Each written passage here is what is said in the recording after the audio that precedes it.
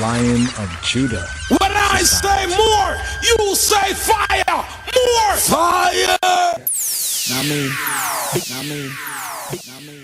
Yeah.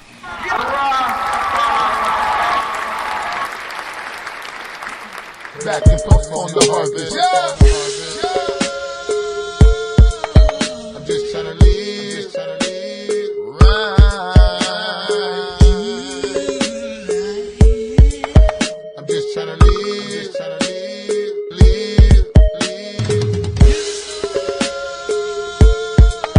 I'm just trying to live, right.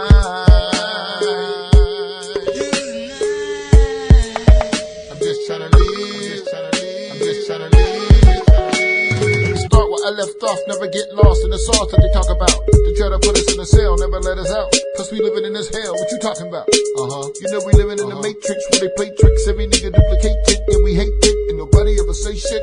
When I'm blue, them call me races. When it come down to sunburned faces, I'm gonna say this, Yahweh's the greatest, he's the one that made us, Yeshua will save us, and I'm glad that Yahweh forgave us.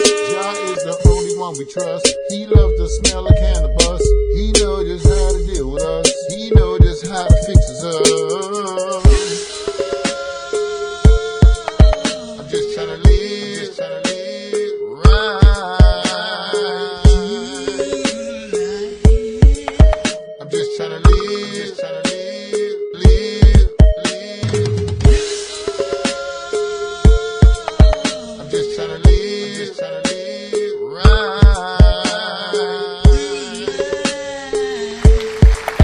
I'm just trying to live,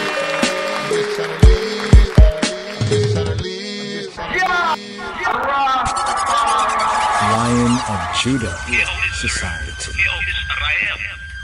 What does Shema Yisrael Yahweh Eloheinu Yahweh Echad?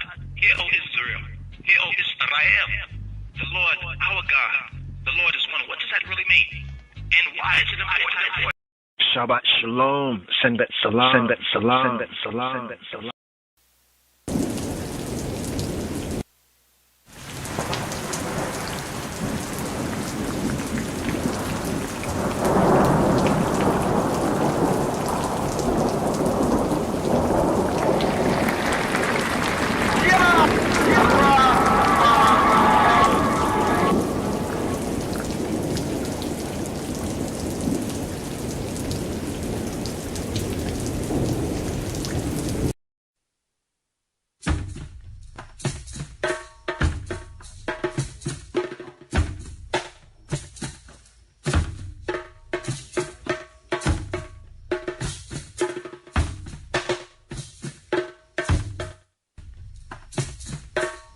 Psalm 92.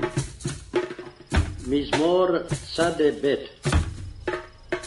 מזמור שיר ליום השבת. It is a good thing to give thanks unto the Lord, to the Lord, to the Lord, to the Lord. טוב להודות לאדוני,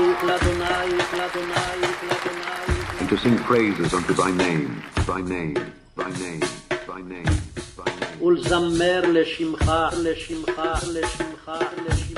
O Most High, Most High, Most High, Most High, Most High. לשמך עליון. To show forth thy loving kindness in the morning, in the morning, in the morning, in the morning. להגיד בבוקר חסדך.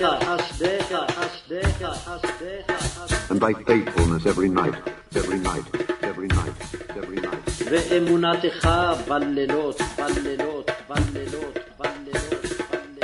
Upon an instrument of 10 strings and upon the psaltery, upon the harp with a solemn sound. For thou, Lord, hast made me glad through thy works. I will triumph in the works of thy hands. O Lord, how great are thy works, and thy thoughts are very deep. A brutish man knoweth not, neither doth the fool understand it. When the wicked spring as the grass, and when all the workers of iniquity do flourish, it is that they shall be destroyed forever. But thou, Lord, art most high forevermore. For lo, thine enemies, O Lord, for lo, thine enemies shall perish. All the workers of iniquity shall be scattered. But my horn shalt thou exalt like the horn of an unicorn. I shall be anointed with fresh oil. Mine eye also shall see my desire on mine enemy, and mine ears shall hear my desire of the wicked that rise up against me. The righteous shall flourish like the palm tree. He shall grow like a cedar in Lebanon. Those that be planted in the house of the Lord shall flourish in the courts of our God. They shall still bring forth fruit in old age. They shall be fat and flourishing, to show that the Lord is upright. He is my rock, and there is no unrighteousness, no unrighteousness, no unrighteousness, no unrighteousness, no unrighteousness, no unrighteousness, no unrighteousness, no unrighteousness, no unrighteousness, no unrighteousness, no Lion of Judah Society.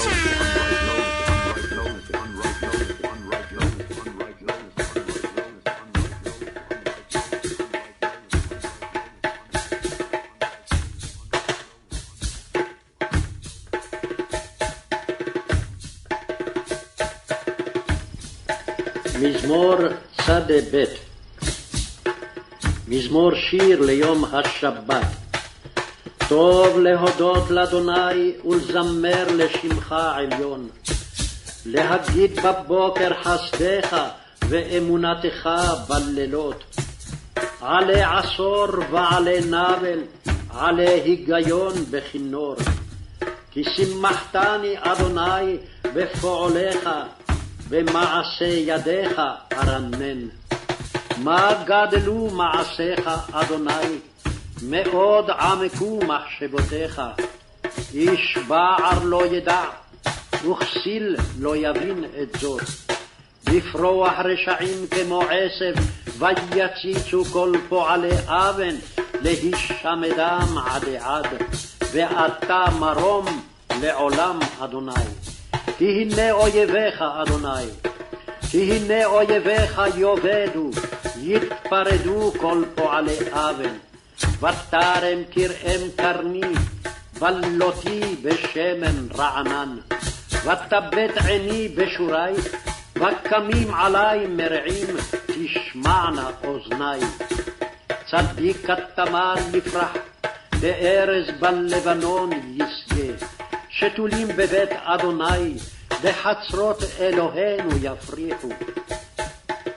עוד ינובון בשיבה, דשנים ורעננים יהיו. להגיד כי ישר אדוני, צורי ולא עוולה תבוא.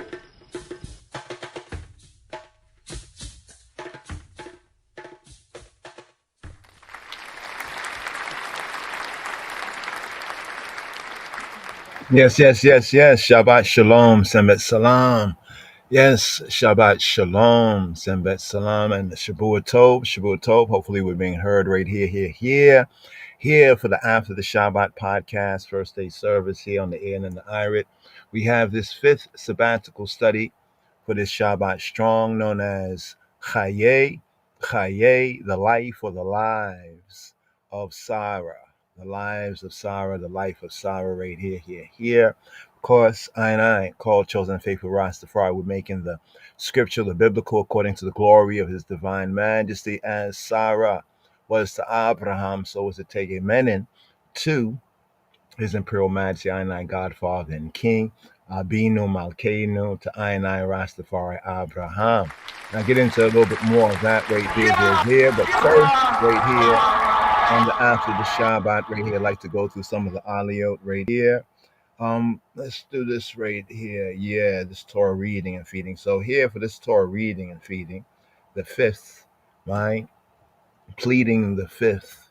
The fifth right here, sabbatical study Shabbat strong, KHAYEI, Sarah, Bamarinya in the Metzaf Kedus and authorized revised and Heart Bible. Yes, Saram Idmei. Like the age, so to speak, the idme, the age, in the sense of her life, but the age, while the Hebrew brings out more the sense of the lives, KHAYEI, right? In fact, our Targum, we get into the Targum, right? For some other Yehudi, sometimes the Aramaic is the Targum that is kind of pointed to. So for certain, biblically, biblical Hebrew and Masoretic, some phrases, the Aramaic provides a Targum. Targum basically means like the interpretation, or at least how it is to be contextually and properly understood based on the evidence that we have. So the Chayei, so when we say the lives, literally Chayei Sarah, literally is the lives of Sarah. So it's plural, it's a dual plural, Chayim. Like when we toast or we say cheers or to life, like a baraka, lechayim, lechayim, lechayim, lechayim. Here we have Chayei, the lives of, Hebraically constructive, the lives of Sarah, often just translated as the life of Sarah, but sort of bringing that out right there.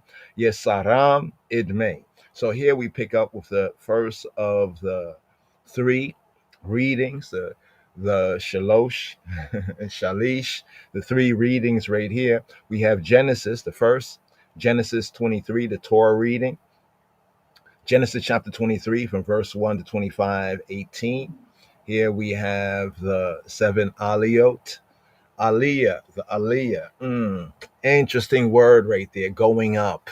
The right of return, when we get into like political, political so-called modern, so-called political Zionism, right? They have what they call the Aliyah, Aliyah. Now, that's an interesting word because you might have only heard of that word in the latter day 1948 so-called Zionism prior to, but mainly 1948 is the date. Yeah, but a lot happened.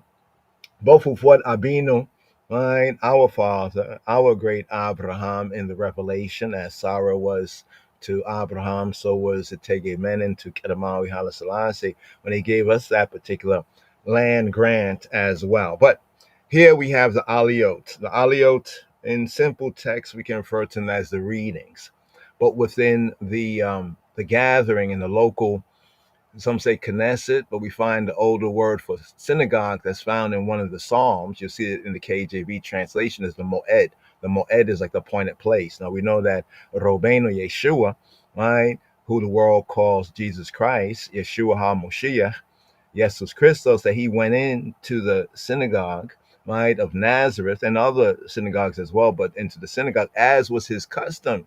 It says in Luke's Gospel, chapter 4, right, to read the Haftarah, to go up. So that going up to the bema, going up in the gathering to read, symbolically, it's almost as if going up to the altar to offer and to present. This is why it's called Aliyah.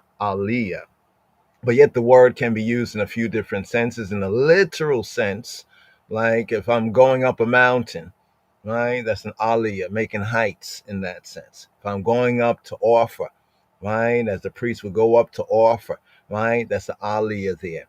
If I'm outside the land and I return to the land, then in that returning to the land, I go up, because every other place outside of the Holy Land, contextually, scripturally speaking, would be like going down, right? So when I return, I will make heights. It's interesting because actually in the New Covenant, so-called in the Christianity version of the New Testament sense of what we know as the Brit Chadasha, they often use this kind of term of almost like going home or going to heaven, or, you know what I mean, in that sense of going up, but actually when we said the going up, that heaven we're speaking about is what the scripture speaks about, that heaven on earth, right? That heaven on earth. That's the days of heaven on earth. Before we get into it right here, that was Psalm 92 for the Shabbat day, just to, fulfill all righteousness. Psalm 92, Shabbat Shalom, Semet Salam, Shabbat Shalom, Meborak. So we say Shalom, peaceful, prosperous, healthy, sound, whole. And it says and Meborak. Mevorak. Modern Hebrew, they say Mevorak. Mevorak. We say Mevorak. Mevorak, and a blessed one. So hopefully one's had a peaceful, healthy Shabbat, and one that empowers one to prosper in the way, the truth, and the life by Shem Yeshua HaMoshiach. So Shabua, new Shabua, Tov, a new Shabua, new 7 beginning as we're coming into this first day. So here, this will be like after the Shabbat, almost in a sense like gathering together on the first day. Now, is that a thing? Yes, it is, Torah-wise, but it does not replace Shabbat. You see, the whole point of Shabbat is the seventh day. I know there's a lot of reasonings and different doctrines, different, philosophies concerning lunar Sabbaths and this and that. And actually, I've been going into some of it, like in the book of Enoch, also the book of Jubilees, ones reading different translations and, creating kind of doctrines off of that. So hopefully we'll have more of a time to go into that, because even in the Torah, there's a particular time that is used. For example, we have a Shabua is a week, right? A week in the sense of like 7 days, that's sort of a week. Rastafari will say a strong, right? A sabbatical strong, 7 days, first day, second day, third day, all the way to the seventh day. That's called the Shabbat day. But then in the scripts here, especially in the earlier parts of the script, in Bereshit, we have time being referenced a little bit differently. Like, so when we say days, you know what I mean? Days can refer to years, right? Days referring to years. And we find it in a couple of key places within the Torah narrative here, right? Both in this Torah narrative here for the fifth sabbatical study for KHAYEI Sarah, just to bring that up again right here, this fifth Torah reading and feeding, and also previously in Wayera, that other Yehudim call it Vayera. The difference in the pronunciations is because the mother. Some say you are a Yehud if your mother's a Yehud. That's interesting, ain't it? But we talk about the lion of the tribe of Judah. So our Afro-Shemitic, enunciation, Wa and Yera. As some of our Yemenis, Yehudi brothers, also hail up to Professor Ephraim Isaacs as well. Hail up to that elder right there who has done a lot of, good scholarship and work to bring that out. Just the other half of the story, of we, the once lost, now found, black and brown people of the Beta Yisrael, Beta Israelites. But here we have Chaye, the lives of Sarah, right? The lives. I'm emphasizing that because that's what it's actually. But we're used to in the Western Gentile sense to say, oh, life. What do you mean lives? And then people talk about so-called reincarnation and this and that. And the next thing, all we're talking about right here is what the Hebrew really says. Then we can get into, other reasonings. But first things first, KHAYEI Sarah, the lives of Sarah. So as we said, the word when referring to life and one's life, even the word life in Hebrew, the Chaim sense, is a dual plural, right? In this, that's what we speak. We say, Olam Hazeh, Olam, the world Hazeh, this world. And then we speak of the world to come, the Olam Haba, right? This age, this world, Olam Hazeh, and the world to come, Olam Haba. In that sense, the Chaim, right? Life in this world, this Olam, and life in the Olam, the world Haba, the world to come, right? To point to scripture there, we can point to what Esdras speaks about this age, this world, and the next world. The space between one and the next is as the space between the hand of Jacob, Jacob's hand, and Esau, Esau's foot. Be that as it may, here we have the 7 aliyot right here. I wanted to touch a little more on the aliyah, but when we say aliyah literally means going up, like making elevation, ascending, the sense of ascending, right? So to ascend the altar, right? Or to ascend the bema within the local gathering, the moed, that was translated into KJV in one of the 70 Psalms as synagogue. I'm talking about the synagogues of the land. Right there. Because I know when we say these things, people tend to go to what they know. They'll go to Revelation 2:9, 3:9, synagogue of Satan, blah, blah, blah, blah, blah, blah, blah, blah, blah. And we'll talk about later day so-called Yehudim, ones who converted around the 8th or so century and what they did, so forth and so on. But what pre-exists them, what's the prior existence is what we can find in the scripture. So the Aliyah has the literal sense of ascending. So even during the time of pilgrimage, right, the 3 times in the year, where all the males are to present themselves, right, to appear in the place that Yahweh Eloheinu, Shemo Sham, Shemo, his name Sham, where he has set his name there. So we get to find that this was and is in Zion, Sion, and in Jerusalem. Zion and Jerusalem geographically are very close. They're like in the same, you could say, neighborhood. And sometimes one is used to refer to the other, but directly we're speaking about Zion and not the ism. But in order to understand where the ism kind of comes in, when they say aliyah, right? Aliyah, like the right of return. When they talk about the right of return, the right of return, the right to go back up to the land. So when one was outside of the land, right, it's like being down. And then when they return to land, it's like going up in the sense of keeping the covenant appointments the 3 times in the year, where all the males are to appear, all the males are to go up and to appear, 3 times in the year, right?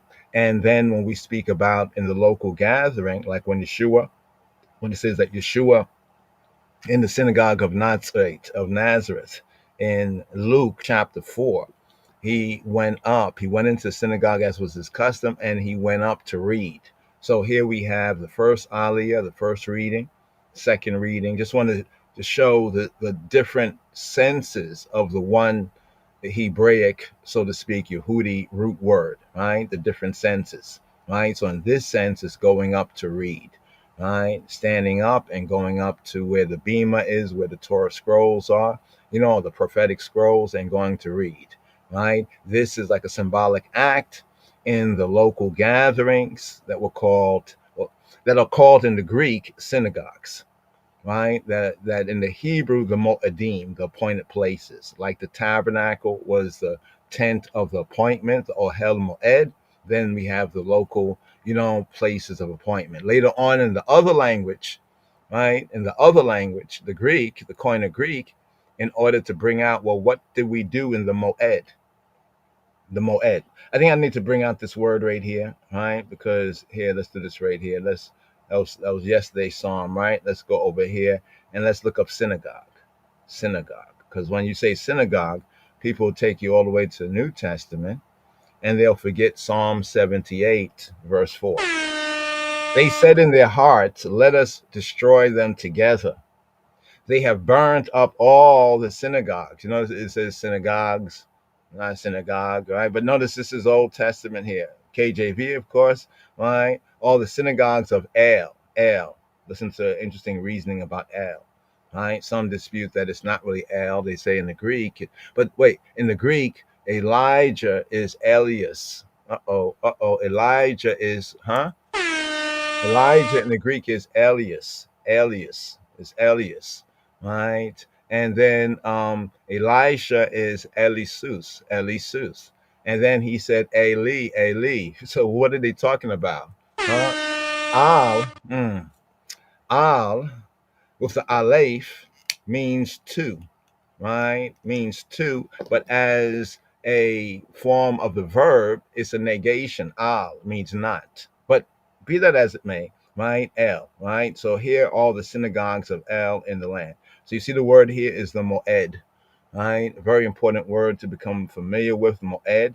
Because mo'ed is defined, the mo'ed, right, in the singular sense as appointed, as from the sense of an appointment, right? Appointment, appointed, appointment. It can apply to the appointed place as the tent of meeting or the tabernacle of the congregation.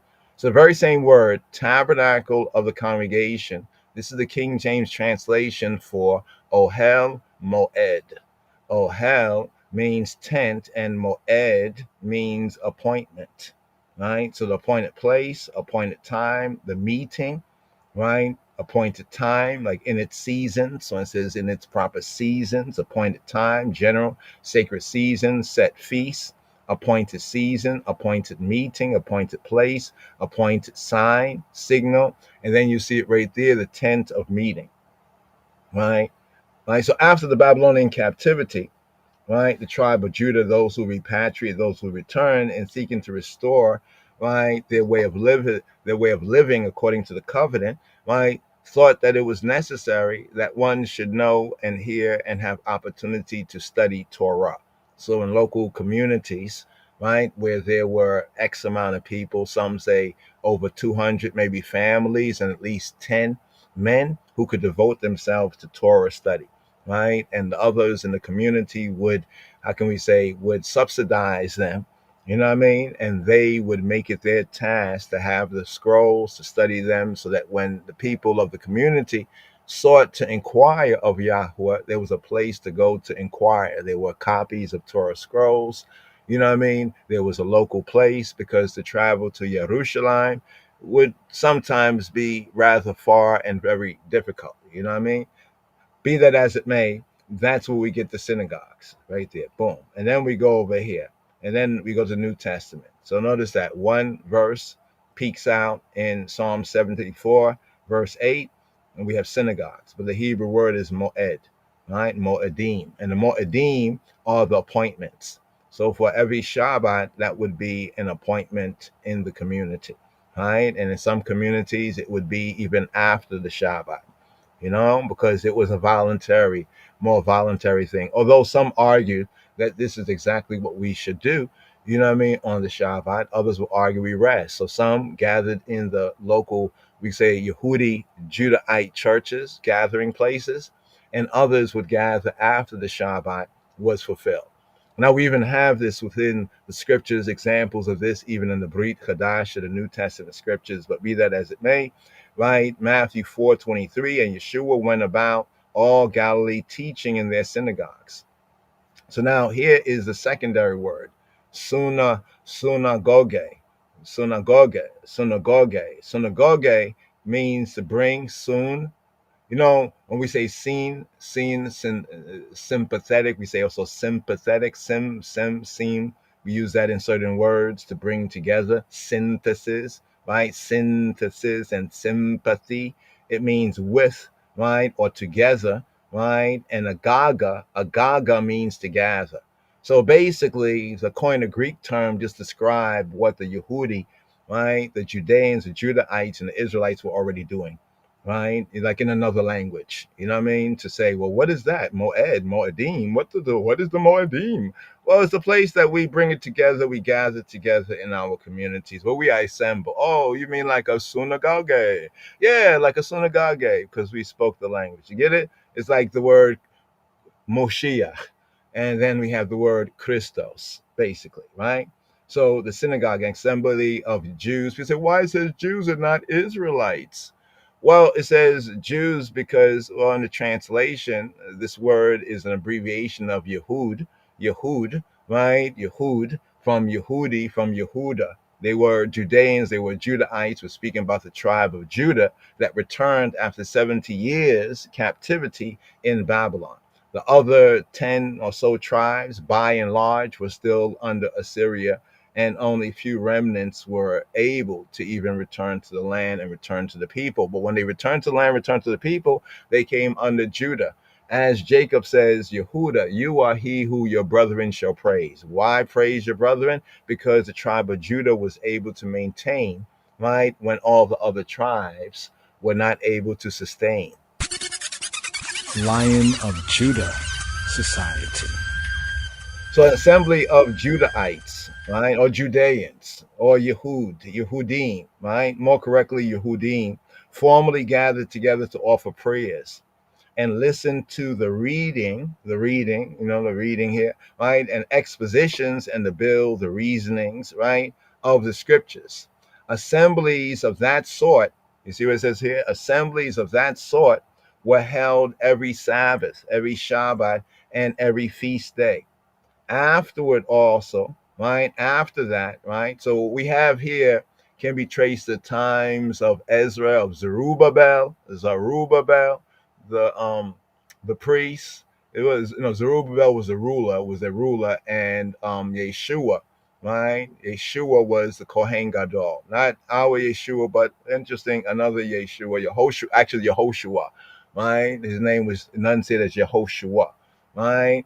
The high priest, and then we had Ezra, and then we have Nehemiah. These are books we have within the canonical scriptures, like the Masoretic and the KJV, but also we have the apocryphal books as well, which are important points of reading and study to get the full testimony, in order to get a full and a true HD, a Hebrew, definition, a true high dimension, a Hebrew definition of a picture, right? Afterward also, so originally it was for the Shabbat day and the feast days. in the local community. So you saw what we had showed earlier in Psalm 74 and 8, right? Then later on, so at that time it was the Judahites, then the Greeks came along, and then the Romans came along. So that brings us through the apocryphal period to the New Testament period. This is why these other writings, including the New Testament, are very important. Right? Afterward, also on the second and fifth days of every week. What's the second day of the week, y'all? Now, y'all should know, fellow Chaverim, the second day of the week is what they call Monday, and the fifth day is what they call Thursday.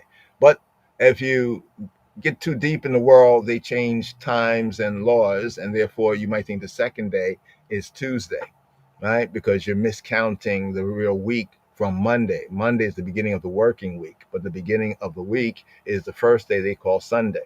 But anyway, afterward, on the second and fifth days of every Shabua every week. Now, notice what it says here, y'all. Right? Look at this, y'all. Right? Okay, guys. Name transferred. Name what? Transferred.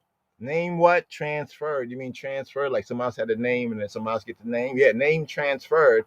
Transferred to an assembly of Christians, or more correctly, Nazarenes. Before they were called Christians in Antioch, right? Nazarenes, right? Nazarenes, Meshachim, in the Koine Greek, Christianos, right? Formally gathered together. It says here for religious, we say really just purposes. So you see how it tells us right here that this name of the synagogue was actually transferred to an assembly of Christians. Think about what we're saying here. So Revelation says of the Jews who say they are Jews but are not, but they do lie, but of the synagogue of Satan. Think about it. It's saying that this name for synagogue was transferred, right, to an assembly of Christians. So who is it really talking about? It almost reminds me of the argument where one say, well, Israel is Israel, it's an ethnic people. Others say in Christianity, Gentile Christianity, Gentile-minded Christianities, they say that, no, it's like whoever believes in Jesus has become like an Israelite.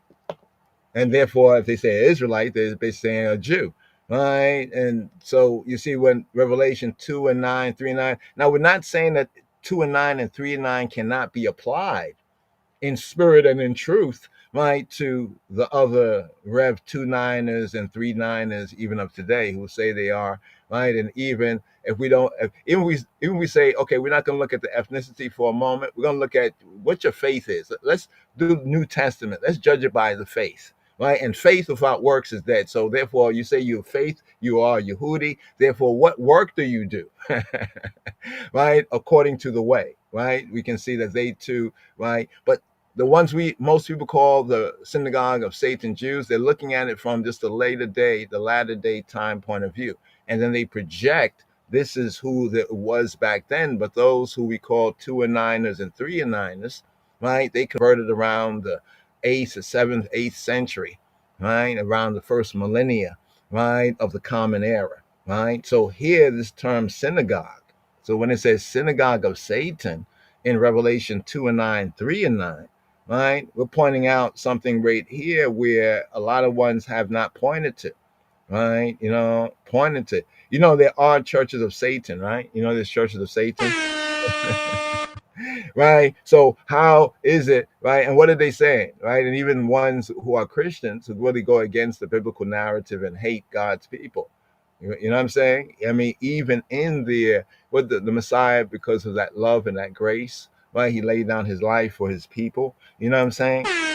And true, many of his people went against that. But who are they to get in between the relationship, you know what I'm saying, of the master and his people, the savior and his people? You know what I mean? It's almost like a parent has a child and the child is disrespectful and being bad and wrong, right? And then somebody else comes along and tries to, like deal with the child, go beyond the parent. That is just totally wrong there. So we're just zooming on this point because we're offering a more historical, scriptural connection for who the synagogue of Satan were during 96 or so AD, when it said that book of Revelation, the Chazon Yochanan, was first put forward.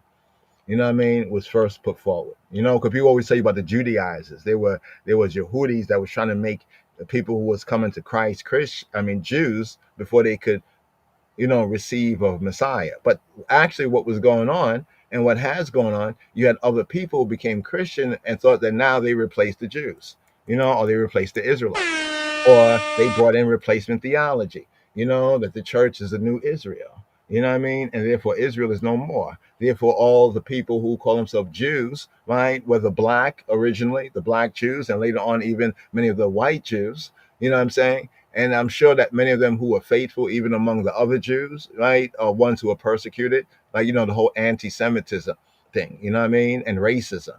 You see what I'm saying? You see how they go together, especially when we go to the original ones persecuted, even we, the black Jews of the line of the tribe of Judah, right? So they came in to replace. And so even the Bible points out this right here. And this is not saying that every congregation of Christians was synagogues of Satan's. We're not saying that. But we're saying that isn't interesting how they try to misdirect us to what happened today. And that is based on what happened around about 800 years after what the book was actually talking to people 800 years before. So it's talking to people 800 years before these other people made their claims to be Jews. It could be talking to the people who came 800 years later, not to the people who received it 800 years before. You see the time? That's why it says, they shall seek to change times and laws. So even your perception, when somebody's giving you explanation about something, you have to check out the time, right? The timeline, right? But here it says that Yeshua was teaching in his time in their synagogues, right? And preaching the gospel of the kingdom and healing all manner of sickness. So he was both preaching and he was doing the work. Look at that. He was demonstrating the faith and teaching on the faith, and he was doing the work, right? He was preaching the gospel, the good news of the kingdom, and the work, healing all manner of sickness and all manner of disease among the people, right? And he was rebuking them, reproving them, and just want to bring it down over here so we connect it with our theme right here. Let's go over here. Let's go right around here. One more page. It should be, here we go right here. Here we go right here. And he taught in their synagogues, 4 and 15 Luke, being glorified of all. And then in 4:16, and he came to Nazareth where he had been brought up. Remember, he was brought up there, but he wasn't born there, right? Don't be like the fools, right, who falsely accuse. Oh, no Messiah come from Galilee. No Messiah come from Galilee. Messiah must come from Bethlehem of Judah, where David was. Isn't that where Yeshua was born? Ain't that something? So even the scriptures telling us, it's showing us how people, right, were dismissing the truth of Yeshua being the Moshiach, right, based on their own ignorance, their misunderstanding, their misapprehension of scripture. But be that as it may, he came to Nazareth, right? He came to Nazareth where he had been brought up, and as was his custom, right? Which shows that not every custom is bad and not every custom is good. You have to have discernment. You know, remember discernment?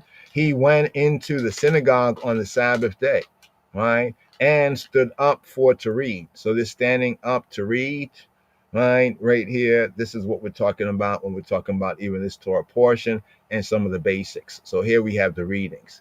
Now, we know that he read not from the Torah according to the testimony, but he read from the Haftarah, or the prophet's reading, right? And it says there was given to him the prophet Isaiah, Yeshaya, right? So here we have the prophet reading, right? Or Haftarah, 1 Kings chapter 1, verses 1 to 31, here for this KHAYEI Sarah. Then in the Brit Chadasha, the New Testament reading, the New Covenant reading, renewed covenant reading, we have Matthew chapter 1, focus verses 1 to 17, and 1 Corinthians chapter 15, focus verses 50 to 57. As we've been mentioning, this whole Shabbat right here, right, concerning the passing or the death of Sarah and the burial, right, the marriage of Yitzhak and Rivka, right, of Rebecca, right, Abraham marries Keturah, right, the death of Abraham, and then we get Ishmael's descendants. Now, this is just an overview. That's just an overview right there. Right, there's a lot of important detail. Hopefully, we've touched on a couple of important points in the Shabbat, and hopefully, we'll be able to touch on a couple of more important points. Now, what I like to share, let me see if I can bring this up right here. Let's see right here. Okay, yeah. Okay, I gotta bring the other suitcase here. 'Cause I want to show you something. I like to show you something right here, but also the connection with what His Majesty says. That's kind of like the reasoning, based on this word right here. Why is this word when His Majesty says, "For my part, I glory in the Bible," and then He speaks of Itege Menin, right? He speaks of Itege Menin, the empress, and says, "As Sarah was to Abraham." Now, to some, that may be just a small, insignificant point, but that should be very significant to the called, chosen, and faithful Rastafari. Hopefully, we can unpack that and see what sort of significance. It's kind of interesting because when we speak of Empress Menin, we speak of her in a very special way, don't we? Right? But then to note there's like a biblical, right, scriptural, and even in the mouth of His Majesty, he says something very, very significant about all this. Let's see. Here we go. Let's do this right here. Okay. I want to put this suitcase in here because I want to share this. With y'all. Let's see right here. Do we have this right here? Boom, boom, boom, boom, boom. Okay, yeah, it's in the background. It's in the background right there. Okay, yeah. All right. Yes. So, okay, right here. Let's just hit Psalm 24, right? Psalm 24, right? That Psalm 24, looking forward to the day to come. Just here, Psalm 24. Oh, today's daily psalm is Psalm 2, which is very, very interesting. You see here in the prophet's reading, right? There's a struggle for succession. And then we also have that theme. So often the prophet's reading, right, the Haftarah reading, right, it reflects, right, often reflecting some aspect of the Torah reading, right. So when we look at the Torah reading and we look at the Haftarah here we have the struggle for succession between the children of Dawid, Adonijah, Adonijah, and Shlomo and Solomon. You know what I mean? And then also we have Yitzhak, right, Ishmael, and the other children. Remember, Abraham also had other children after Sarah had passed, right? But who became the heir? Who is the heir? And what is written in the Torah is very significant. Who is the heir of Abraham? Just to give a hint, because I think the other night I brought it up, but I didn't go into it too much. And anybody who's paying attention probably said, "Hey, he didn't address that." You're absolutely right. Apologies on that right there. We find that after Abraham, he gave gifts to the children of the concubines and to, Keturah, the third wife that he had, and her children and everything like that. And what's interesting is that, hold on for a moment. Let's see something. Give me one moment. Yeah. I could have done that. Okay, yeah. What's interesting is that he did not, we don't see him blessing, right, Yitzhak. But you know what we see next? We see where Yahweh blesses Yitzhak. And this is an important reason, because the question is, he gave gifts to the other children, sent them away from his son Yitzhak, but he doesn't really bless Yitzhak. And we know that because Yahweh, after Abraham passes, right, blesses Yitzhak. Right? So Abraham. So we use this one right here. I know most ones will say, "Oh, that's Dr. York, Nubian Islamic." This is Joyce, what's her name? Sister Joyce Hayes. Right? Joyce Hayes, a sister that was caught up in that thing there, but this is her art, so we want to promote the art of, the people, even if it was used by certain ones and ones, that was used to confuse, right? But here, Abraham, a placeholder right here for Abraham. So Abraham did not bless, but we have Yahweh blessing, right? Yahweh blessing his son.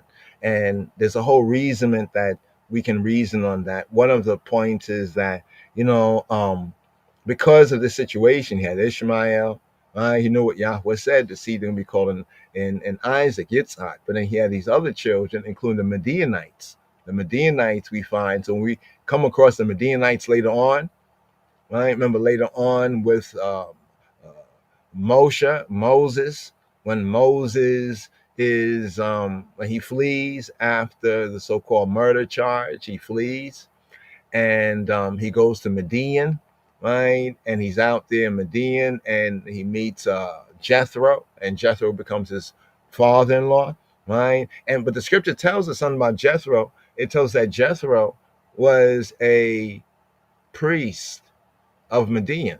And we say he was a Hebrew priest according to getting into what Hebrew really means. We're going to do a little vid where we'll try to break it down just simply, but then we'll go into further evidence in detail. Like what's the difference between Hebrew and Jew and Israel, is Israelite, so forth and so on. And now we get Jethro later on in the Exodus Sinai narrative where Jethro, after they come through and sing their song and reach, you can say, the other side, right, the land of Midian, where Moshe was for 40 years, Jethro comes along with Moses, his two sons.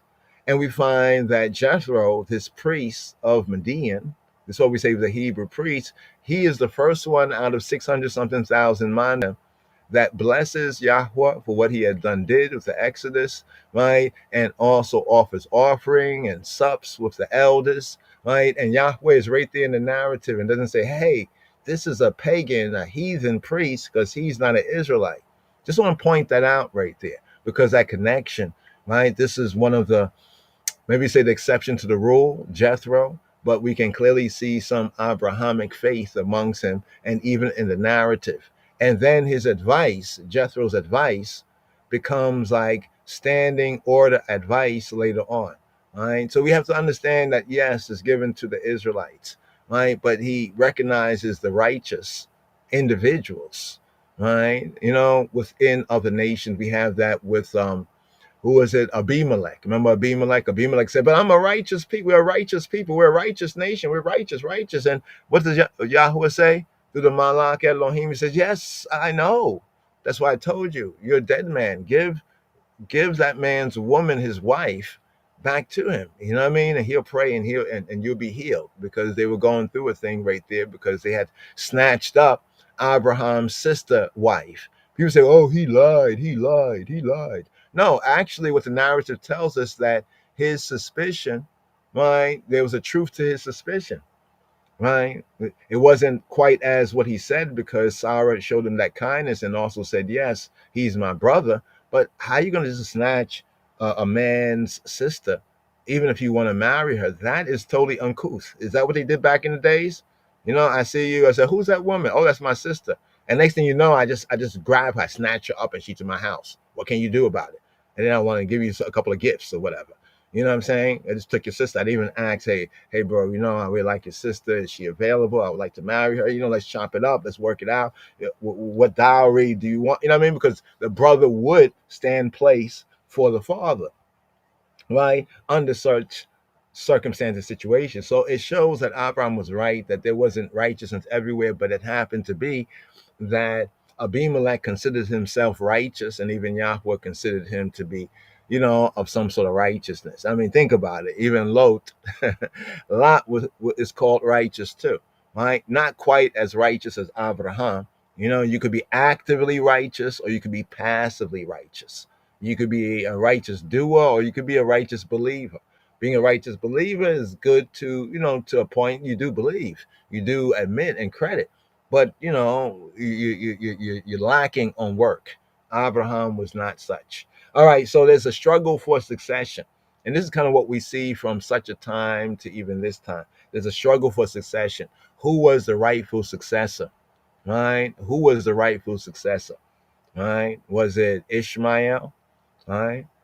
And what is this whole thing about Abrahamic faith? Right? What's this whole stuff people be talking about Abrahamic faith?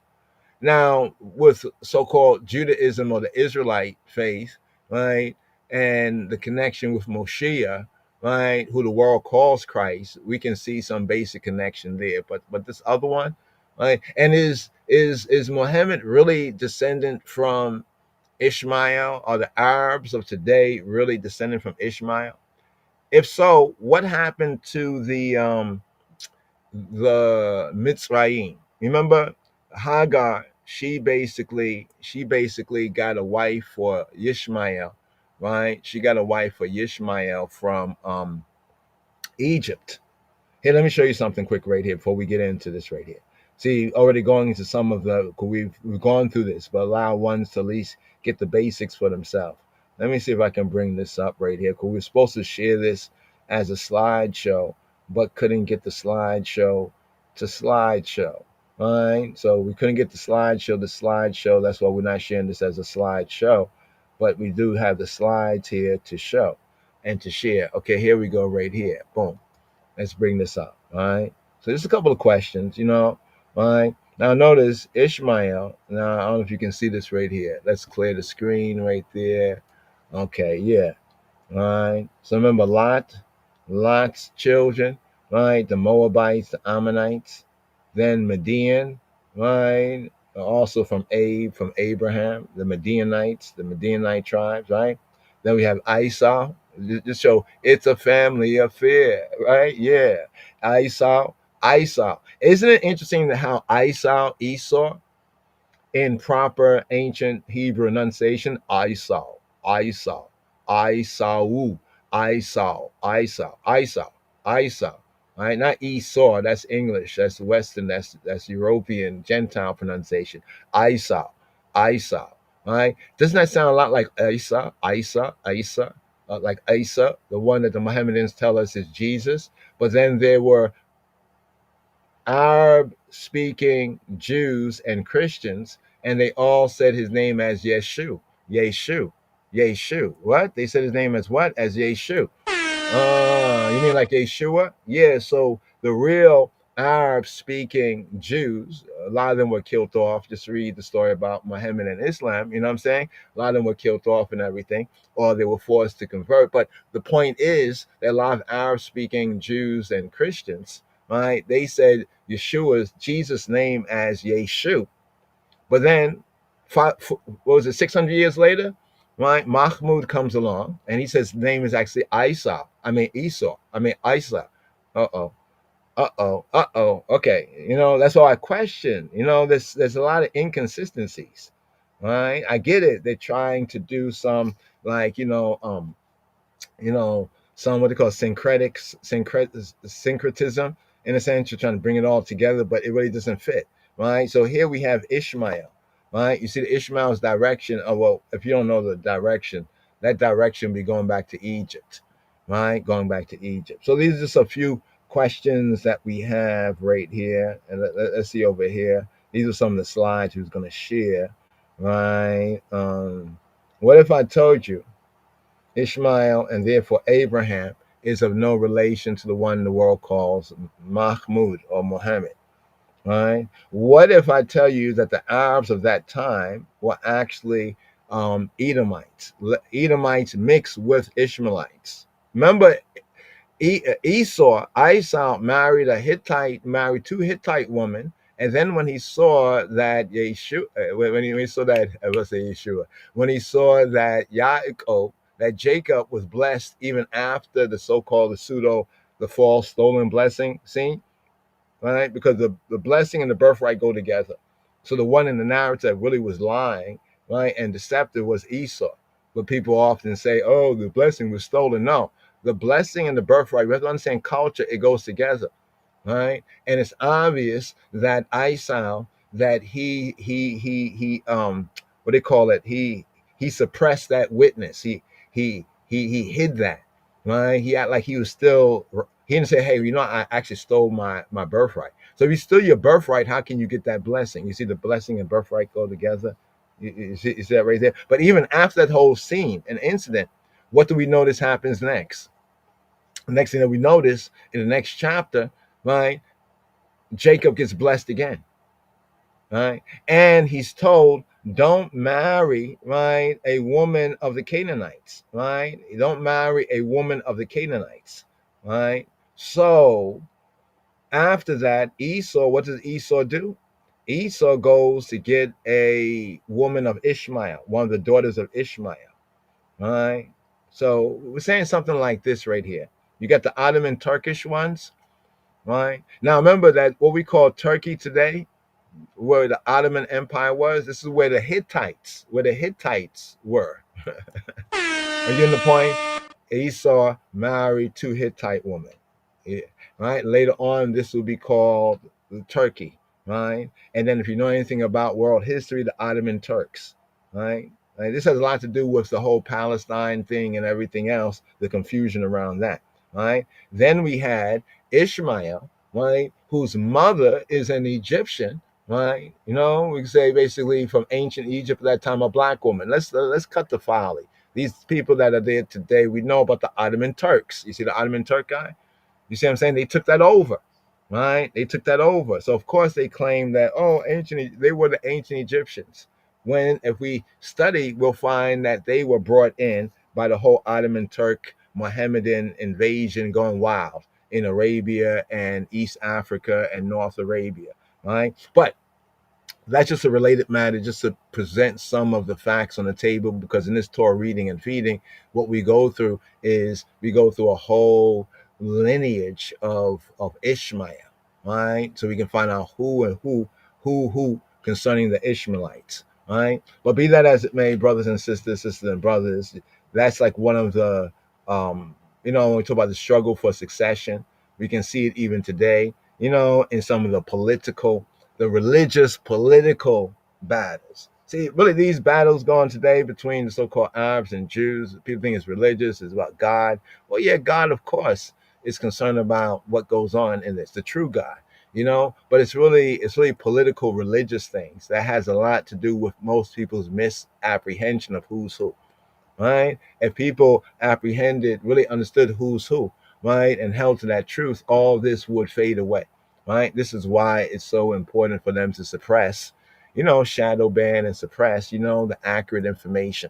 And we also have to do all in our power to make sure that we, share such reasonings, here and there. Also do our part. Hey, clip edit, clip farm it. You know what I mean? As well. Okay, so here's our main topic here, all right? The Rastafari Sarah, all right? And what His Imperial Majesty said, all right? But as we said, we was going to touch on what we're going to do right here. We do have today's daily song. We can come back around to it. Should we come back around to today's daily song?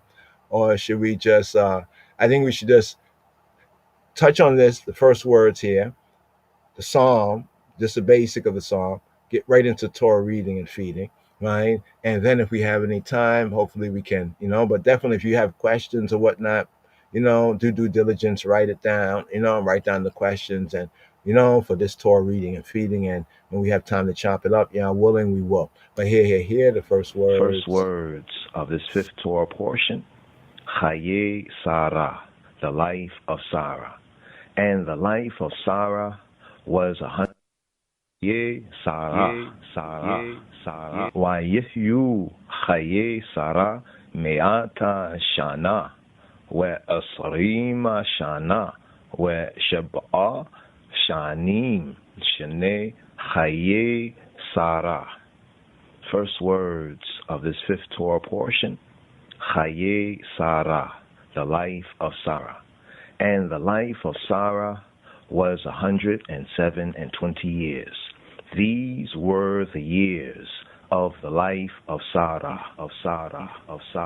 Wayihyu KHAYEI Sarah me'ata shana ve'asrim shana ve'shab'a shanim shnei KHAYEI Sarah.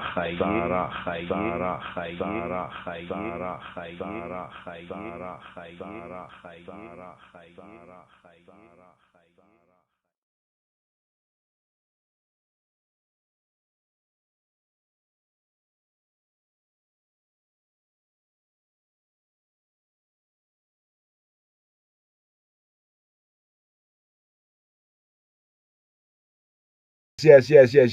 Pray to I. Yes. So that's the first words. Give thanks.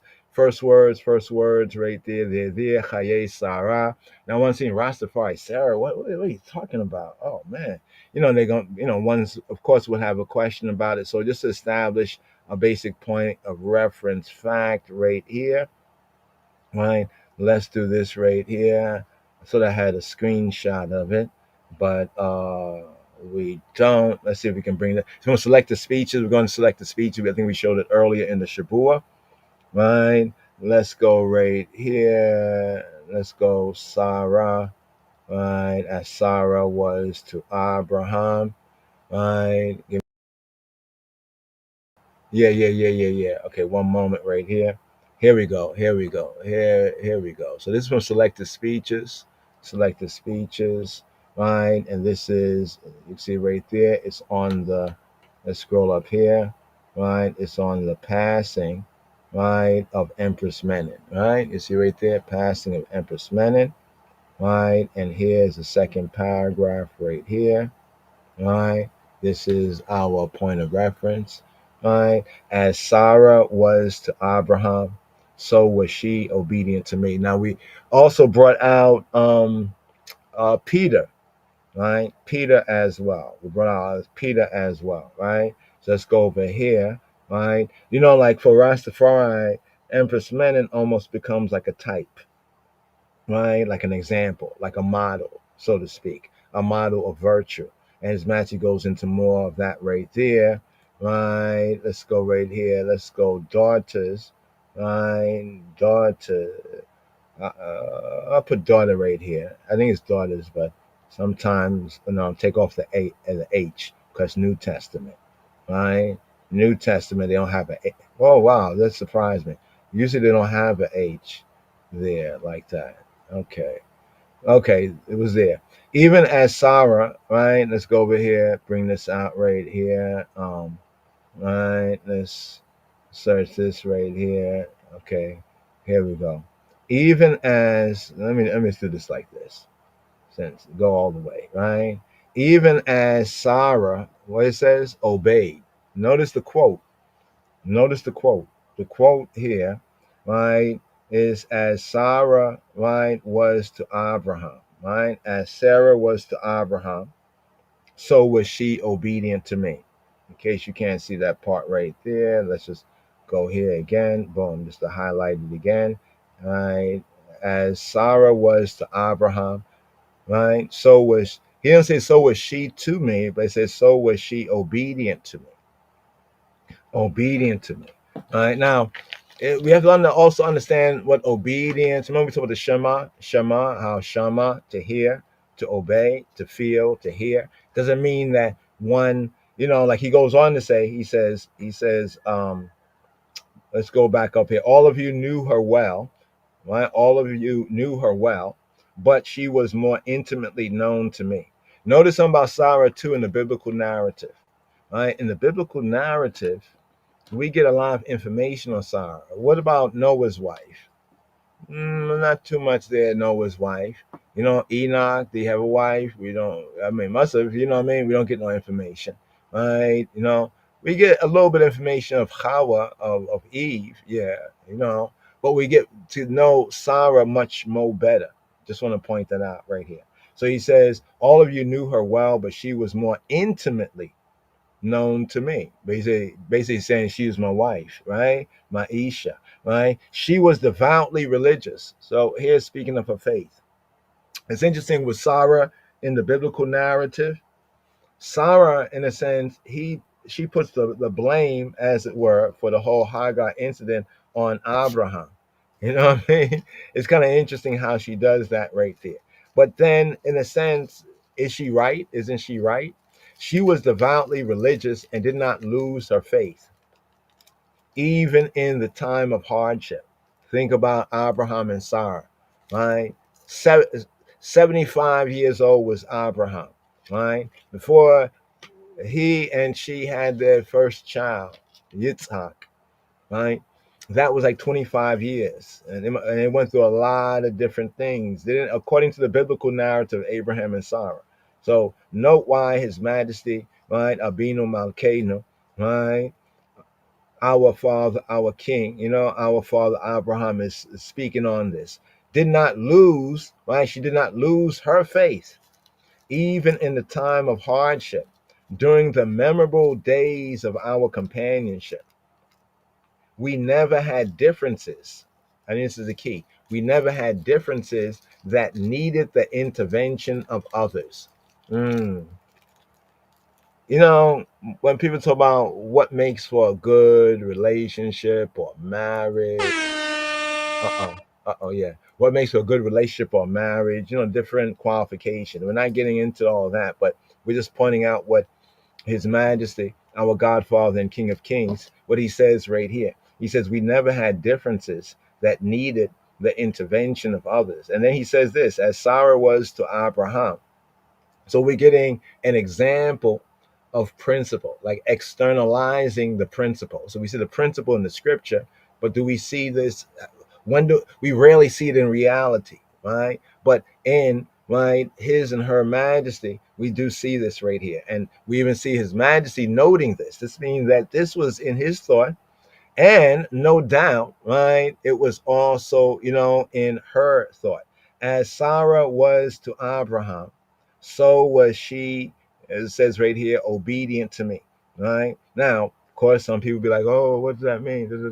One is obedient, but I don't mean that you don't have differences. Right? Or you don't have a different opinion. And you know what I mean? Obedient, right? And we really understand Hebraically. But notice what 1 Peter 3:6 says, even as Sarah obeyed Abraham. Remember when she was complaining about Hagar acting up and everything? And Abraham said, like, she's under your authority. Do with her as you wish. And then Sarah did so. She obeyed Abraham. But notice what the scripture says right here. She obeyed Abraham. It says, calling him Lord.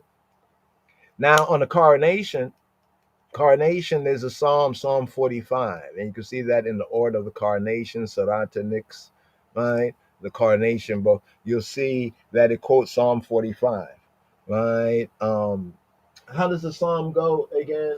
Psalm 45. Hold on for a moment. Want to get the classic King James in. Don't want to really go from here to there, but you know what? For y'all, we should probably go there, right? Let's see right here. I want to keep this right here before y'all, right? Let's go over here. Boom, Lord and beauty. I know people are like, where you going? Lord and beauty. Okay, follow along. Lord and beauty, Psalm 45. You see Psalm 45? Now, Psalm 45 was one of the Psalms on the coronation day, the anointing. Right? When we say he's the anointed one, the anointed, the Moshiach, in the sense of the king who is anointed on the throne of David. Psalm 45:11 says, so shall the king, Melech, Ha-Melech, the Negus, even Negus and the guest, greatly desire thy beauty. Right? For he, thy Lord. You see what it says? Adonaic. Right? Getash. In them hard Getash. Adonaic. Your Adon. And worship thou him. Wow. You see right there? So this is the coronation day, right? This is the coronation day song, right? This is part of the order of the anointing, right? So when we make this connection, we're not just making this connection frivolously, and we're not even speaking on any so-called theology on that level. We're not trying to put a doctrine or dogma. We're saying that this really happened. This is what's really said. And this is the word of testimony. It testifies to something that if we're honest, just as called children of faith with Rastafari and true blue, we could say Israelites, and Judahites, just say, well, that's what the word is a living word, ain't it? So you see where it says, so shall the king greatly desire thy beauty, for he, thy Lord, worship thou him. In other words, prostrate to him, humble, fall down in your face. In the words, humble to him. Yes, worship thou him. Look, worship the king.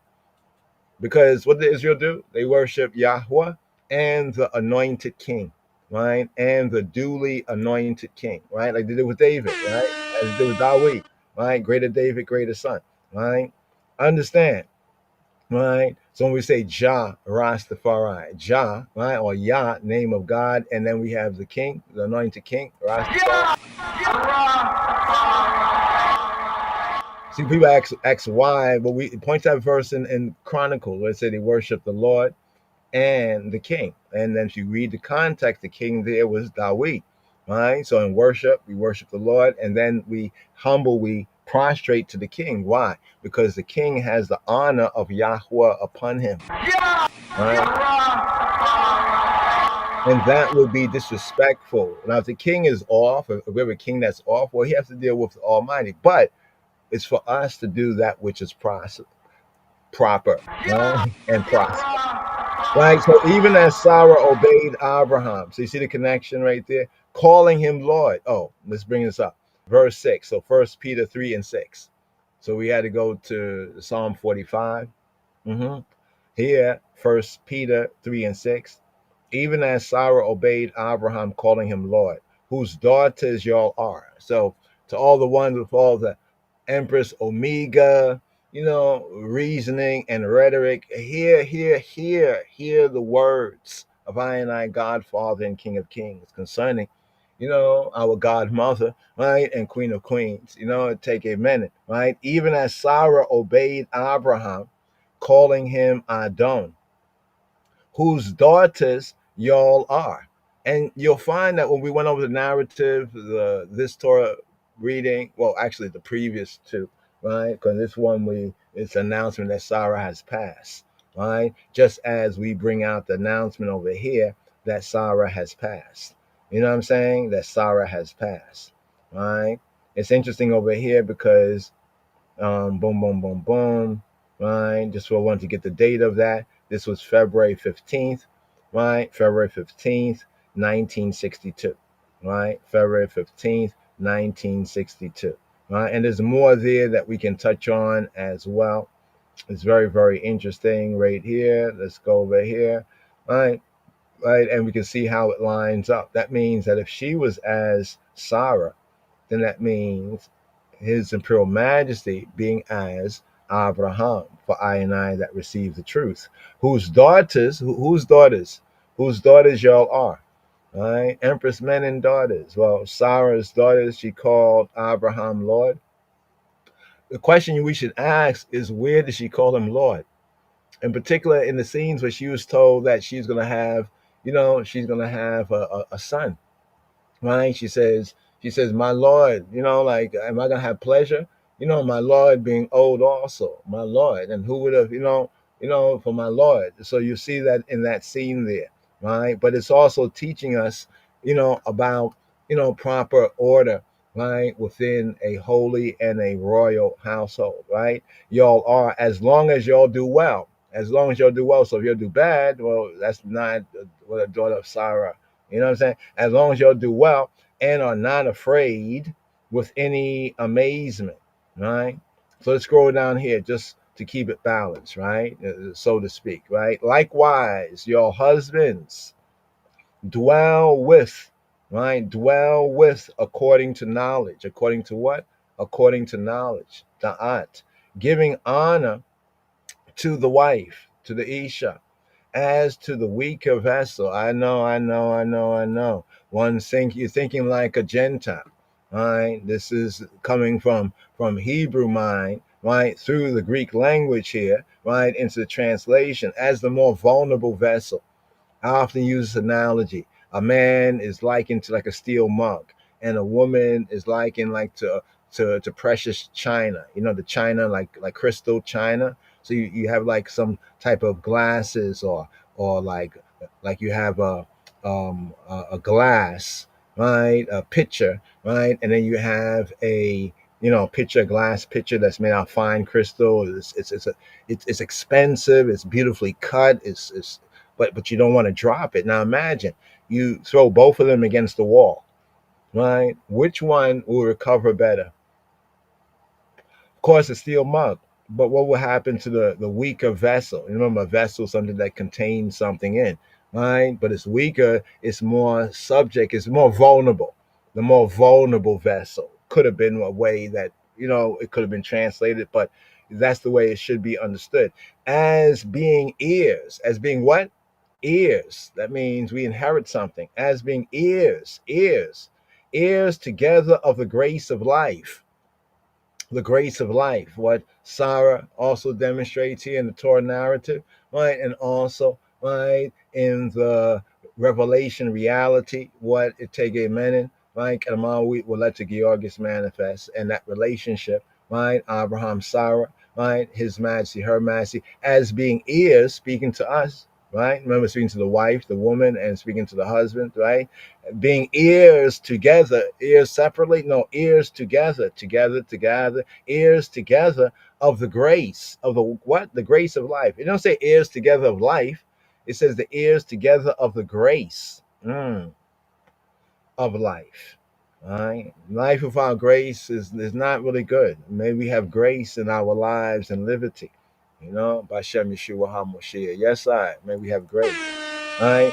That's your prayers. But here's the key part. Right. That Peter, that Kepha is telling us that your prayers, that our prayers be not hindered. So this is almost advice to couples, as it's called, or together units, man and woman, right, that are in the way, the truth, and the life, right? So that your prayers, are not hindered, right? And it's not just saying your prayers when you pray together, but when you pray separate, because you're still before Yahweh are a unit, you still are one, right? You still are one. So you're praying for good things for yourself, but against your husband, and then like this is nonsense. No. It's the grace of life that your prayers be not hindered. Right? All right. We could go on in that, but this was our main, this is our main subject matter. Of course, there's more there, right? For after this manner in the old time, the holy woman. Remember he said that she was deeply religious? That's to say, the holy woman, the woman that sought to live a set apart life, right? Of faith, or the true faith, right? Also, who trusted in who? Who trusted in the Xavier, who trusted in Elohim, the sustainer, right? Adorned themselves, being in subjection. And we can see this with her majesty, right? Both being in subjection, but still being of honor and have a role and responsibility as a virtuous woman, as a Eshet Chayel, right? Right? But being in subjection to their own husbands, right? It goes on, even as Sarah obeyed Abraham, calling him Lord, whose daughters y'all are, right? As long as you do well and not afraid with any amazement. So you see right here, so in understanding what his majesty really means, because remember he gives the key.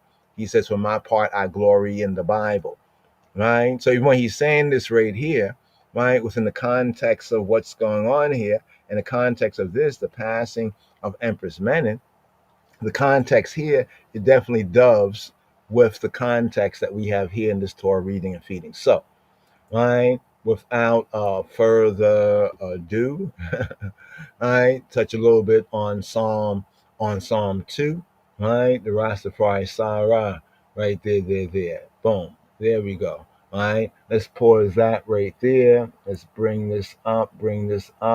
We have today's daily psalm, the second psalm.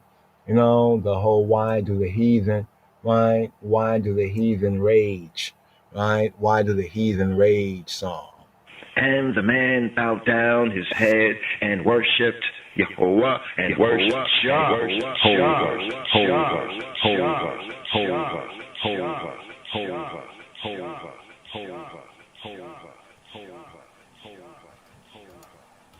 So today's daily psalm is Psalm 2, the second psalm. The first psalm is a psalm of two ways: the happy, the blessed, right? The way of the blessed and the way of the cursed. But the psalm of the two ways, we have Psalm 1, the two ways for individuals, and then we have Psalm 2, the two ways for nations and people groups. We could say groups, namely in the context of the psalm, for nations, for nation groups. Shema Yisrael, hear. They have today's daily psalm here in the season, the reason for the season.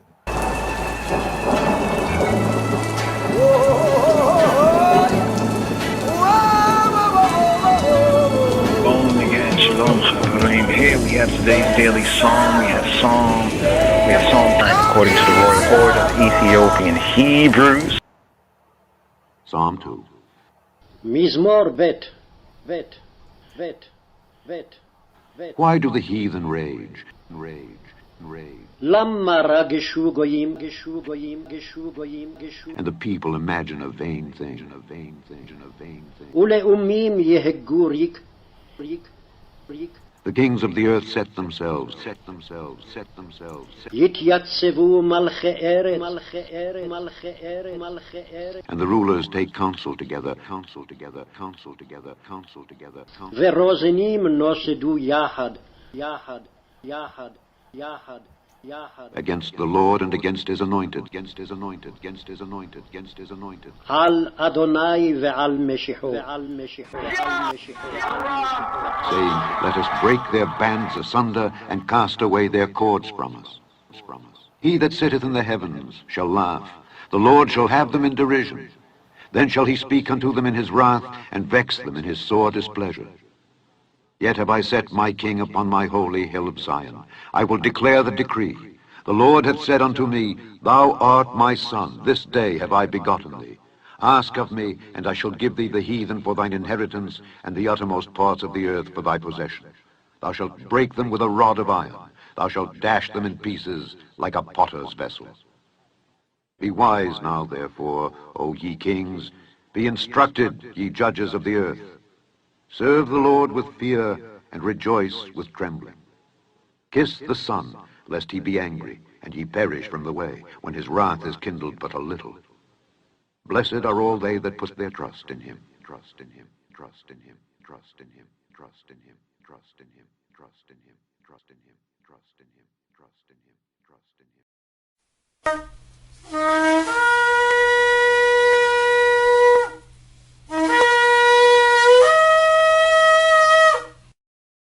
Are ye not as children of the Ethiopians unto me? O children of Israel. Are ye not as children of the Ethiopians? למה רגשו גויים ולמימי הגוריק התייצבו מלכי הארץ ברוזנים נוסדו יחד על אדוני ועל משיחו למה רגשו גויים ולמימי למה רגשו גויים ולמימי הגוריק למה רגשו גויים ולמימי הגוריק למה רגשו גויים ולמימי הגוריק התייצבו מלכי הארץ ברוזנים נוסדו יחד על אדוני ועל משיחו לנתקה את מוסרתמו ונשליכה ממנו אבותמו יושב בשמיים ישחק אדוני לגלמו אז ידבר אלימו באפו ובחרונו יבעלמו ואני נסחתי מלכי על ציון הקודשי אספר אל חוק אדוני אמר אליי בני אתה אני היום ילדתיך שאל ממני ואתנה גויים נחלתך ואחוזתך אפסי ארץ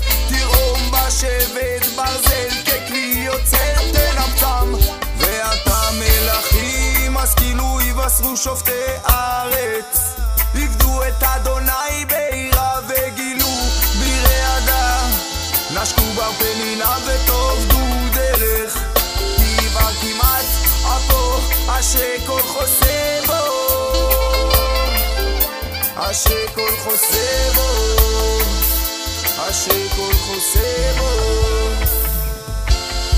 תשמור למה רגשו גויים ולמימי הגוריק למה רגשו גויים ולמימי הגוריק למה רגשו גויים ולמימי הגוריק התייצבו מלכי הארץ ברוזנים נוסדו יחד על אדוני ועל משיחו לנתקה את מוסרתמו ולאים טובה למה רגשו גויים ולמימי הגובה למה רגשו גויים ולמימי הגוריק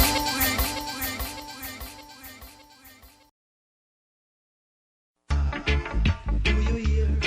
It a go red hot, down Joseph. When Jack come from Bozrah with his garment dipped in blood. מזמור ב' Why do the heathen rage? למה רגשו גויים, And the people imagine a vain thing, ולאומים יהגו ריק. The kings of the earth set themselves. יתייצבו מלכי ארץ. And the rulers take counsel together. ורוזנים נוסדו יחד. Against the Lord and against his anointed. על אדוני ועל משיחו. Saying, let us break their bands asunder and cast away their cords from us. He that sitteth in the heavens shall laugh. The Lord shall have them in derision. Then shall he speak unto them in his wrath, and vex them in his sore displeasure. Yet have I set my king upon my holy hill of Zion. I will declare the decree. The Lord hath said unto me, Thou art my son, this day have I begotten thee. Ask of me, and I shall give thee the heathen for thine inheritance, and the uttermost parts of the earth for thy possession. Thou shalt break them with a rod of iron. Thou shalt dash them in pieces like a potter's vessel. Be wise now, therefore, O ye kings. Be instructed, ye judges of the earth. Serve the Lord with fear, and rejoice with trembling. Kiss the Son, lest he be angry, and he perish from the way, when his wrath is kindled but a little. Blessed are all they that put their trust in him.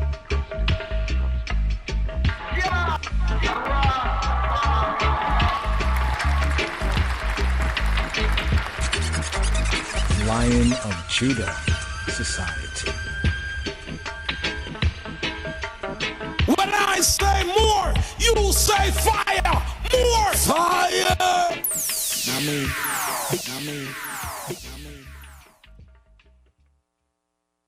Yes. Just a touch. And two ways for nations. Let me see if I can. What was that? Wow, that was 22. Here. Let's bring it back to 22.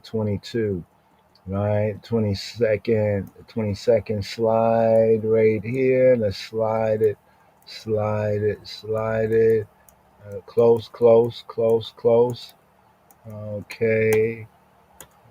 Okay, we have a hit. Yeah, there we go. Okay, obey. Remember, we just was speaking on that from the words of Godamawi, Nagus, and Nagas, his Imperial Majesty. The Hebrew word Shema means to hear and to like comprehend, understand, like hear and like to feel it, right? Bringing out the sense of to obey, right? To obey, to hear so clearly that you understand so well that you obey naturally.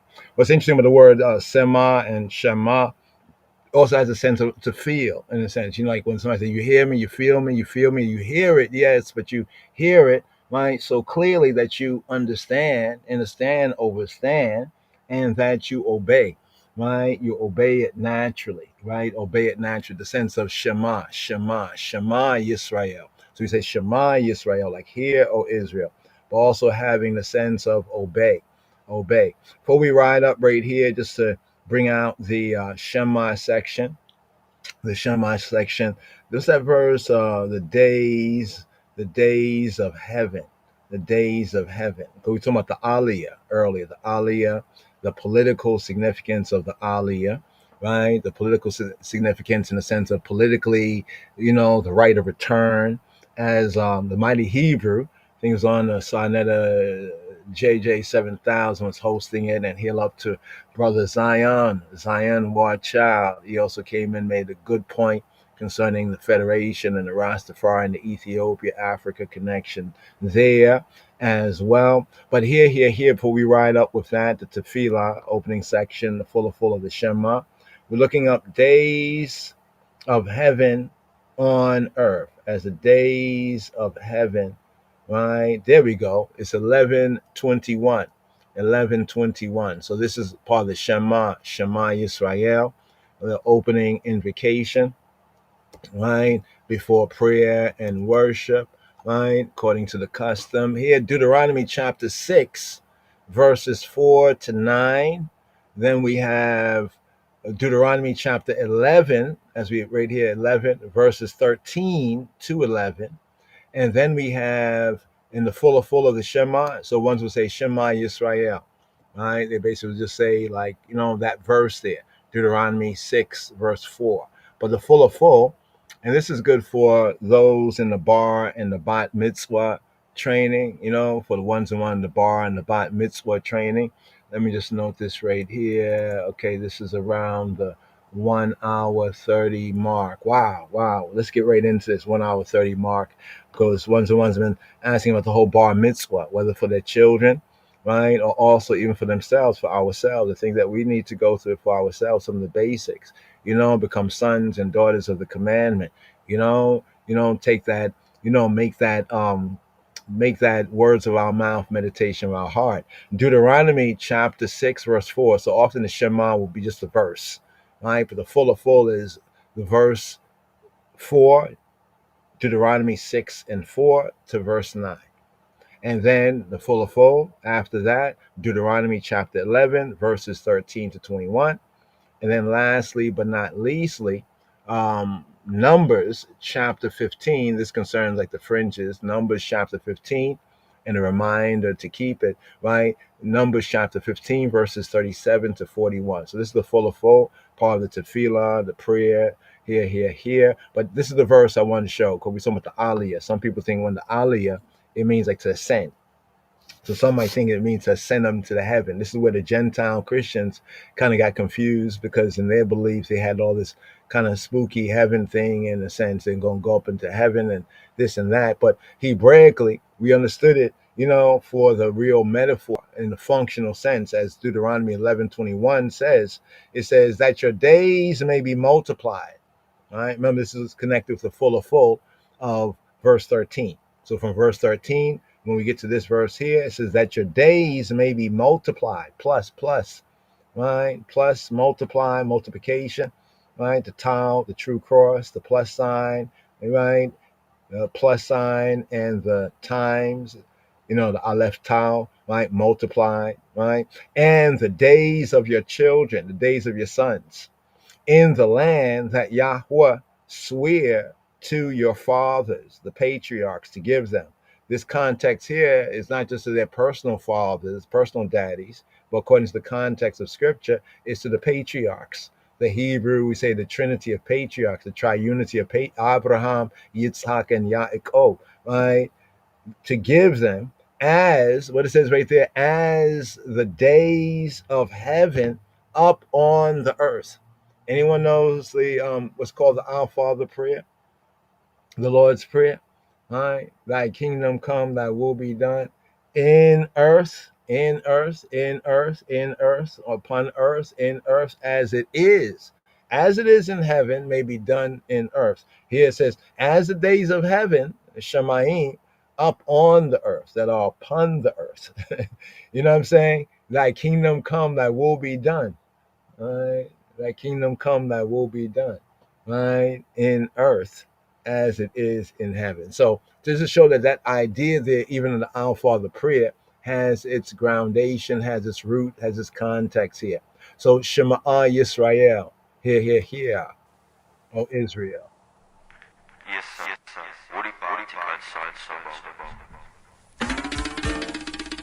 Hear, O Israel. Shema Yisrael. The Lord our God, Adonai Elohenu, is one Lord. Adonai Echad.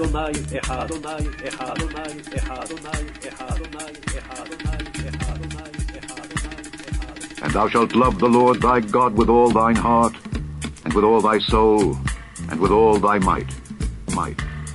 And these words which I command thee this day shall be in thine heart. And thou shalt teach them diligently unto thy children, and shalt talk of them when thou sittest in thine house, and when thou walkest by the way, and when thou liest down, and when thou risest up. And thou shalt bind them for a sign upon thine hand, and they shall be as frontlets between thine eyes. And thou shalt write them upon the posts of thy house, and on thy gates, my gates.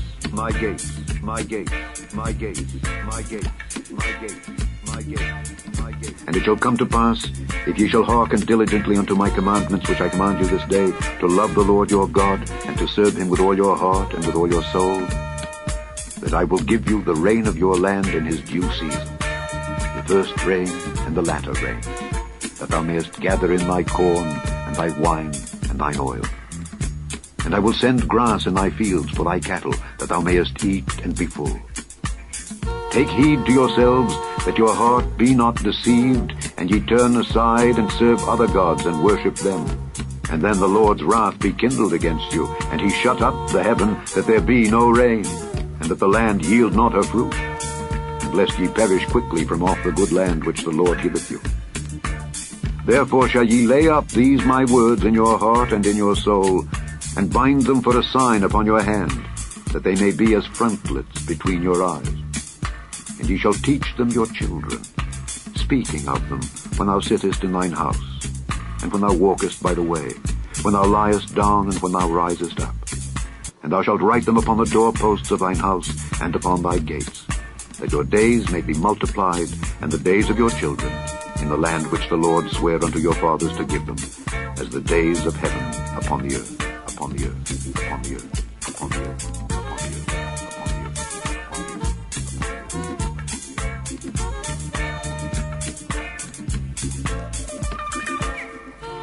And the Lord spake unto Moses, saying, Speak unto the children of Israel, and bid them that they make them fringes in the borders of their garments throughout their generations, and that they put upon the fringe of the borders a riband of blue.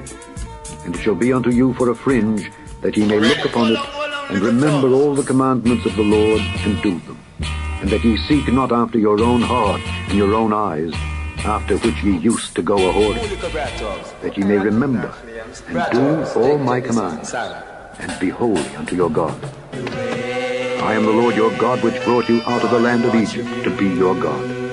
I am the Lord your God. God is watching you.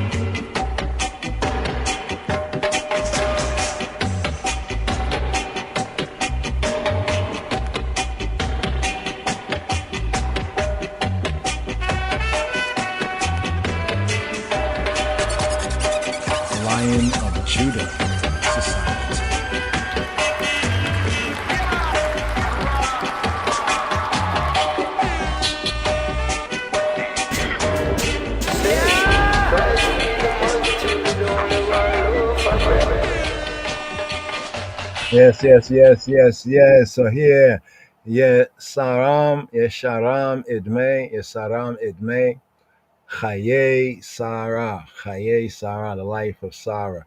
So right there, a little full of the Shema Yisrael, days of heaven upon the earth. So here, let's pick up. Here, Queen Makeda, Shema Yisrael in Hebrew.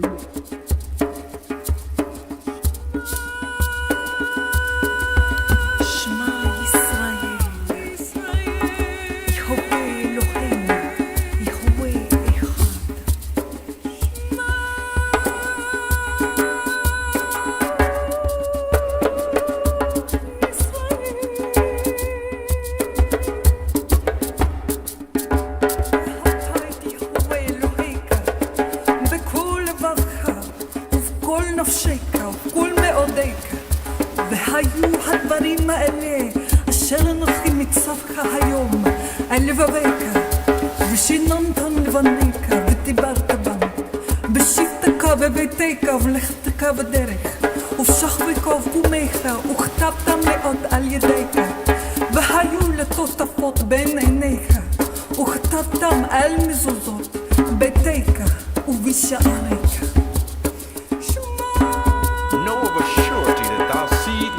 Stranger in a land that is not theirs, and they shall enslave and oppress them for 400 years.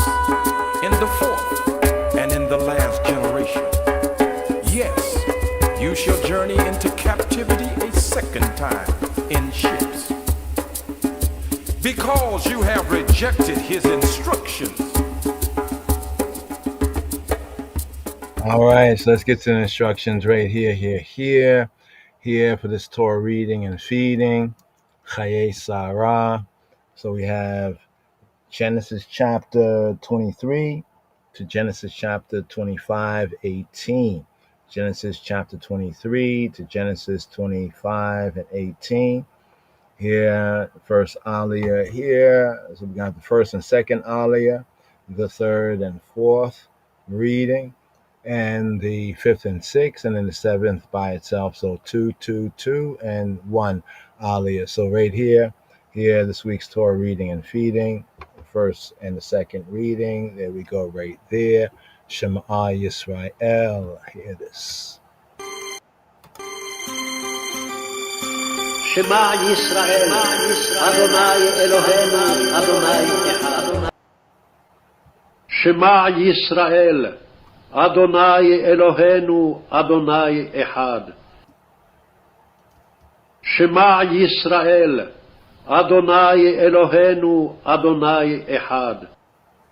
Sabbatical strong here for this Torah portion, reading and feeding here for the Rishon Aliyah, for this Shabbat KHAYEI Sarah. In the beginning, and here, Shema Yisrael, give ear, O Yisrael. Smi Ethiopia hoy, Smi Jerusalem here for the fifth Rastafari Sabbatical strong here for this Torah portion, reading and feeding here for the Rishon Aliyah, for this Shabbat KHAYEI Sarah, the life of Sarah. Here picking up the first book of Moshe, the Hebrew book that is called Genesis chapter 23. Here, Shema Yisrael, the Sefer Bereshith, in the beginning, the Hebrew book known as Genesis chapter 23. For the Rishon Aliyah, for the first reading, the Rishon Aliyah, the first up offering, the Rishon Aliyah, the first offering up for this Shabbat KHAYEI Sarah. Wayehyu KHAYEI Sarah, Mea Shana, Ve'asarim Shana, Ve'eshva'a Shanim, Shnei KHAYEI Sarah. The death and burial of Sarah. And Sarah was 107 and 20 years old. These were the years of the life of Sarah. Wayehyu KHAYEI Sarah, Mea Shana, Ve'asarim Shana, Ve'shva'a Shanim, Shnei KHAYEI Sarah. And the life of Sarah was Wayehyu KHAYEI Sarah, 107 and 20 years. Mea Shana, Ve'asarim Shana, Shava'a Shani. These were the years of the life of Sarah. Shnei Hayei Sarah. And Sarah died in Kiryat Arba. In Kiryat Arba, the same as Hebron, in the land of Canaan. And Abraham came to mourn for Sarah and to weep for her. And Abraham stood up from before his bed and spake to the Bnei Chet, to the sons of Het Lemor, saying, Gira ve'toshava anoki, imakem tnu ali, echuzata kavera imakem, ve'ekreba meiti milafanai. I am a stranger and a sojourner with you. Gira ve'toshava anoki imakem. Give me a possession of a burying place with you. Tnu li echuzata kavera imakem, that I may bury my dead out of my sight. Ve'ekabra meiti milafanai.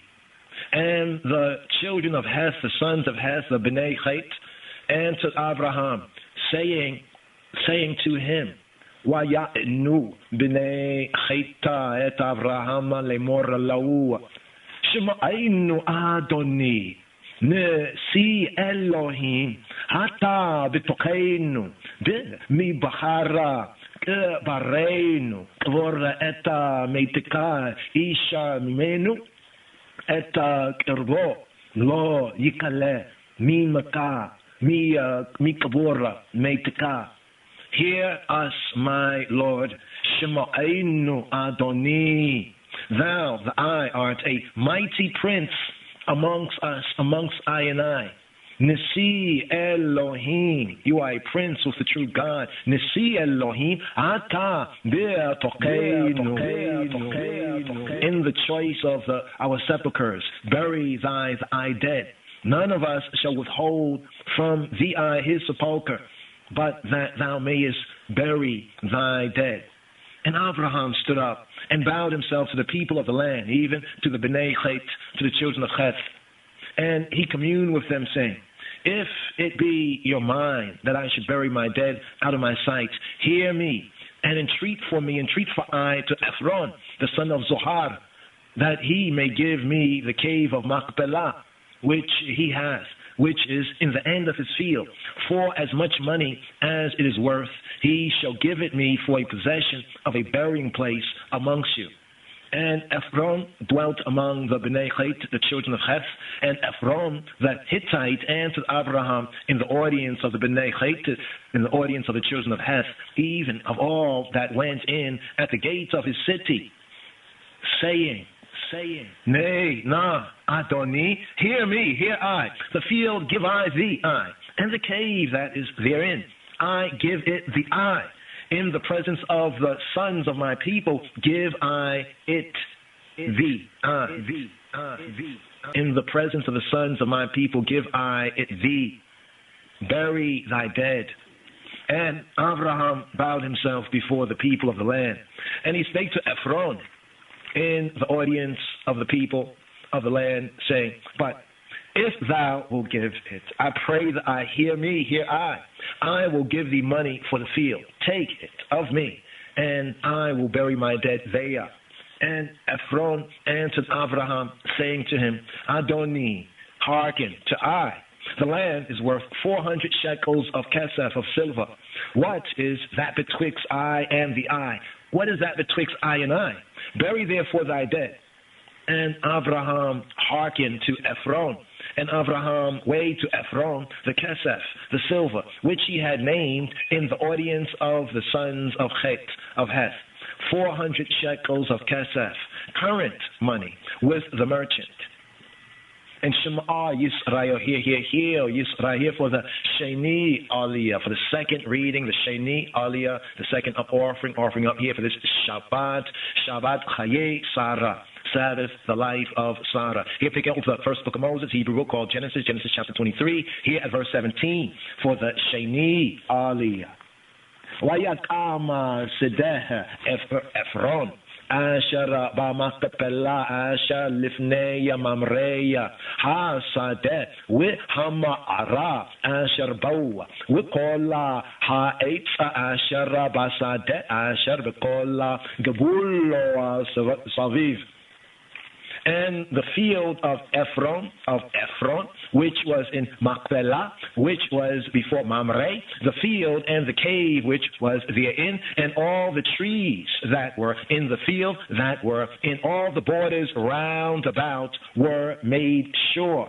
Wayakam Sideh Ephron Asher Ba-Machpelah, and the field of Ephron, and the field of Ephron, which was in Machpelah, Ba-Machpelah, Asher Lifneya Mamre, which was before Mamre, the field and the cave, which was therein, Hasad where Hama'ara, and all the trees that were in the field, Asher Bawa Wukol Ha'etza, Asher Basad, that were in the borders round about, in the borders round about, Asher Basada, Asher Bekola Gavulo Saviv, were made sure, Wayakam, to Abraham for a possession in the presence of the Bnei Chet, the children of Chet, before all that went in at the gates of his city.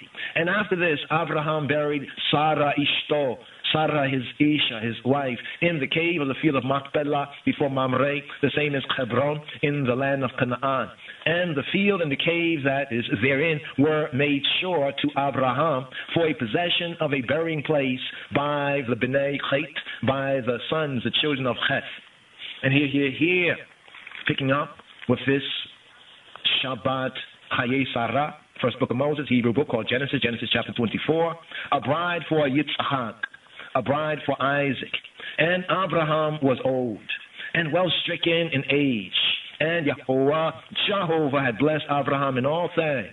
And Abraham said to his eldest servant of Beito, of his beit, of his house, that ruled over all that he had, put, I pray thee, thy hand under my thigh, and I will make thee swear by Yahweh, by Jehovah, Elohim of Shemayim, and the Elohim of Haaretz, of the earthly plane, that thou shalt not take a Isha, Eshet, and Oset to my son of the daughters of the Canaanites, among whom I dwell. But thou, the eye, shall go to my country and to my kindred, and take a Isha, a Eshet, a Osed to my son Yitzchak.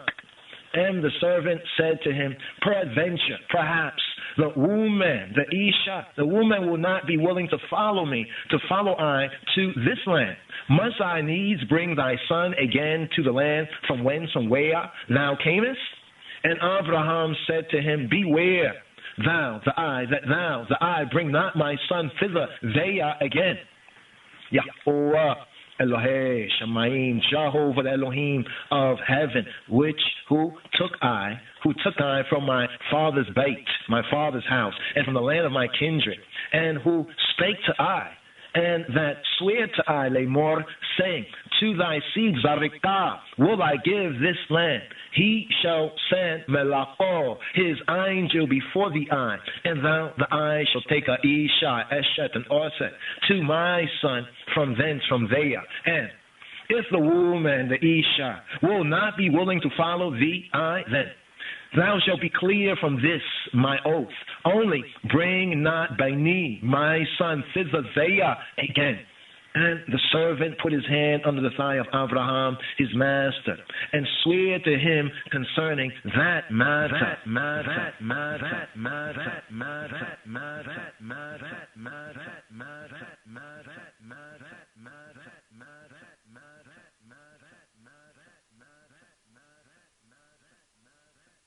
Hear, O Israel, hear, O Israel.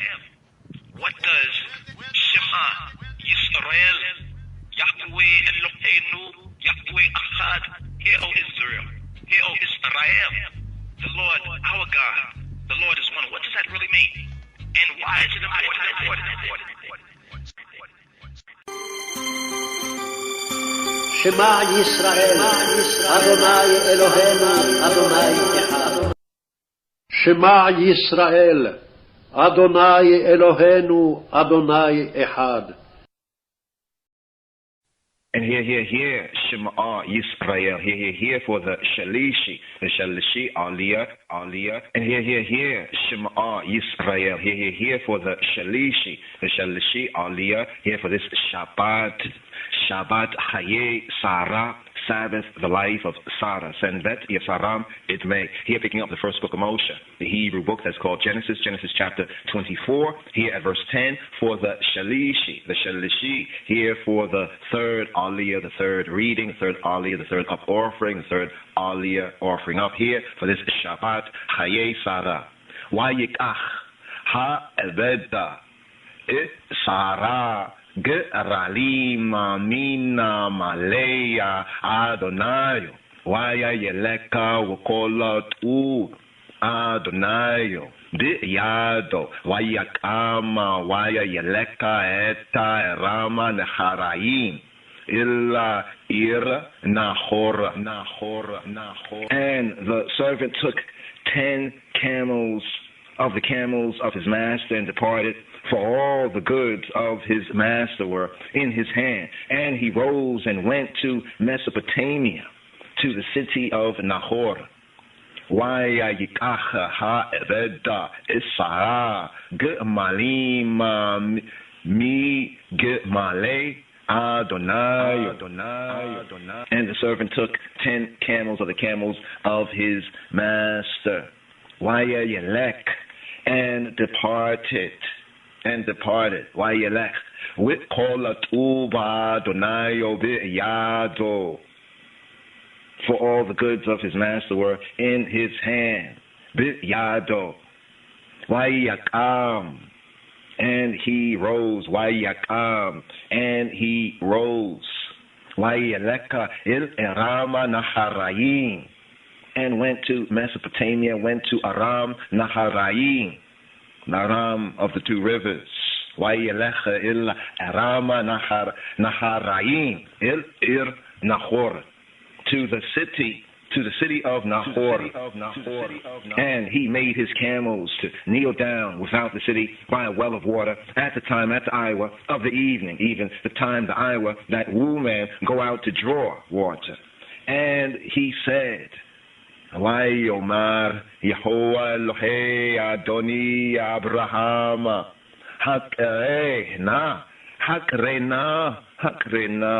And he said, Oh Jehovah, the Elohim of Adoni, of my Lord, my Adon, Abraham, I pray thee, send I good speed this day, and shew kindness to Adoni Abraham, to my Adon, to Adoni Abraham. Behold, I stand here by the well of water, and the daughters of the men of the city come out to draw water. And make it come to pass that the damsel to whom I shall say, Let down thy pitcher, I pray thee, that I may drink. And she shall say, Drink, and I will give thy camels drink also. Let the same be she that thou that I hast appointed for thy servant Yitzhak, Isaac. And thereby shall I know that thou that I hast shewed kindness to Adoni, to my master. And it shall come to pass, and it came to pass, before he had done speaking, that behold, Rebekah came out, who was born to Bethuel, son of Milcah, the wife, the Isha of Nahor, Abraham's brother, with her pitcher upon her shoulder. And the damsel was very fair, very beautiful to look upon, a virgin, neither had any man known her. And she went down to the well and filled her pitcher and came up. And the servant ran to meet her and said, Let me, I pray thee, drink a little water of thy pitcher. And she said, Drink, Adoni, drink, my lord. And she hasted and let down her pitcher upon her hand and gave him drink. And when she had done giving him drink, she said, I will draw water for thy camels also until they have done drinking. And she hasted and emptied the pitcher into the trough and ran again to the well to draw water and drew for all his camels. And the man, wondering at her, held his peace to it, whether Yahweh Jehovah had made his journey prosperous or not. And the man, wondering at her, held his peace. La da'ata ha hitzaliach Yahweh darko to know whether Yahweh Jehovah had made his journey, his way, his journey prosperous or not. La da'at ha hitzaliach Yahweh darko lo. And it came to pass, as the camels had done drinking, that the man took a golden earring of half a shekel weight and 2 bracelets for her hands of 10 shekels weight of gold, and said, Whose daughter art thou, the I? Tell me, I pray the I. Is there room in thy father's house, thy father's bait for us, for I and I, to lodge in? And she said to him, I am the daughter of Bethuel, the son of Milcah, who she bare to Nahor. She said moreover to him, We, I and I, have both straw and provender enough, and room to lodge in. And the man bowed down his head and worshipped Yahweh and worshipped Jehovah.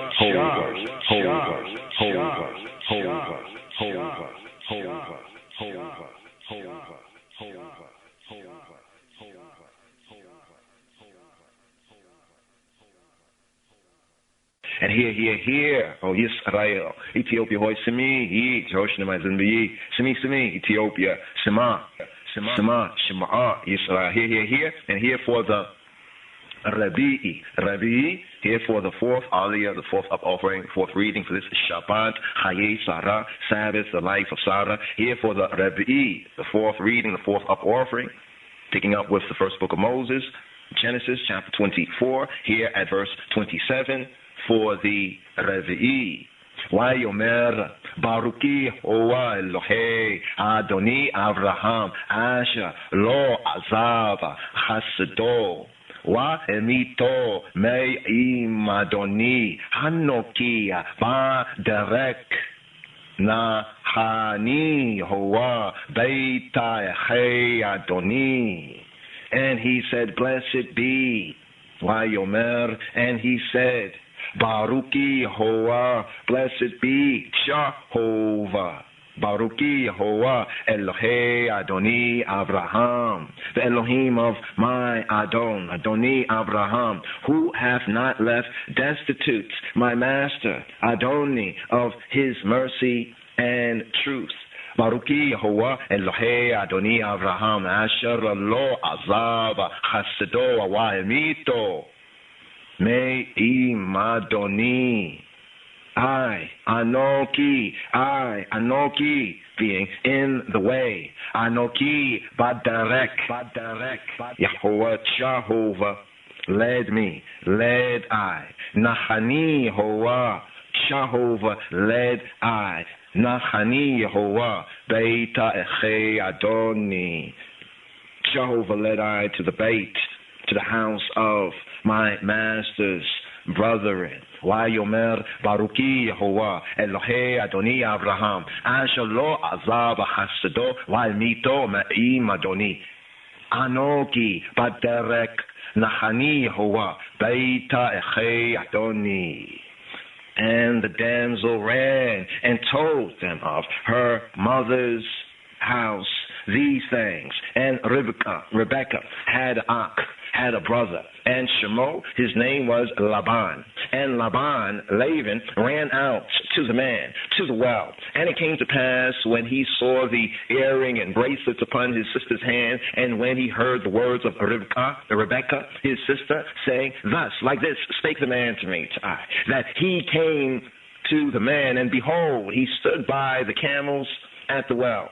And he said, Come in, thou the eye blessed of Yahweh of Jehovah. Wherefore standest thou without? For I have prepared habait, the bait, the house, and room for the camels.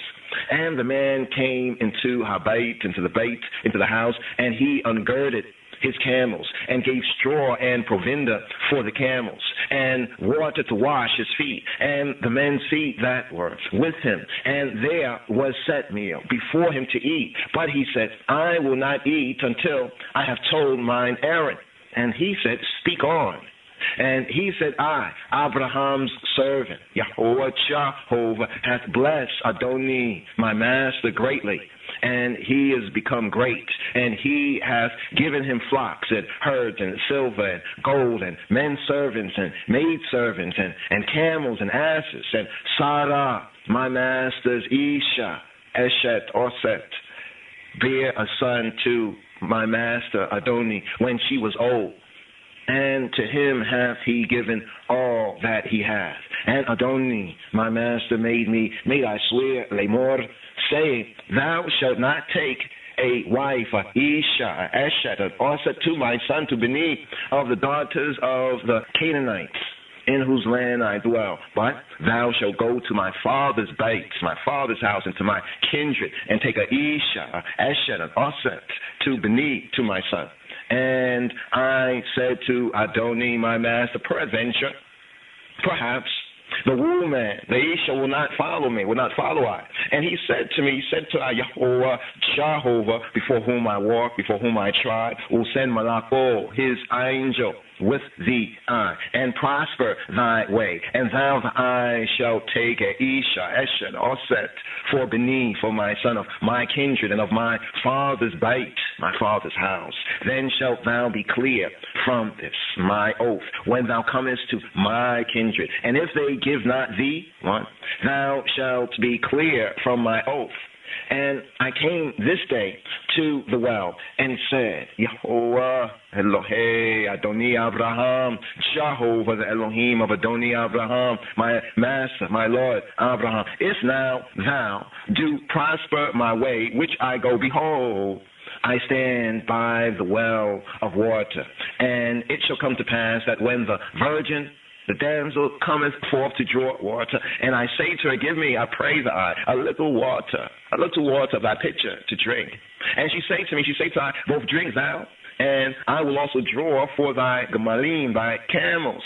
Right? The same be the woman, the Isha, whom Yahweh Jehovah hath appointed out for Adoni's Bane, my master's son. And before I had done speaking in my heart, behold, Rebecca came forth with her pitcher on her shoulder, and she went down to the well and drew water. And I said to her, let me make I drink, I pray thee. And she made haste and let down her pitcher from her shoulder, and said, drink, and I will give thy camels drink also. So I drank, and she made her gemalim, the camels, drink also. And I asked her, and said, whose daughter art thou, the I? And she said, the daughter of Bethuel, Nahor's son, whom Milcah bare to him. And I put earring upon her face, and the bracelets upon her hands. And I bowed down my head and worshiped Yahweh Jehovah, and blessed Yahweh Elohei Adoni Abraham, and blessed Jehovah, the Elohim of Adoni Abraham, the Elohim of my Lord Abraham, who had led I in the right way to take my master's brother's daughter to Beno, to his son. And now, if y'all will deal kindly and truly with Adoni, with my master, tell me, and if not, tell me, that I may turn to the right or to the left. Then Laban, and Bethuel answered and said, the thing proceedeth from Yahweh, from Jehovah. Can I speak to thee, bad or good? Behold, Rebecca is before thee. Take her, and go and let her be thy master's son's Isha, Eshet, Oset, wife, as Jehovah hath spoken. And it came to pass that when Abraham's servant heard their words, he worshipped Yahweh Jehovah, bowing himself to the earth.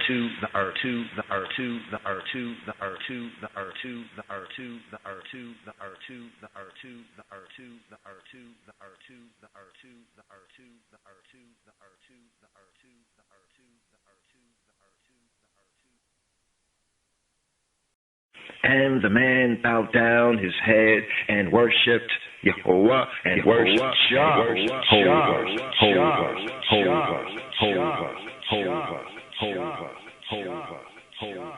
Hear,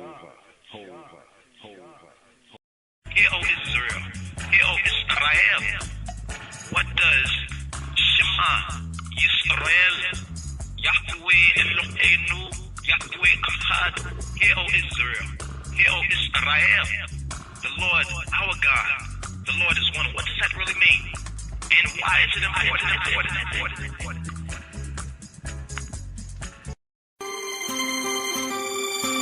שמע ישראל, אדוני אלוהינו, אדוני אחד. שמע ישראל, אדוני אלוהינו, אדוני אחד.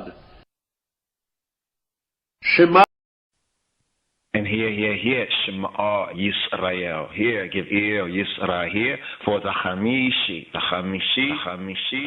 fifth of offering, the fifth reading, the fifth aliyah here for this Shabbat KHAYEI Sarah, Sabbath life of Sarah. Here, picking up the first book of Moses. And here, Shema Yisrael. Here, give ear, Yisrael. Here, for the Hamishi, aliyah here for the fifth of offering, the fifth reading, the fifth aliyah here for this Shabbat KHAYEI Sarah, Sabbath life of Sarah. Here picking up the first book of Moses, Hebrew book called Genesis chapter 24, here at verse 53 for the Hamishi aliyah, the fifth reading, the fifth of offering here. Wayotzei ha'eveda kleya kesef Uwa kleya zahava, uwa bi'agadim, wayitena le'ribka, uwa migadanota natana le'achiha, ula imaha. And the servant brought forth jewels of silver. Wayotzeya ha'eveda kleya kesef. And jewels of gold. Ukleya zahav. And raiment, uabikadim, and gave them to Rebecca,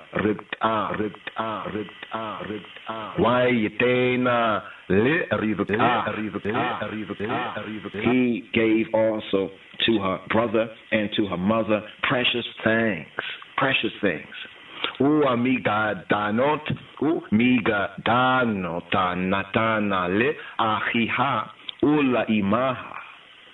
And they did eat and drink, he and the men that were with him, and tarried all night. And they rose up in the boker in the morning and said, Send I away to Adoni, to my master. And her brother and her mother said, Make the damsel abide with us, with I a few days, at the least 10. After that she shall go. And he said to them, Hinder I not, seeing Jehovah hath prospered my way. Send me away that I may go to Adoni, I may go to my master. And they said, we will call the damsel and quiet her mouth. And they called Rebecca and said to her, Wilt thou go with this man? And she said, I will go. And they sent away Rebecca their sister, and her nurse, and Abraham's servant, and his men. And they blessed Rebecca, and said to her, Thou art our sister, be thou the mother of thousands of millions, and let thy seed, thy race, possess the gate of those which hate them. And Rebecca arose, and her damsels, and they rode upon the camels, and followed the man. And the servant took Rebecca, and went his way. And Yitzhak, Isaac, came from the way of the well Lahayaroi, for he dwelt in the Negev in the south country. And Yitzhak and Isaac went out to meditate in the field at the eventide. And he lifted up his eyes and saw, and behold, Hagmalim, the camels were coming, and Rebecca lifted up her eyes. And when she saw Yitzhak, Isaac, she lighted off the camel. For she had said to the servant, What man is this that walketh, that trideth in the field to meet us, to meet I? And the servant had said, It is my master Adoni. Therefore she took a veil and covered herself. And the servant told Yitzhak, Isaac, all things that he had done. And Yitzhak and Isaac brought her into Imo, his mother Sarah's tent, and took Rebecca, and she became Eshto. She became Osato, his wife, and he loved her. And Yitzhak, Isaac, was comforted after Emo, after his mother's death. And here, Shema Yisrael, here for the Sheishi, here for the Sheishi, the sixth Aliyah, the sixth reading, the sixth up offering, here for this Shabbat KHAYEI Sarah, Sabbath, the life of Sarah. Here, picking up first book of Moses, Hebrew book called Genesis chapter 25. Abraham weds Keturah. Abraham weds Keturah. Why Yosef Abraham? Why Yikacha Isha? Ua Shemaha Keturah. Then again, Abraham took a wife. Why Yosef Abraham?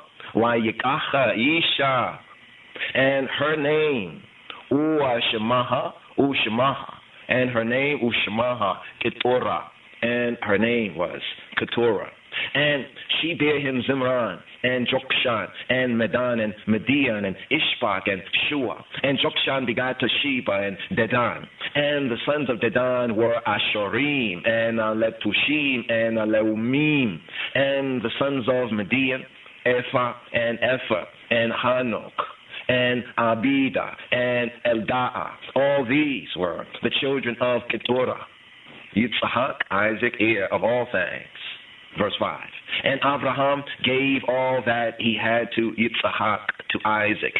But to the sons of the concubines who Abraham had, Abraham gave gifts and sent them away from Yitzhak, Banayo, from Isaac his son, while he yet lived, eastward to the east country. The death of Abraham. Verse 7. And these are the days of the years of Abraham's life, which he lived, 160 years. Then Abraham gave up the ghost, and died in a good old age, an old man, and full of years, and was gathered to Amor, his people. And his sons, Yitzhak and Ishmael, Isaac and Ishmael, buried him in the cave of Machpelah, in the field of Ephron, the son of Zohar, the Hittite, which is before Mamre, the field which Abraham purchased of the sons of Bnei Chet, the sons of Heth. There was Abraham buried, and Sarah, Ishto, Sarah his wife. And it came to pass after the death of Abraham that Elohim blessed Baino, his son Banayo, Yitzhak, blessed his son Isaac, and Yitzhak, Isaac, dwelt by the well, La Hai Roi,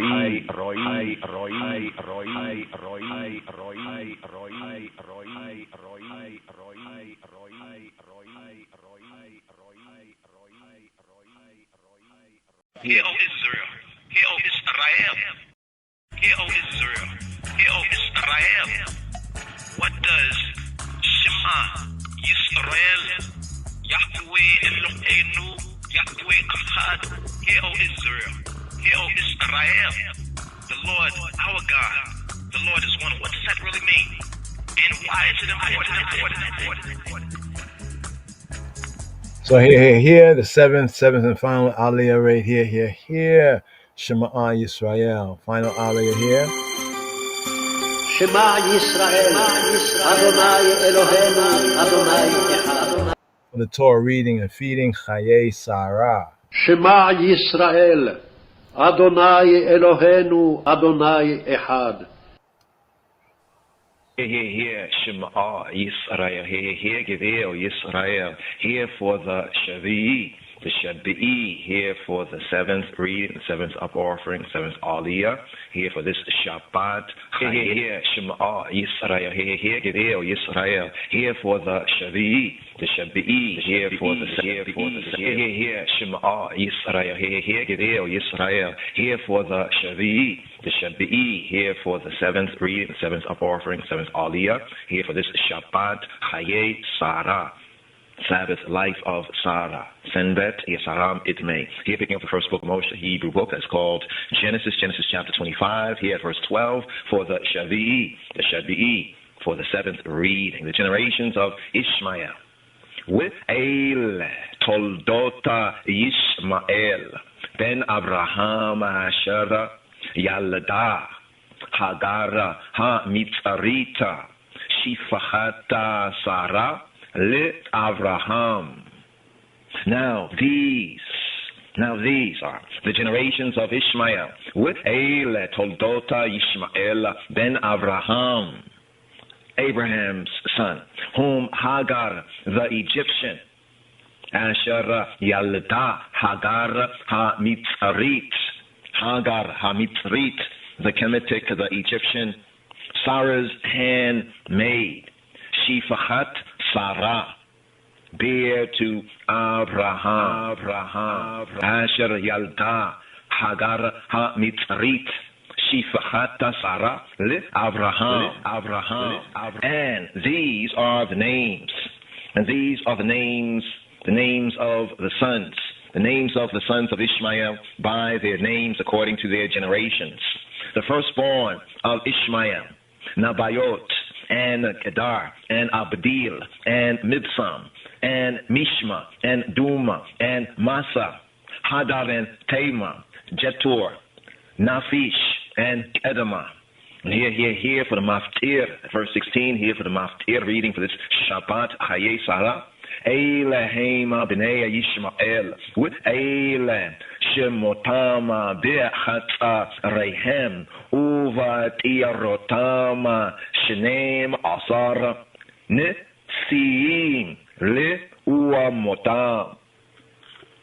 These are the sons of Ishmael, and these are their names.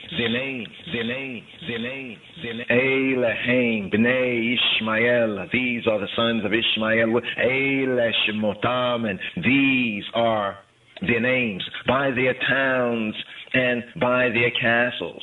B'chatzarehem ube'tiyarotam. 12 princes according to their nations. Shneim asara nesiim le umotam. And these are the years of the life of Ishmael, 137 years. And he gave up the ghosts and died, and was gathered to Amor, his people. And they dwelt from Havilah to Shur, that is, before Mitzrayim, before Egypt, before Kemet, as thou goest toward Assyria. And he died in the presence of all his brethren.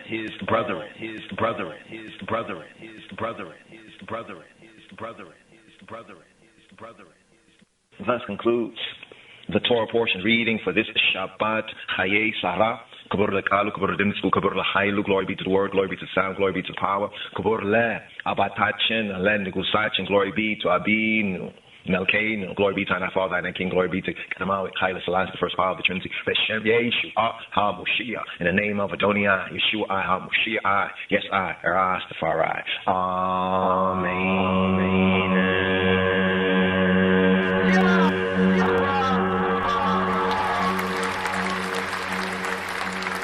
Yes. Heard this chant here. I'd like to share this, but we move on to the Haftarah, the prophet's reading. So here, having completed, let's share this right here for this KHAYEI Sarah. So here, Torah portion, 5th Shavua here, KHAYEI Sarah being fulfilled. The Torah reading, Genesis chapter 23, verse 1 to chapter 25, verse 18. Went through the 7 readings here. First reading to 7th reading. Now we have the prophet's reading here. The Haftarah reading, 1 Kings chapter 1, focus verses 1 to 31. Has a theme of, bring it up right down here, the theme here, the struggle for the succession, the ascension of Solomon. I'd like to tie that in with after Abraham's passing, him giving gifts, him also getting married again. Now there's this, I didn't even want to really touch on it, but you might come across it and might wonder, like, hey, why not just break this down and expose it? Some people are saying that Rachel, because of the misreading, because they're Gentile-minded, they got the wrong mind for this Torah studies and for properly understand the scripture, they imagine that Rebecca was like 3 years old. They're totally misreading the narrative right there. They're acting as though, well, after Sarah died, right, that immediately Abraham went to get a wife. But actually, when you read the narrative right there, if you really read the narrative correctly, you get to see that it was much older, and she was also much older. Because they misread the narrative, but I don't want to get into it, but I think we need to get into it to show the points of scripture so ones can see that for themselves. They try to say that he was like 40 something years old and she was 3 years old because the previous Torah portion that mentions how Abraham had heard, right, that his brother, had children. But you hear that your brother has children, doesn't mean that they're born that very minute. It wasn't like he got on social media, and he could go to Facebook and say, oh, wow, boom, it just happened just now. No. Even when people heard things, they heard things, when the message or messenger will come, or somebody will come through and bring that news, be that as it may. She was of proper age, and so was the patriarch. But we'll get into more of that right there. Here for the Empress and Sarah, a namesake here. Treat her like an empress. Right? So that means that Abraham, in that sense, was like, he was like a king, even a king of kings. But here. Treat her like an empress. Check it.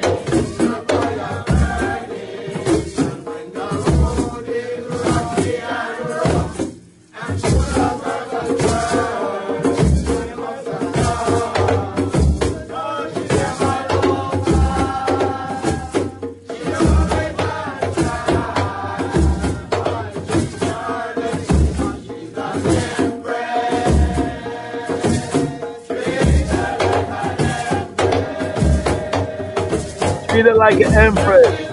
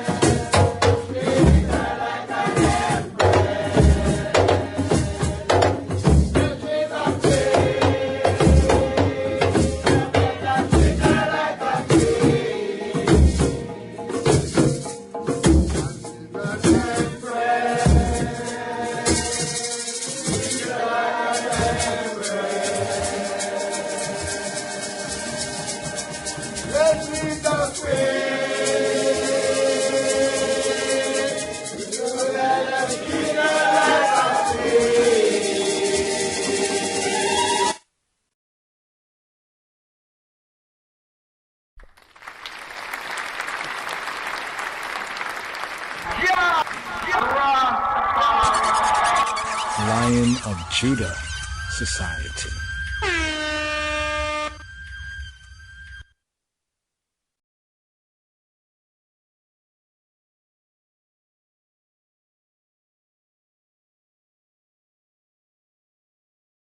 Oh, Chan. I did that. Yes, a little to right there. Yes, I was speaking, but the mic was off. But yeah, that was Prof I. Now, Prof I, he's an elder, and there's some things that we don't agree with him on some histories, but the roster for I, some have roster for me, you know what I mean? But still, as an elder, there's something that we do agree with. But there was Prof I.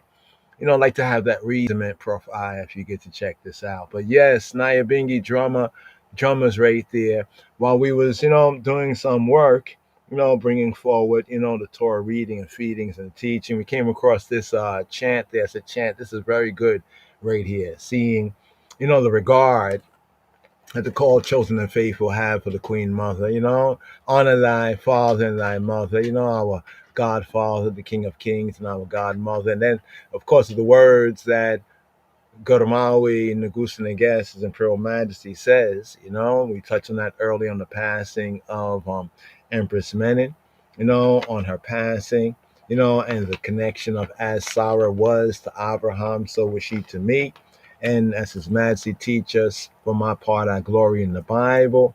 And then we're putting together, what he actually said. He didn't say that she was like as Sarah, but she was obedient. Then we have the First Peter quote right there, so we built on that a little earlier right there. I think that's a excellent clip farm right there.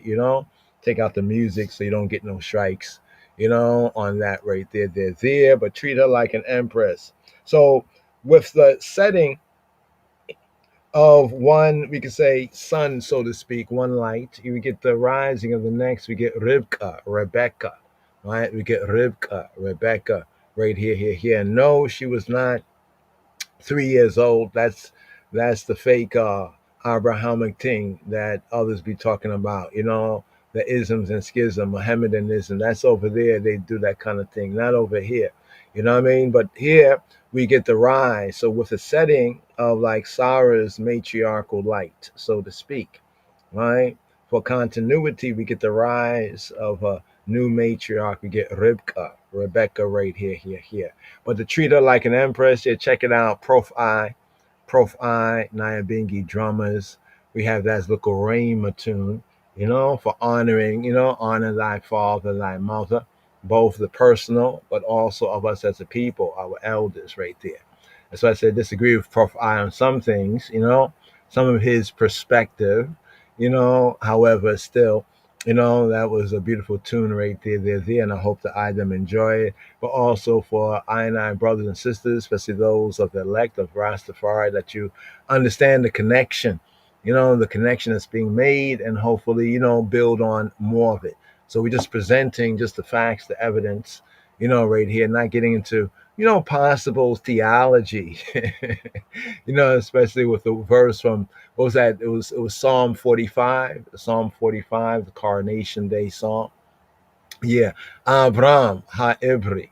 I got to touch on the Ibri connection too as well. But Rebecca, and they blessed Rebecca and said to her, our sister, Achotenu, Achot Shalanu, Achotenu, our Achot.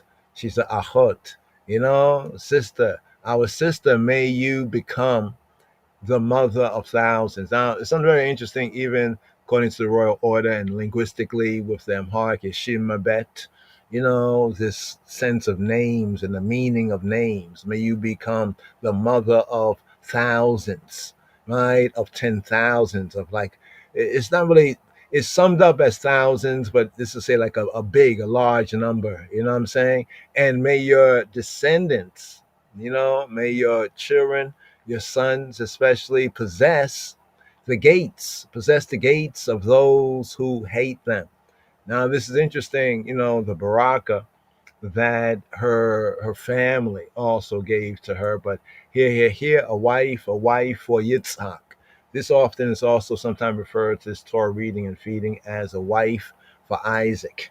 a wife for Isaac. And even within the narrative, there's some of a Hebrew love story. I'm not going to call it romance because that's getting into the whole romantic, the whole Roman thing right there. But it has like a love story element to it as well. But there's some interesting points that we need to kind of go over again. So we get the first, right? The first of the Hebrew Trinity of the patriarchs and matriarchs. Here we get Abraham and Sarah. Abraham and Sarah. Now also note how many years, right, did Abraham live even afterward? Because remember the narrative, or at least it's Sarah who actually says a few times that he is old. He's old. But it's interesting here, the servant actually says that, it was Sarah that was old, that be it. Because remember that Abraham, in a sense, it's interesting. We just look at the narrative, not getting all religious, but just looking at reality. He's a rolling stone. One saying he's old, but he goes on after Sarah. He has another wife. He calls her wife, of the children. And then there is the matter of the succession, right? Who would be the proper and the rightful heir? Remember, there was Ishmael. Ishmael was the literal firstborn. So we got to speak about this firstborn. The firstborn in man's eyes is not necessarily the firstborn in Yahweh's eyes. Remember, Yahweh had already promised Abraham and Sarah such things. But of course, Sarah, she had a suggestion. She had an idea. She proposed it to Abraham, concerning Hagar and Ishmael, and Ishmael came from that. So there's a matter of succession, right? The order of succession, right? So Empress Menen, Rastafari, Sarah right here. So right here, let's move this forward, right, to where we're at right here. So we have First Kings. Let's bring this up on the screen. First Kings. Here we move forward to the Haftarah, the second of the Trinity of readings right here. Here, First Kings chapter 1, right, concerning succession to the Davidic throne. Here, Shema Yisrael. Here we go. Shema. Hear, O Israel. Hear, O Israel. Hear, O Israel. Hear, O Israel. What does Shema Yisrael, Yahweh Eloheinu, Yahweh Echad, hear, O Israel. Hear, O Israel. The Lord, our God, the Lord is one. What does that really mean? And why is it important?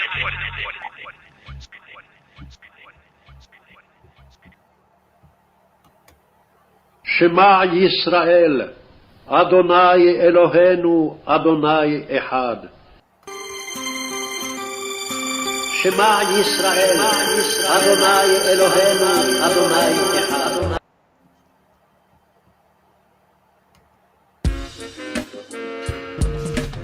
Book of First Kings, chapter 1, verses 1 to 31.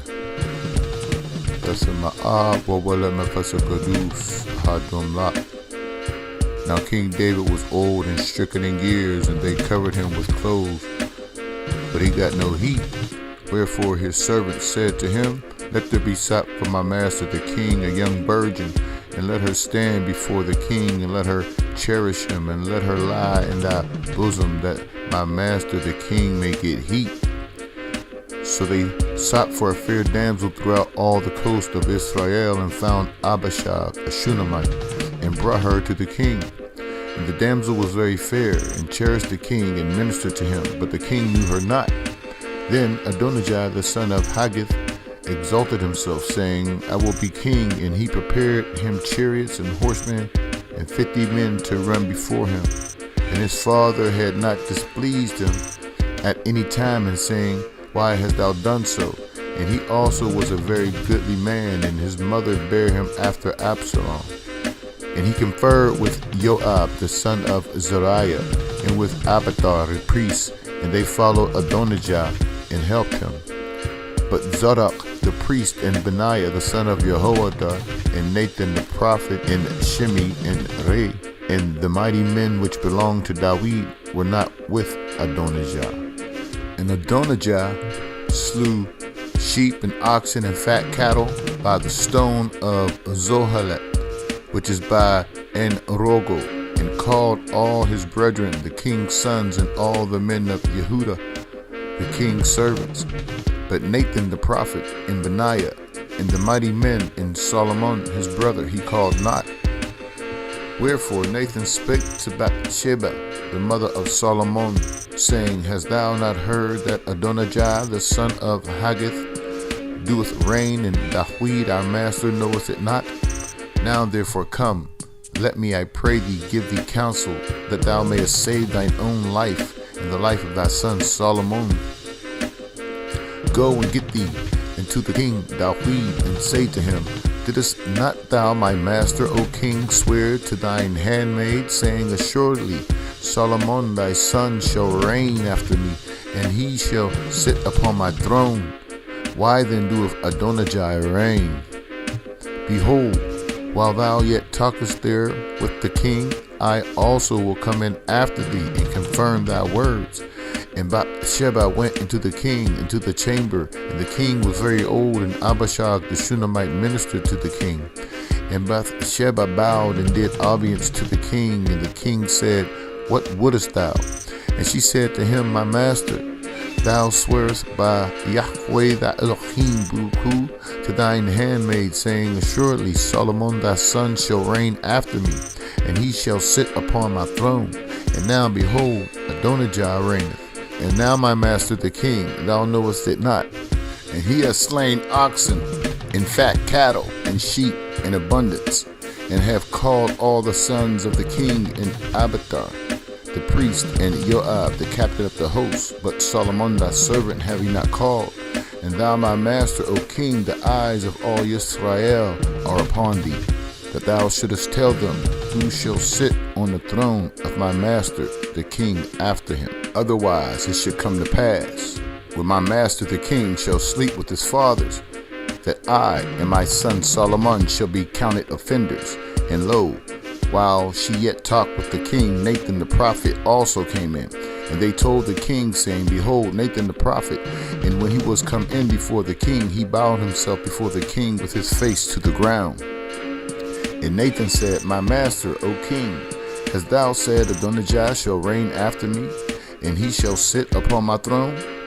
For he is gone down this day, and have slain oxen and fat cattle and sheep in abundance, and have called all the king's sons and the captains of the host, and Abiathar the priest, and behold, they eat and drink before him, and say, Elohim Baruch save King Adonijah.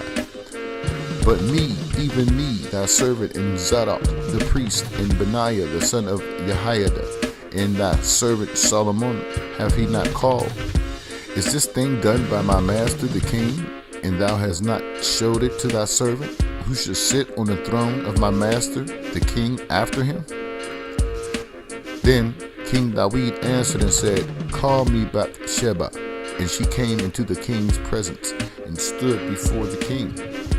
And the king sware and said, As Yahweh liveth, that have redeemed my soul out of all distress, even as I swear to thee by Yahweh Elohim Israel, Baruch, saying, Assuredly Solomon thy son shall reign after me, and he shall sit upon my throne in my stead. Even so will I certainly do this day. Then Bathsheba bowed with her face to the earth, and did reverence to the king, and said, Let my master the king Dawid live forever. Amen. Kebole kwalu, kebole demsu, kebole hailu, kebo ketamawi haile shalai sinagus nagese Ethiopia, Yeshua Shalom.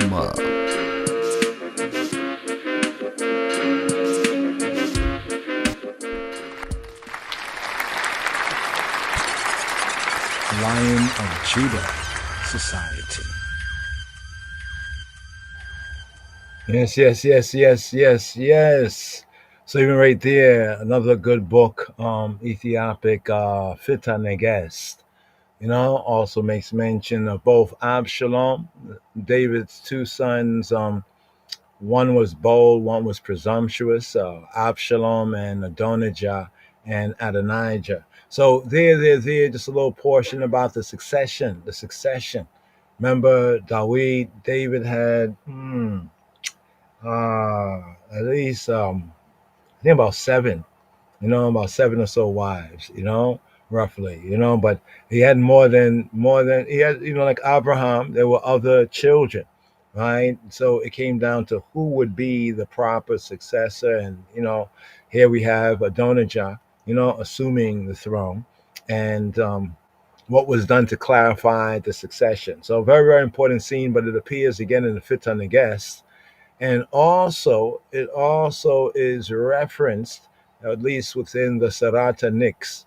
So when we speak about, the royal order of the Ethiopian Hebrews, speaking about the conquering line of the tribe of Judah, the fact is that this scene here in the scripture, is one of study and one of point of reference, that even within the constitution of His Majesty, the Constitution of Ethiopia, right, especially the revised constitution, also in the Fit and the Guest, as well as in the coronation liturgy, Absalom, and Adonijah are pointed to, even in some of the oaths within the royal house, the crown council in the royal house, right? There's certain oaths that are taken, and within those oaths is a reminder of not being as Absalom and not being as Adonijah. So that's an interesting point of reference. Hopefully we can get to that point of reference right there. But here, just to seal up the 3 for 3. So here we had the prophets reading from and give thanks, right hand of fellowship to our fellow Chaber, to Ras Sahar Ahad, to Farai for the reading right there. 1 Kings chapter 1 from verse 1 to verse 31. So here, moving to the Brit Chadasha, the renewed covenant reading, new covenant reading, New Testament reading. Here, Matthew chapter 1, focus verses 1 to 17, and 1 Corinthians chapter 15, focus verses 50 to 57. So right here, to keep it moving. Shema'ah, Shema'ah, Yisrael. Hear, O Israel. Hear. Yes, I, Rastafari. Here we go. Shema Yisrael, Adonai Eloheinu, Adonai Echad. Shema Yisrael, Adonai Eloheinu, Adonai Echad. Shema Yisrael, Adonai Eloheinu, Adonai Echad. Shema Yisrael, Adonai Eloheinu, Adonai Echad. Adonai Echad. Adonai Echad. The Brit Chadasha Chadis Kidan Renewed Covenant reading for RSS number 5, KHAYEI Sarah, the life of Sarah.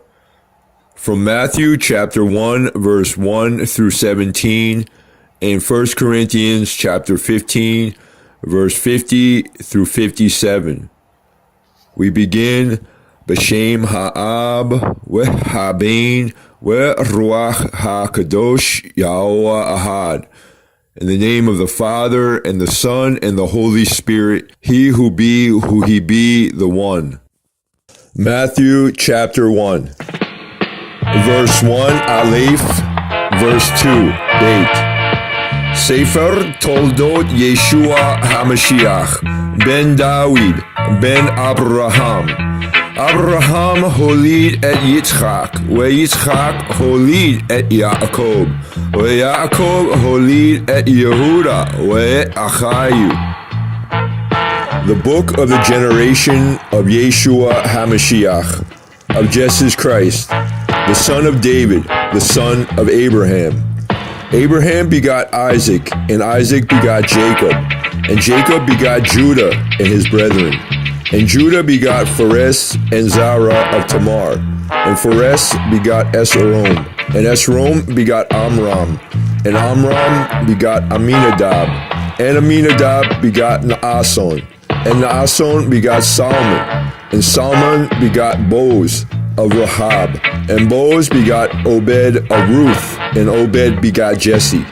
And Jesse begot David the king, And David the king begot Solomon, of her that had been the wife of Uriah. And Solomon begot Rehoboam, and Rehoboam begot Abiah, and Abiah begot Asa, and Asa begot Josaphat, and Josaphat begot Joram, and Joram begot Uzziah, and Uzziah begot Joatam, and Joatam begot Ahaz, and Ahaz begot Ezekiah, and Ezekiah begot Manasseh, and Manasseh begot Ammon, and Ammon begot Josiah, and Josiah begot Jeconiah and his brethren, about the time they were carried away to Babylon. And after they were brought to Babylon, Jeconiah begot Salatiel, and Salatiel begot Zerubbabel, and Zerubbabel begot Abiud, and Abiud begot Eliakim, and Eliakim begot Azor, and Azor begot Sadok, and Sadok begot Achim, and Achim begot Eliud, and Eliud begot Eleazar, and Eleazar begot Matan, and Matan begot Jacob. And Jacob begot Joseph, the husband of Mary, of whom was born Yeshua, of whom was born Jesus, who is called Mashiach, who is called Christ.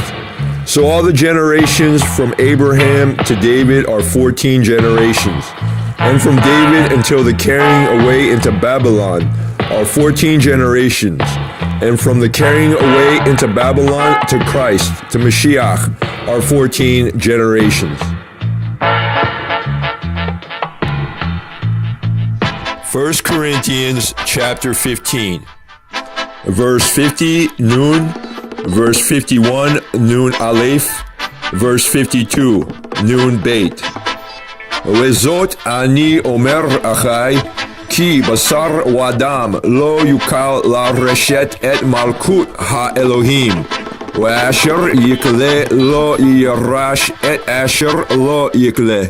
הנה סוד אגלה לכם, אנחנו לא כולנו נשען המוות, אבל כולנו נתחלף.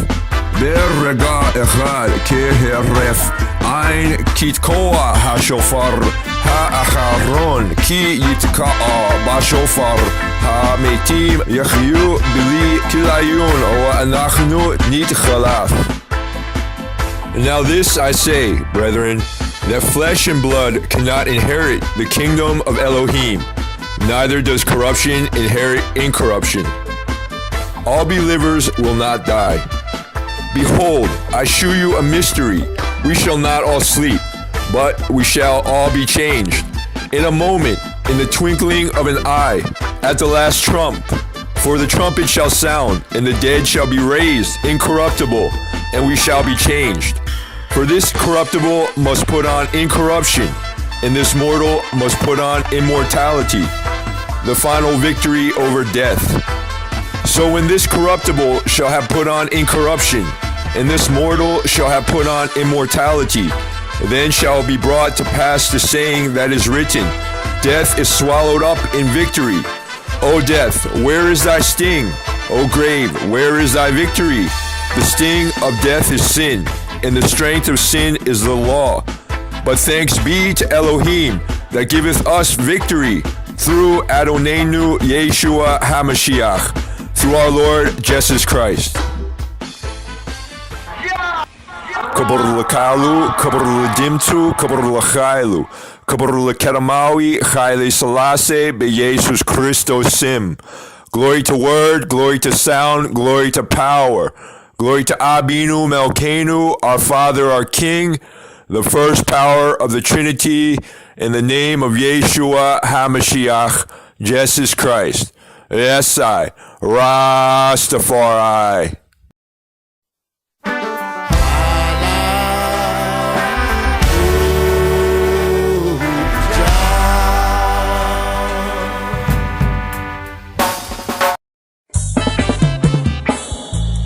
Lion of Judah shall break every chain.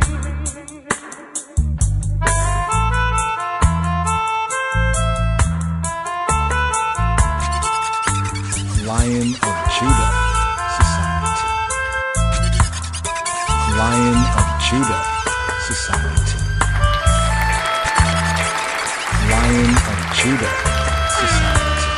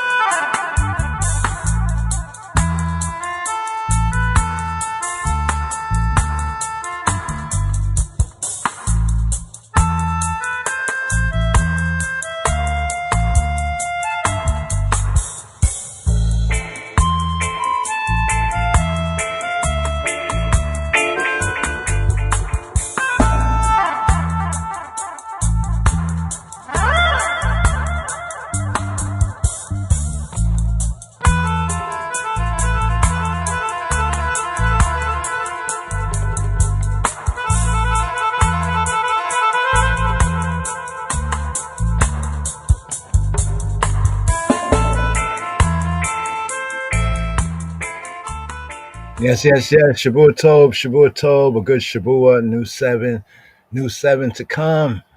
Yes, yes, yes. There's a lot of work to be done, oh gosh, in the promised land. Yes, yes, yes, yes. It's Torah reading and feeding here. Chayei Sarah, life of There's a lot Sarah. of work to be done, oh gosh, in the promised land, in the promised land, in the promised land. Okay, is this it right here? Yeah. Oh, okay. Hold on for a moment. Something I want to show you right here. Is this the slide here? Boom, there we go. One more. Okay, on the colors. Okay, yeah, you see on the screen. Okay, that was right there on the screen. You're seeing it all. Yeah, so on the Shalom, remember the Shalom? We had to read on Shalom. Which psalm was it? It was Psalm 4. Because we was pointing to the verse 8. Right? Could be substituted for some of these things that sometimes people teach their children, I'll lay me down to sleep and shall not wake and all this kind of stuff. No. Psalm 4, verse 8. Bishalom, in peace. And we see the breakdown and build up, peace. We have shalom, le shalom, to pay, right? The sense of making it good, shalom, peace. Also, peace in the sense of well being, like health, healthiness, soundness, not being injuredness, and to complete, shalom, to complete, to perfect, but also the sense to pay. So right there, that's what we wanted to show the other day, but we wasn't sure which suitcase it was in right there. But that's it right there. He paid the complete price, right, for our perfect peace, right? Le shalom. So just to get a better understanding of shalom, because peace, peace, but what does it mean, Chavarim?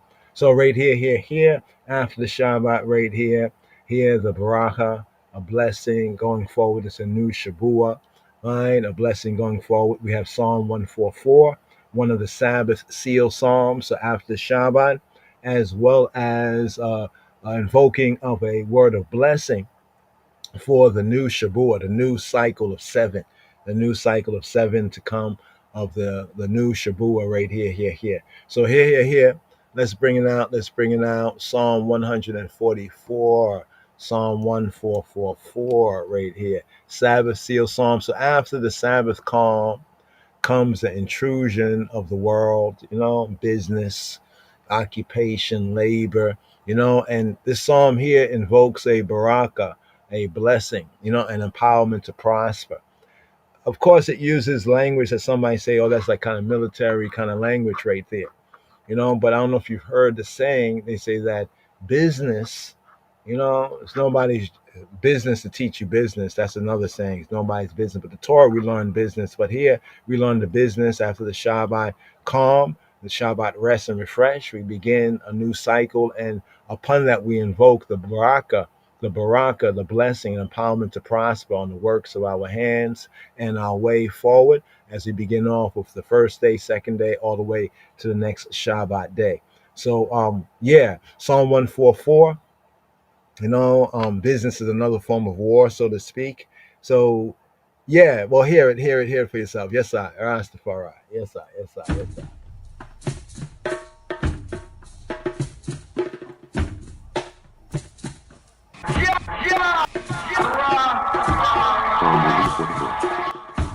מזמור קמ"ד לדוד. Blessed be the Lord, my strength, my strength. ברוך אדוני צורי. Blessed be the Lord, my strength, which teacheth my hands to war and my fingers to fight. ברוך אדוני צורי, המלמד ידיי לקרב, אצבעותיי למלחמה.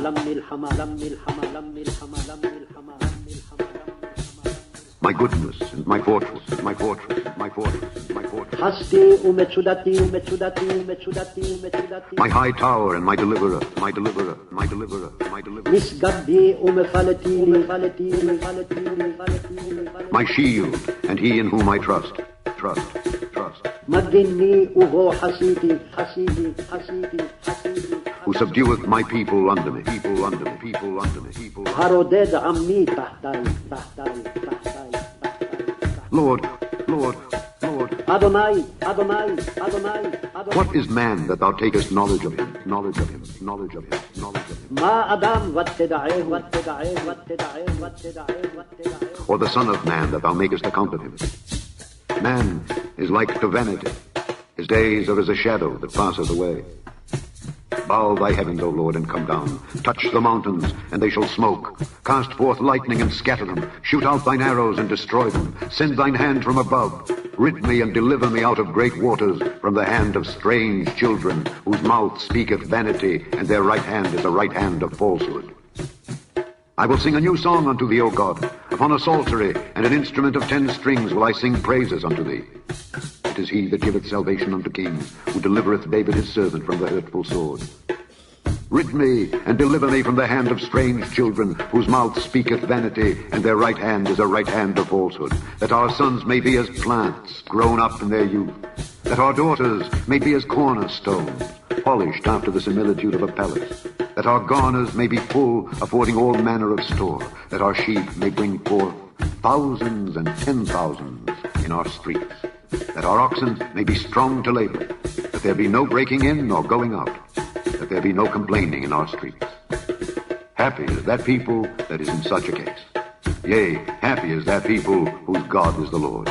Adonai, Adonai, Adonai, Adonai.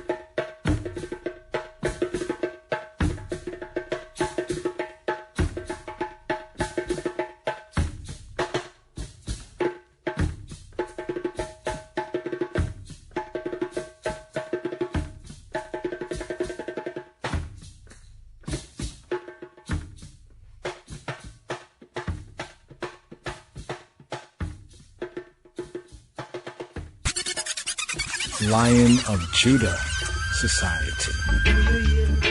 It a go red out down Joseph. When Jah come from Bozrah with his garment dipped in blood.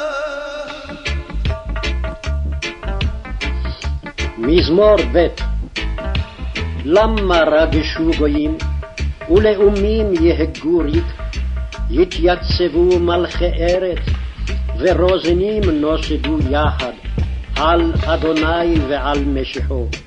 ננתקה את מוסרותינו ונשליכה ממנו עבותינו. יושב בשמיים יזעק אדוני ילעג למו. אז ידבר אלמו ואפו ובחרונו יבהלמו. ואני נסחתי מלכי על ציון הר קודשי. אספרה אל חוק. אדוני אמר אלי, בני אתה, אני היום ילידתיך. שאל ממני ואתנה גויים נחלתך, ואחוזתך אפסי ארץ. תרועם בשבט ברזל, ככלי יוצר תנפצם. ועתה מלכים השכילו, הבשרו שופטי ארץ, עבדו את אדוני ביראה, וגילו ברעדה. נשקו בר פן יענף, ותאבדו דרך, כי יבער כמעט אפו, אשרי כל חוסדו.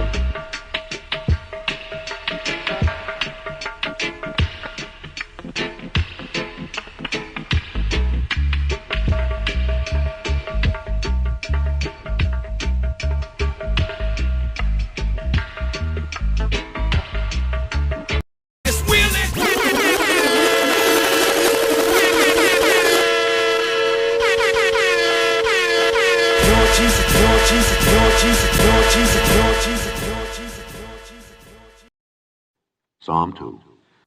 מזמור ב'. Why do the heathen rage? למה רגשו גויים? And the people imagine a vain thing. ולאומים יהגו ריק. The kings of the earth set themselves. יתייצבו מלכי ארץ. And the rulers take counsel together. ורוזנים נוסדו יחד. Against the Lord and against his anointed. על אדוני ועל משיחו. Saying, let us break their bands asunder and cast away their cords from us. He that sitteth in the heavens shall laugh. The Lord shall have them in derision. Then shall he speak unto them in his wrath, and vex them in his sore displeasure. Yet have I set my king upon my holy hill of Zion. I will declare the decree. The Lord hath said unto me, Thou art my son, this day have I begotten thee. Ask of me, and I shall give thee the heathen for thine inheritance, and the uttermost parts of the earth for thy possession. Thou shalt break them with a rod of iron. Thou shalt dash them in pieces like a potter's vessel. Be wise now, therefore, O ye kings. Be instructed, ye judges of the earth. Serve the Lord with fear, and rejoice with trembling. Kiss the Son, lest he be angry, and ye perish from the way, when his wrath is kindled but a little. Blessed are all they that put their trust in him. Trust in him, trust in him, trust in him, trust in him, trust in him, trust in him, trust in him, trust in him.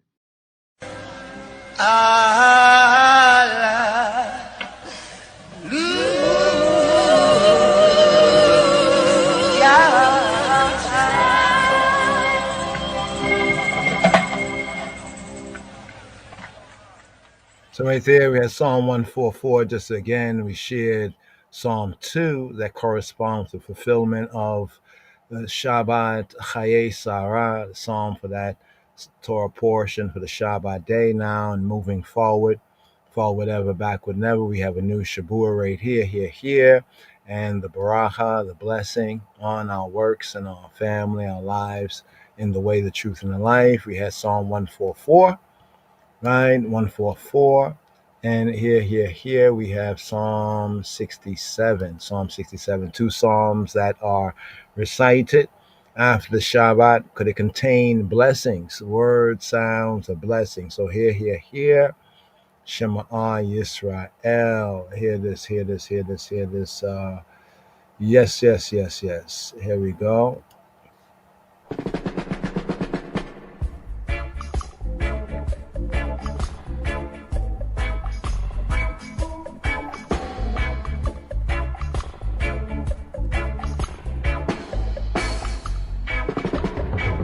Psalm 67. מזמור ס"ז למנצח בנגינות מזמור שיר. God be merciful unto us, and bless us, and bless us, and bless us. אלוהים יחוננו ויברכנו, יאר פניו איתנו. Cause his face to shine upon us, Selah.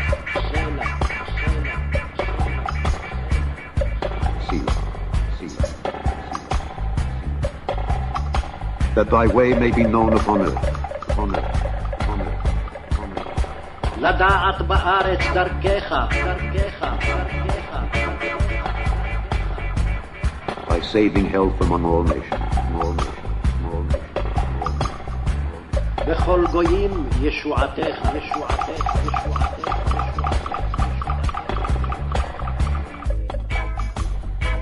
Let the people praise thee, O God. Let all the people praise thee. O let the nations be glad and sing for joy. For thou shalt judge the people righteously and govern the nations upon earth. Selah. Let the people praise thee, O God. Let all the people praise thee. Then shall the earth yield her increase. And God, even our own God, shall bless us. God shall bless us, and all the ends of the earth shall fear him, shall fear him, shall fear him, shall fear him, shall fear him.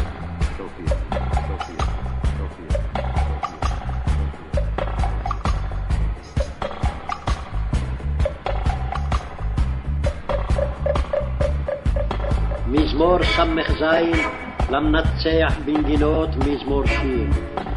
אלוהים יחוננו ויברכנו, יאר פניו איתנו סלע.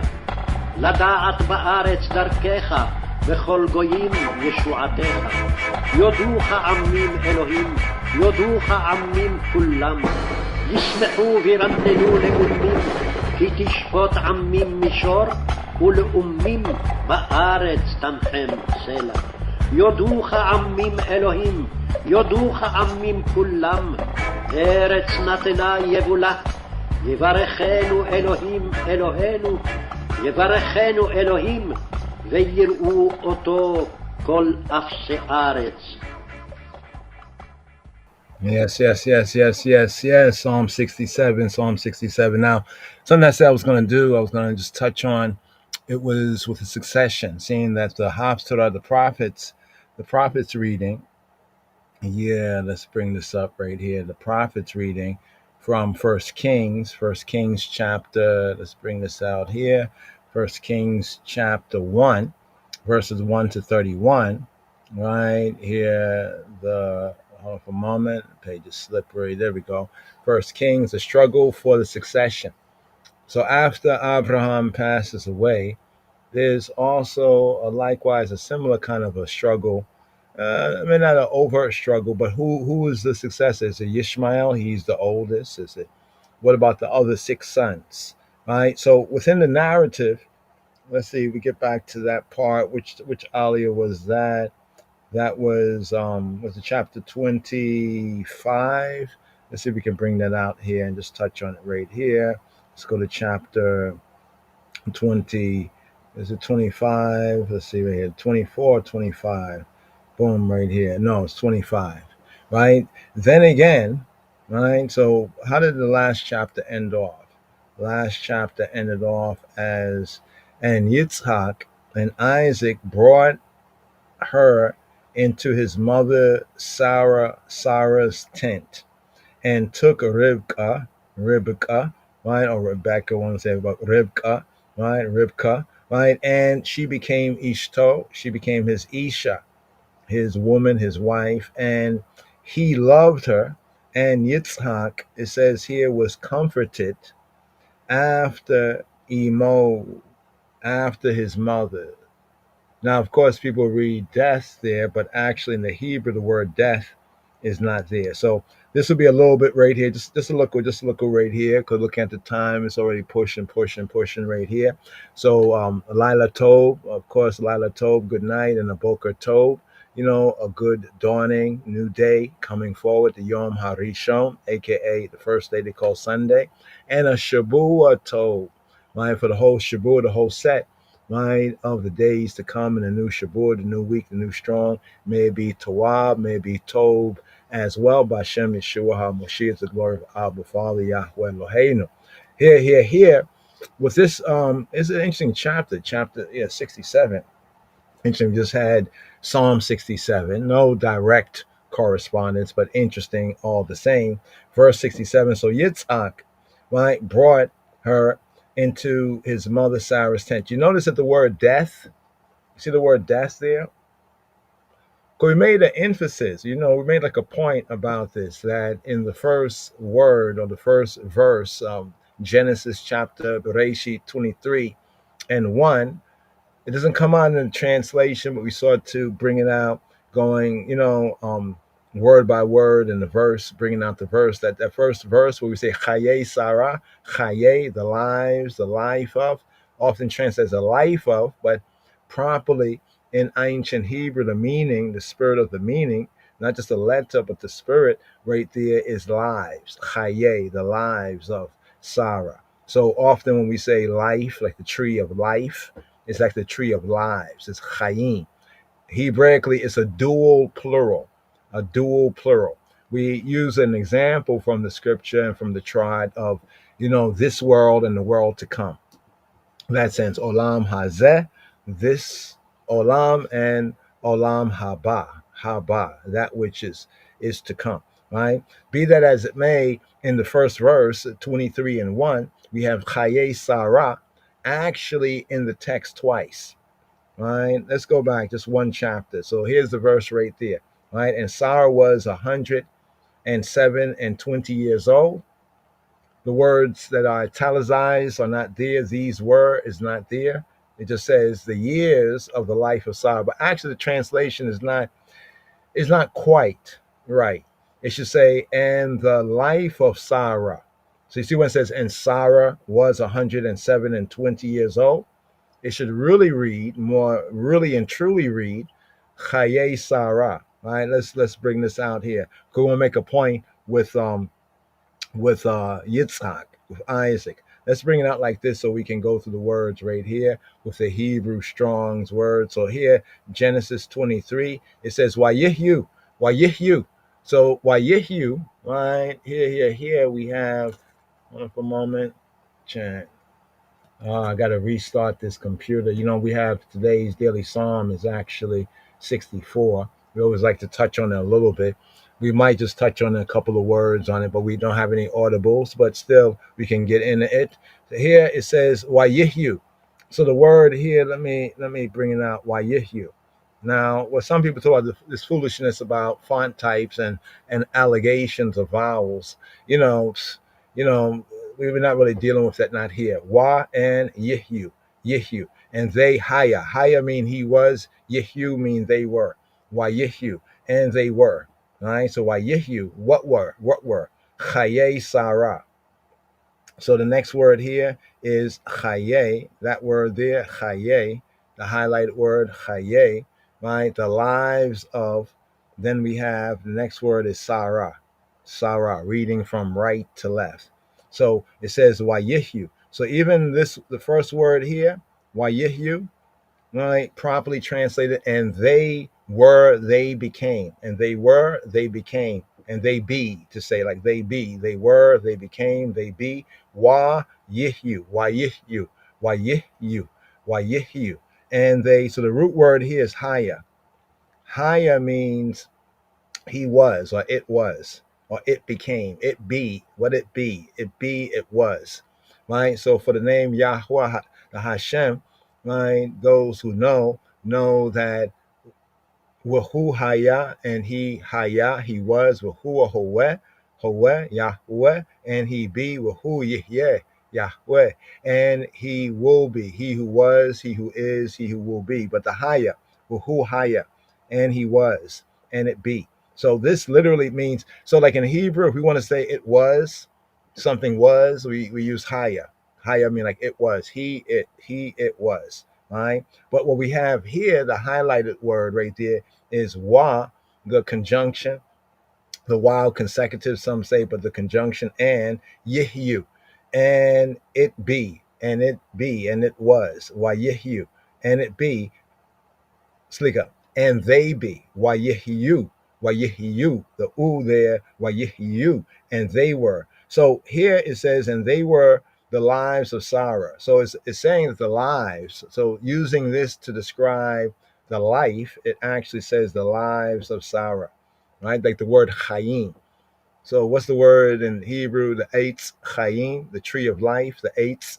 We say the tree, the eitz, the tree, chayim, the tree of lives, the tree of life, the eitz, chayim, literally the tree of lives. So when we say life in a singularity, within it is a dual form. It's like twofold, right? Twofold. We're not talking about any other kind of doctrines or kind of religious stuff or whatever. That we're not addressing. We just look at the Hebrew, what the Hebrew really says. Of course, people say, "Oh, that means reincarnation." Da da da da da da da. No, we're not going into that right here, right? Not saying that there's not some connection to this or that, but first thing first is just to understand what's before us.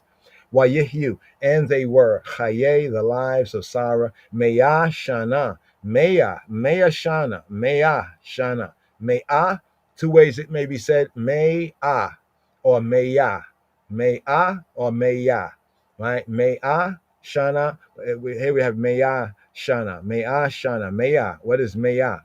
Meah or Meah is 100, keeping it 100, right? A hundo, right? Meah Shana were 100 year with Esrim Shana and Esrim, Esser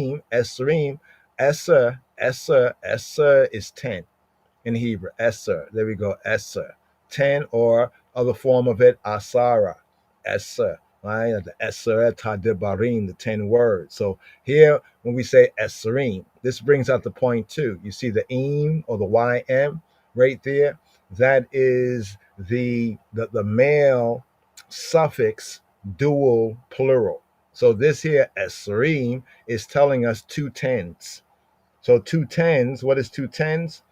2 tens is 20, right? Just how the Hebrew goes. Meah Shana, 100 year, with Esrim Shana, and 20 year, not years, but 20 year. So even the Shana is singular, right? So it's kind of interesting in Hebrew, in the biblical Hebrew, when we say a higher number, we make it singular. When we say a lower number, we make it plural. For example, right here, Meah Shana with Esrim Shana with Sheva Shanim. With Sheva what? Sheva Ma? Sheva Shanim. So here, this is the base word right there. But here in the text here, you can see Shanim, right? Shanim has 4 letters right here. And Shana over here has 3. If you can read the glyphs, that's Shana, right? And over here is Shanim. Shanim is like to say years. So this is Sheva, right? 7, Sheva, with Sheva, Shanim, and 7 years. Then it says Shane. Now this is the same word, but in the construct. This is a beautiful sentence to really teach. This is a beautiful sentence to teach, because year, it has year as singular, it has year as the dual plural, and it has year as the construct. What do I mean by construct?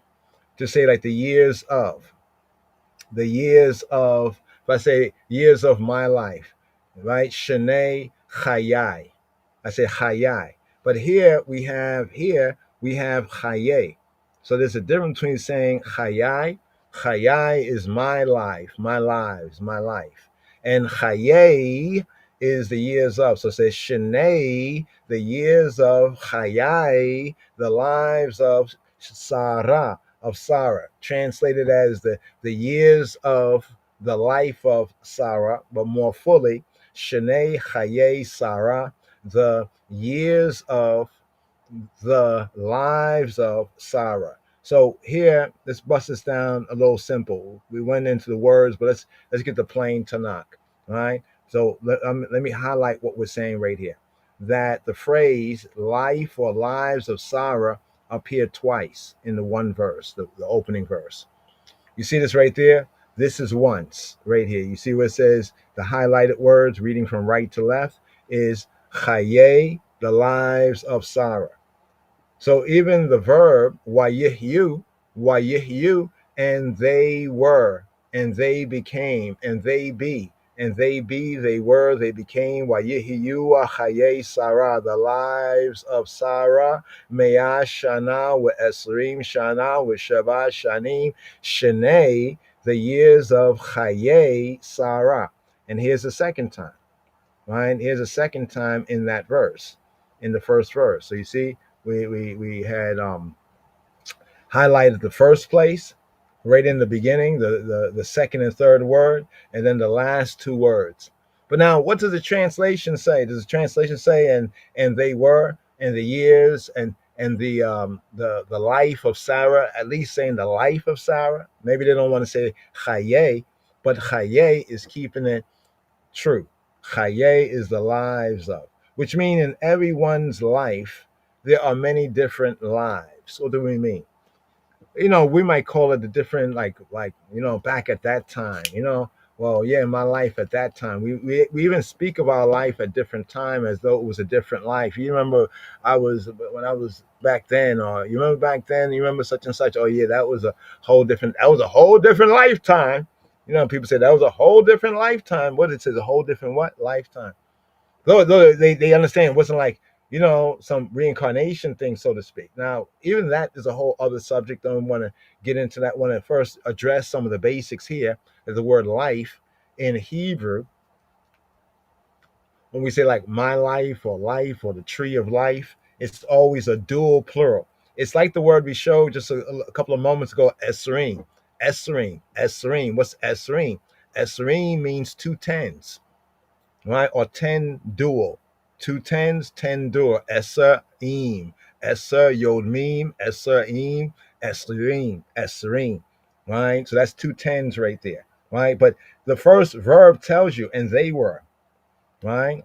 If it was speaking singular, it'll be wahaya, right? Wahaya, right? But it says wayihu, and they were. So here, just want to show that there, the translation brings out this. And Sarah was. So what's the part that's inadvertently? What's the part that where did they mess up? Right? They messed up, right? When they put in, you see what it says, years old? Years old is years, but then they put chai. Chai means living. Chai means living, right? Chayai, right? My livings, my lives, my twofold sense, right? So this is for the chayim. So instead of putting life, you see what I'm saying? Instead of putting life there, right? What do they put? They put old, right? So a more proper translation. And the life of Sarah was or were, right? They were, they was, they were, right? They could say the life of Sarah were. If they put were there, then were kind of can connotate the they sense without getting into, the theological, right? The theological reasonings that can come from that, right? But the life of Sarah was 107 and 20. Actually, you see that's also something different there. The script actually says was 127 years. Do you remember? 127 years. Once again, just do this here. I'm gonna go slow, right here. So here we have Maya.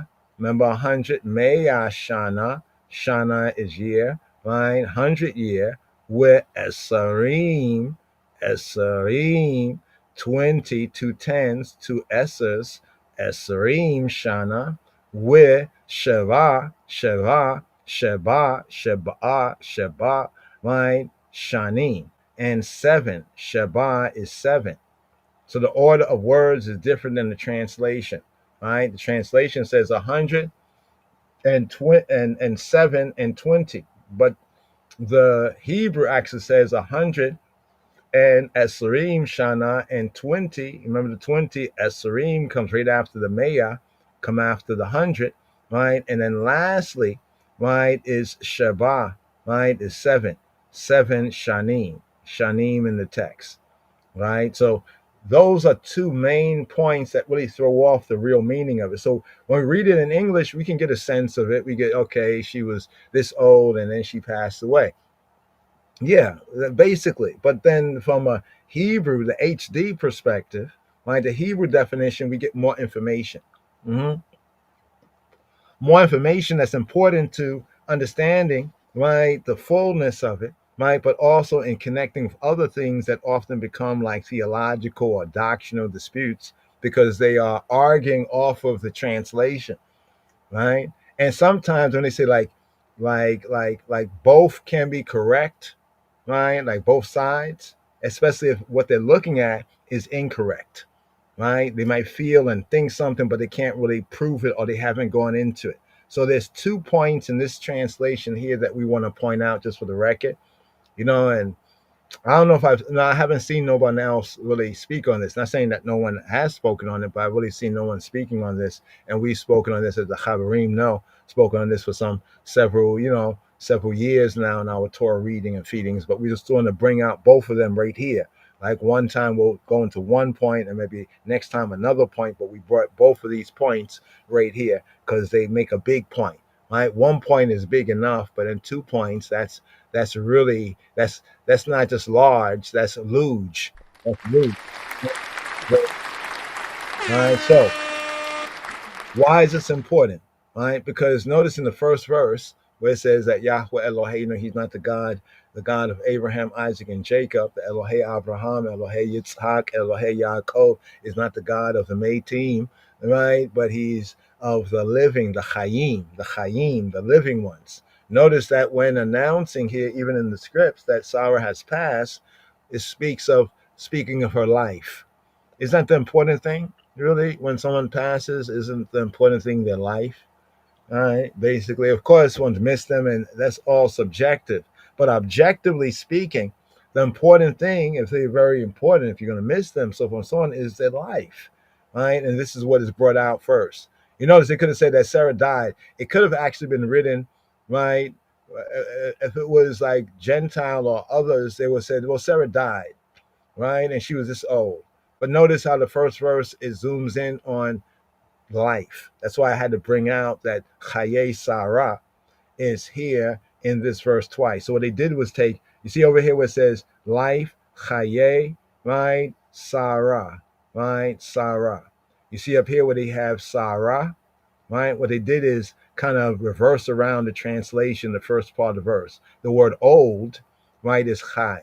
But in the text, it's the same way as life of Sarah. So it should have said, and the life of Sarah were 100. And next problem with the translation, it says 7 and 20. But the Hebrew specifically, right, 127 years. Now, there's some interesting reasonings about, well, why does it say that? Why does it say it in that order? And just to share, let's see, do we have that right here? Hold up a moment right here. Oh, there you go. It's still open from the other day. Okay, just to share a little bit on that right there. Because we want to touch on, see, we're trying to connect the life, the living God of the living. Even Abraham knew that in the previous Torah reading and feeding, right? Some say he was going to sacrifice his son. It does seem as though he told his son that Yahweh, he said, Elohim Yireh, Elohim will provide. They reach the spot, the son asks about it, and then we see Yitzhak getting bound. He's getting bound, but not sacrificed. There was the sobek, or the sobek, like ancient Egypt sobek.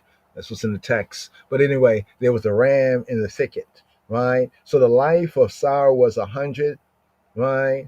Now others say 7 and 20, right? But it says 100, right? 20 and 7, right? 120 and 7. So the translation is around about, but there's some teaching on it where they say, well, you see, Sarah, based on this here and the order of the numbers, they say that Sarah, right, was at the age of 20, right? At the age of 20, Sarah was at the age of 7 in beauty. She was very young. Even she was basically, the older she got, the younger she looked, in other words. And at the age of 100, it is said that she was at the age of 20, right, in sin. When you say in sin and kind of wrongdoing, of course everybody does wrong, but she was like a younger person, right? The older she got, she got more refined, like fine wine, right? The age, that providence, some say that why 20? Why is the Esserim? Right here, Esserim, 2 10s. Why is 2 10s important? Some say that providence, Yahweh Yireh, does not necessarily punish for certain sins, because some sins are like unwitting sins.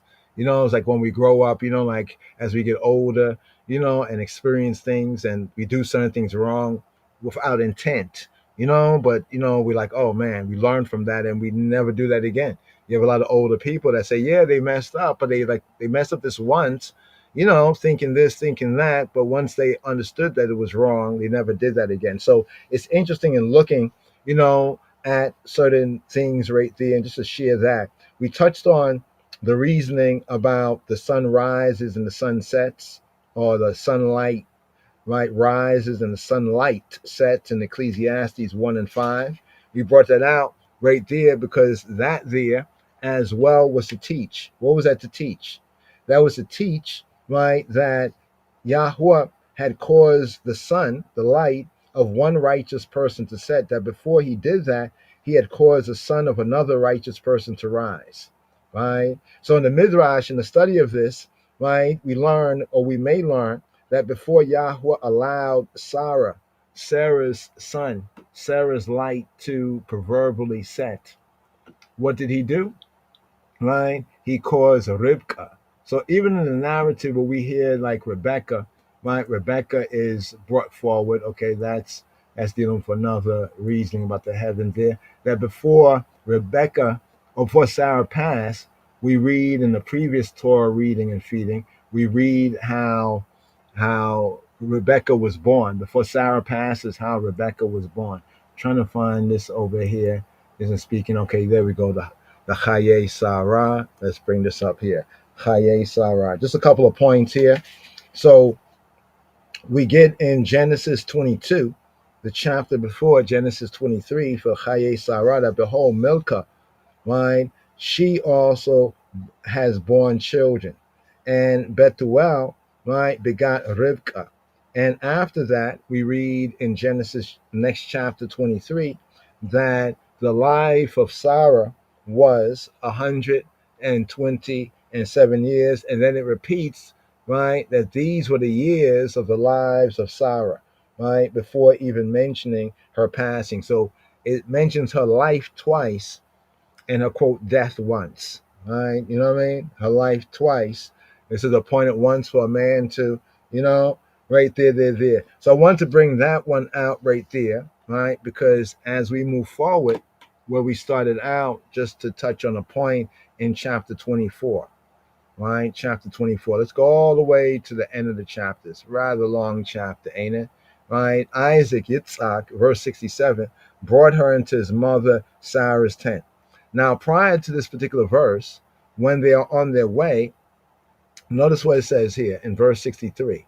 And Yitzhak and Isaac, Yitzhak, right, Yitzhak, he laughs, and Yitzhak went out to meditate.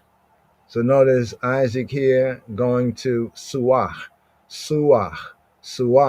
right, to do a siach. Suach is the verb, and siach is the noun. Siach, a meditation, the verb suach, right, to muse, to meditate, right. So he's meditating in the field, right. At what particular time? We get the evening tide.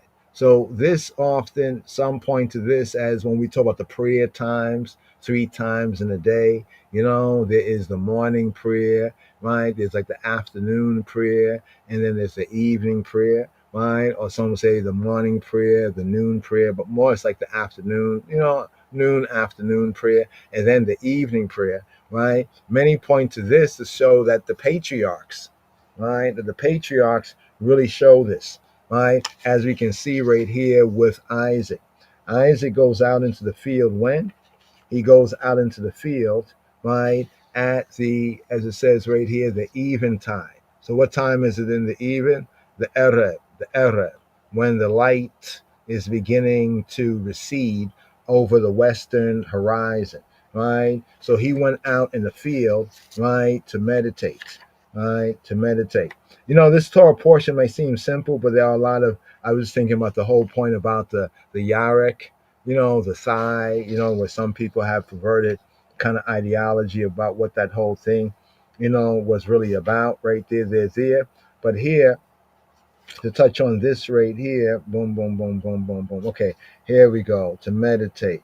Okay, the 3 daily prayers, right? It is said that the 3 daily prayers, and this is a kind of a proof text right here, the 3 daily prayers are derived from the patriarchs. How they derive from the patriarchs, namely Abraham, Yitzhak, and Yaakov. Well, here we have this in verse 23, verse 63, chapter 24, verse 63.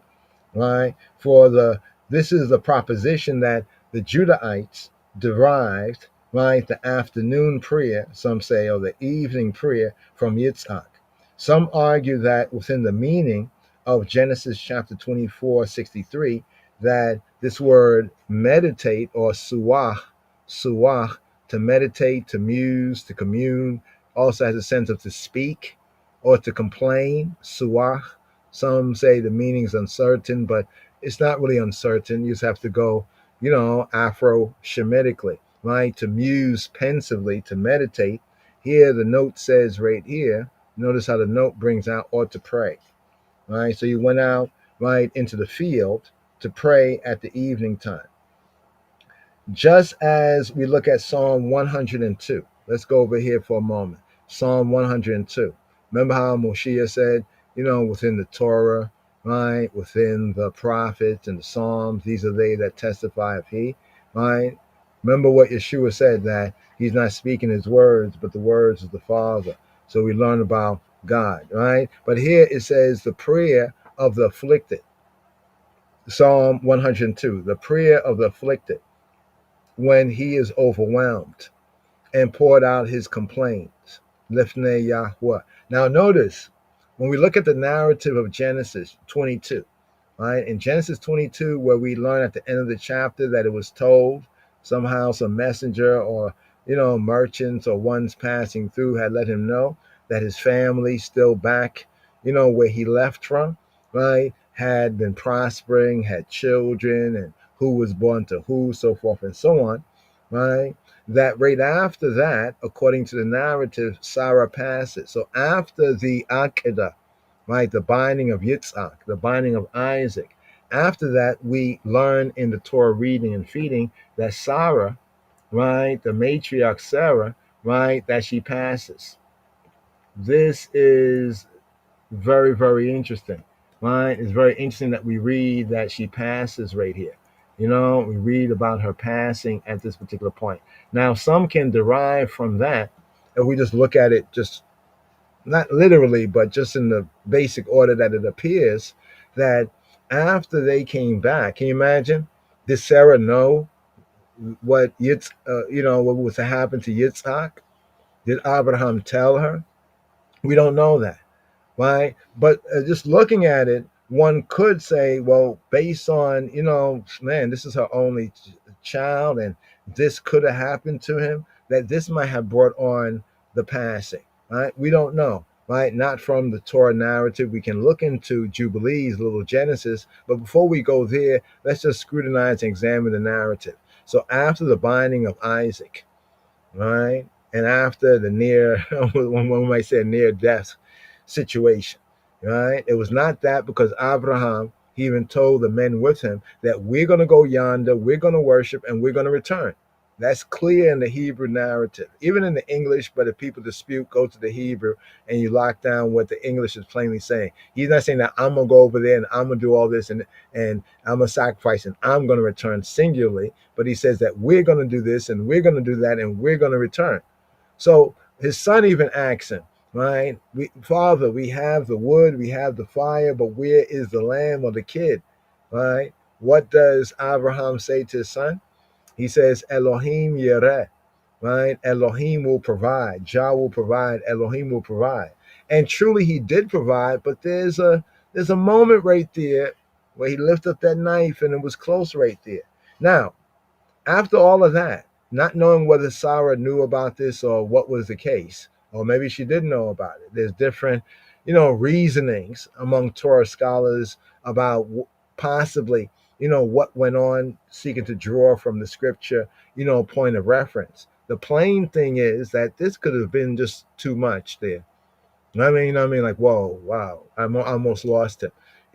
Some even say that Satan, the enemy, the adversary, these thoughts got to her, perhaps, right? However it was, Yitzhak had lost his mother, right? Isaac had lost his mother, right? You have to just think about the whole circumstances of it all. You know what I'm saying? So when we see Yitzhak going out in the field meditating, right, and the word that it uses, it connects with this psalm here, a prayer, a tefillah of the afflicted, a tefillah, a prayer of the afflicted, right? The oni, the humbled. Now this word oni comes from Anna.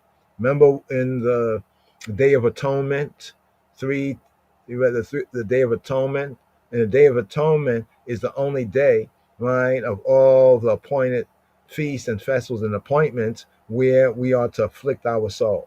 Right? So this affliction, humbling, being bowed down, being busied, occupied. It seems as though Yitzhak went out there, right, to meditate. What do you think he was meditating? Whether he can get a wife, But the scripture clearly tells us, right, that he was comforted because of Rivka. He was comforted after his mother's passing. So that gives a big clue right there. When he is overwhelmed, right? Overwhelmed, a situation so much you are ataf, turned aside, enveloped. Where it says to envelop oneself, right? You're so enveloped in the thought, the idea, it weakens you. It makes you weak, makes you faint.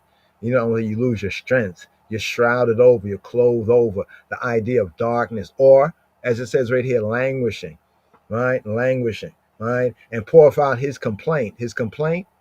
This is the point right here. You remember we just saw it, meditate, suach. Suach is the verb. Siach is the noun. So suach, siach. Suach, siach.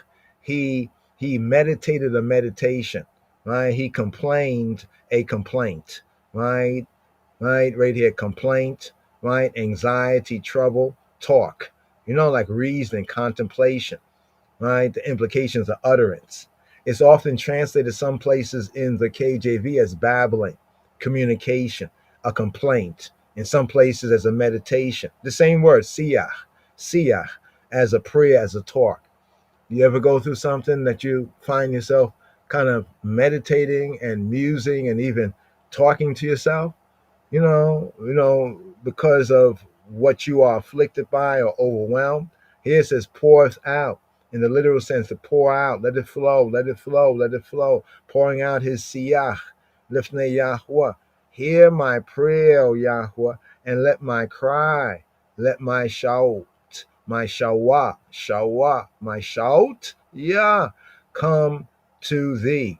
Right? So here, just to point to this as a point of reference. So here once again, right, we get him going out to meditate in the field during the evening, almost like the time of the evening prayer, right? And he lifted up his eyes, right? And he saw and behold the Gimalim, the camels, right, were coming. The camels were coming. So he went to meditate, to pray during the evening time.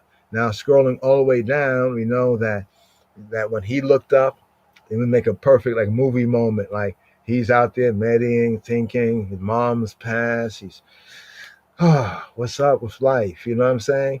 And then he perceives something is coming. Like he looks and he says, oh, there's some camels coming. You know what I'm saying? Or maybe he's thinking like, what would she be like? I wish my mom's was here, to see my wife. I hope I like her. So many things just from the text. It's likely may have been on his mind, what the text tells us. Yitzhak, right? But what did Yitzhak do? He brought her into his mother Sarah's tent, right? And he took Rivka, right? And you see the word took, lakach, it's important. Remember earlier when Abraham said to Sarah, he said, you know what? Say to them that you are my sister. Because if you say to them that you're my wife, they will kill me, right? They will kill me. Do this as chesed, that attribute of Yahweh. Do this as a kindness, right? This will be a kindness if you can do this for me, right? And then that actually is what they said. But in spite of that, they still took her. You see what the word. You see what taken and took could lead to, right? So in the Hebrew sense, right, this would say, okay, he brought her into the tent, right? And he made her, they became one, in other words, you know what I'm saying? But what was the intent of these who even though he said this is his sister, did not even properly, ask, well, can I have your sister's hand in marriage, or I have a desire for your sister, right? So he took her into his mother's tent. So that's the idea right there on the screen of his mom's tent, right? And took Ribka, and she became his wife. And then it says he loved her. It's kind of interesting right there. He loved her. Something I now want to do a little research on. In how many places does it say that a man loves a woman? Like, this might be one of the earlier places. I don't have any particular note before me that brings that out, but just from my own study, I think this might be one of the earlier, right? One of the earlier or the earliest places where it actually points this out, right? And Yitzhak, but even more than that, Yitzhak was comforted. So this comparison that it gives in the text, Nacham. Now remember when it says that the Lord repented during the time before the flood? It says it repented him that he had made man on the earth. And say, oh, why would he repent? Is he a sinner? Why did the Lord repent? Blah, blah, blah, blah, blah, blah. But Nacham is the word, Nacham. Nacham, to be sorry or to console. Repent in that sense, to regret, to be comforted, right? Like a comforter, right? So Yitzhak was comforted. How was he comforted? He was comforted, right, after the loss of his mother. But notice what the scripture actually says. It says, and Yitzhak was comforted after his mother's. Did you note that right there? He was comforted after his mother's. After his mother's what? After his mother. He was comforted after his mother. Let's prove this right here. Let's go to the Hebrew right here. Okay, let's bring this out so we can compare. Right, it says, Vayetzei Yitzhak, Vayetzei Yitzhak, sorry. We're at verse La Suach. This is verse 63. My bad there. I didn't highlight it. Here we go. Why bieha? Why yibieha? Why and yibieha? And he took ha. He took her. Why yibie? And he took ha. Ha there as a suffix relates to her. Why yibieha is this word right here. Why yibieha? And he took her Yitzchak.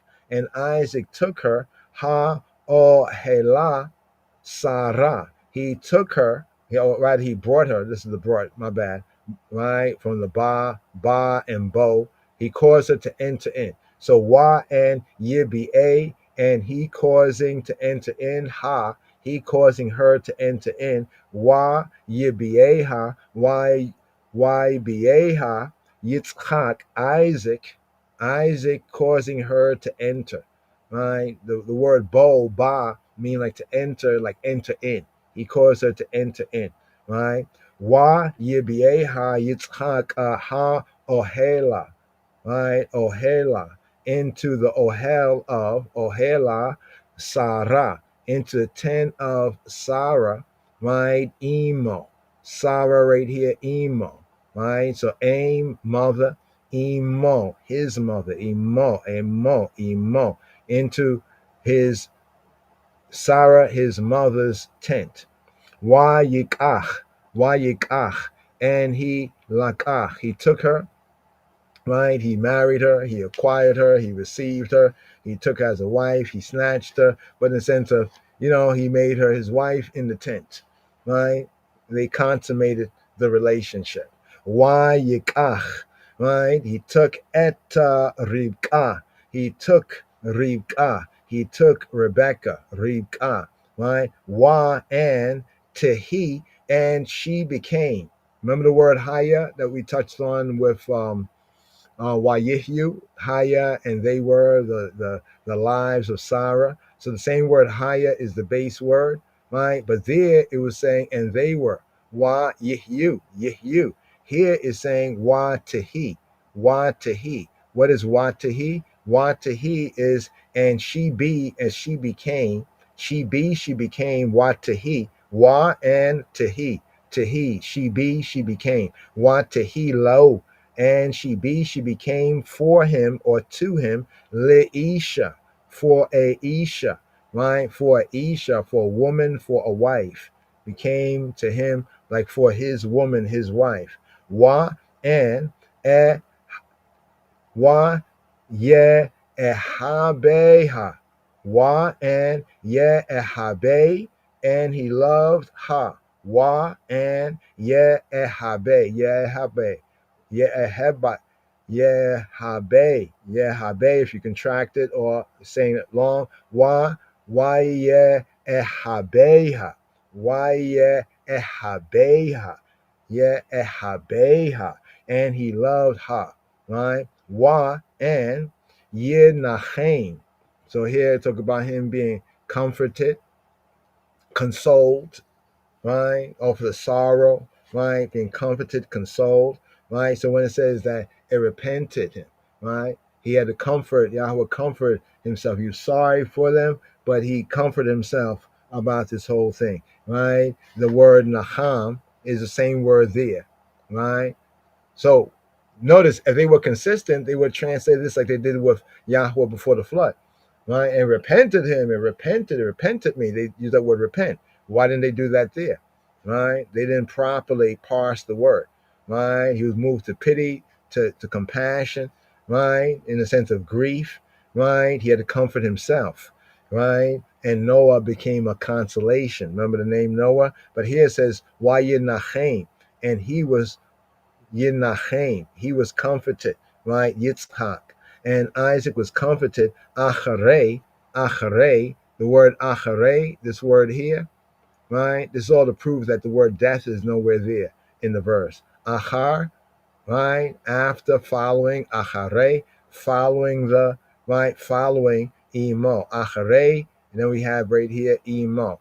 Acharei imo, after his mother. It's very interesting that the scripture is pointed not to say death, but the translator. Right? Let's go over here, right here. Let's bring this out right here. The translator, here we go, KJV. The translator says, but at least he had the decency to put in an italicization. All right. So, like I said, whenever you see the italics, in the great majority of times, right? Most of the time, almost all the time, it's not there. And Yitzhak was Yinachem. He was comforted, Acharei imo, after his mother. In other words, the comfort was so great that it doesn't even say after his mother's death, right? It's almost like he could live again.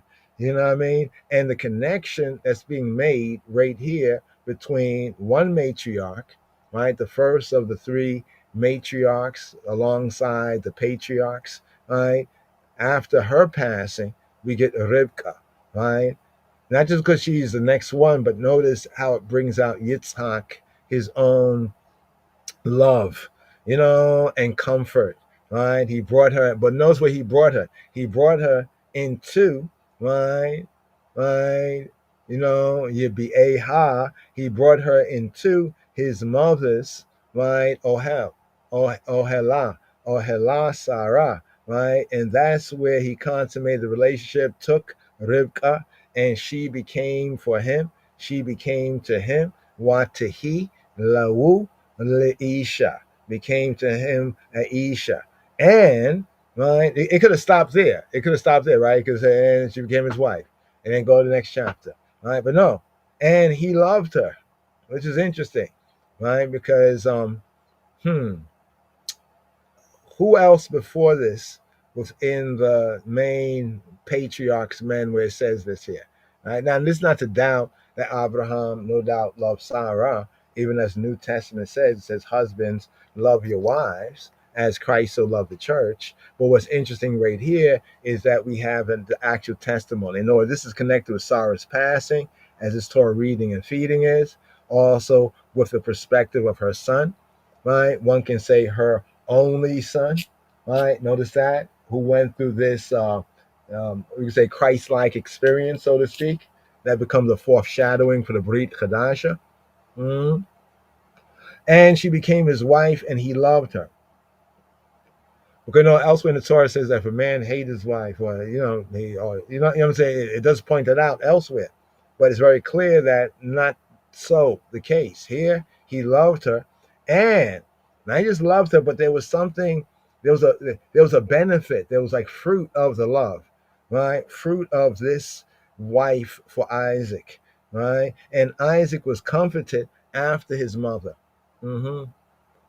After his mother. So I want to point out that point there that the word death is not there, right? And as we pointed out in Genesis 23:1, that the life of Sarah is mentioned twice.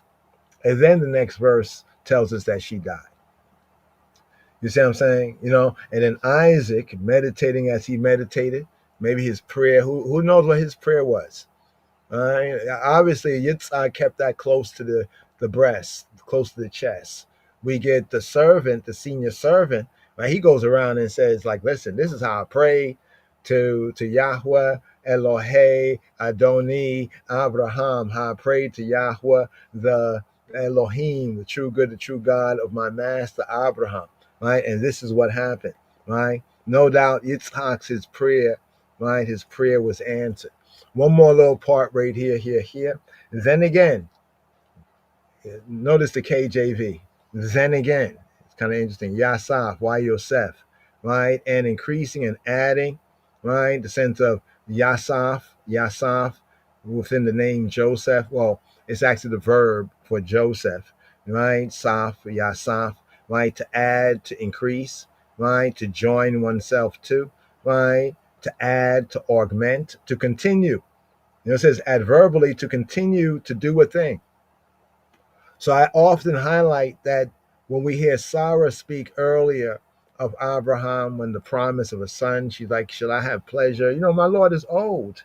She laughed in her heart, right? And even when Yitzhak was born, she laughed. You know what I'm saying? And she also mentioned there again after Yitzhak was born, who would have thought that Sarah would bear a child, a son for Abraham, who is old. He's old. You know what I'm saying?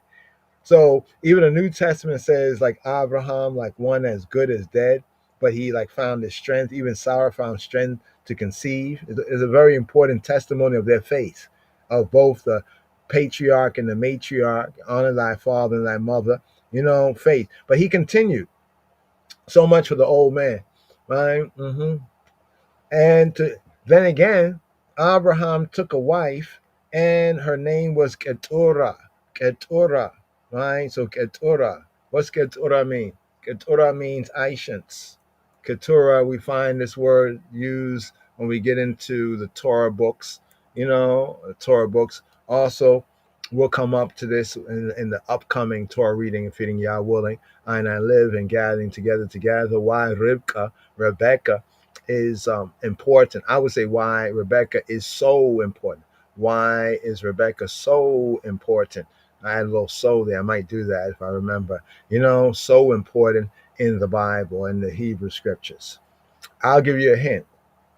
In a sense, her fidelity to Yahweh's word, in a sense, saves, right, legally blind Yitzhak. Yitzhak coming up will be considered and can be considered legally blind. The whole blessing Esau and Jacob thing. But be that as it may, Abraham, let's speak about father was a rolling stone. Maybe this is the original. I think this is the original Rolling Stone right here.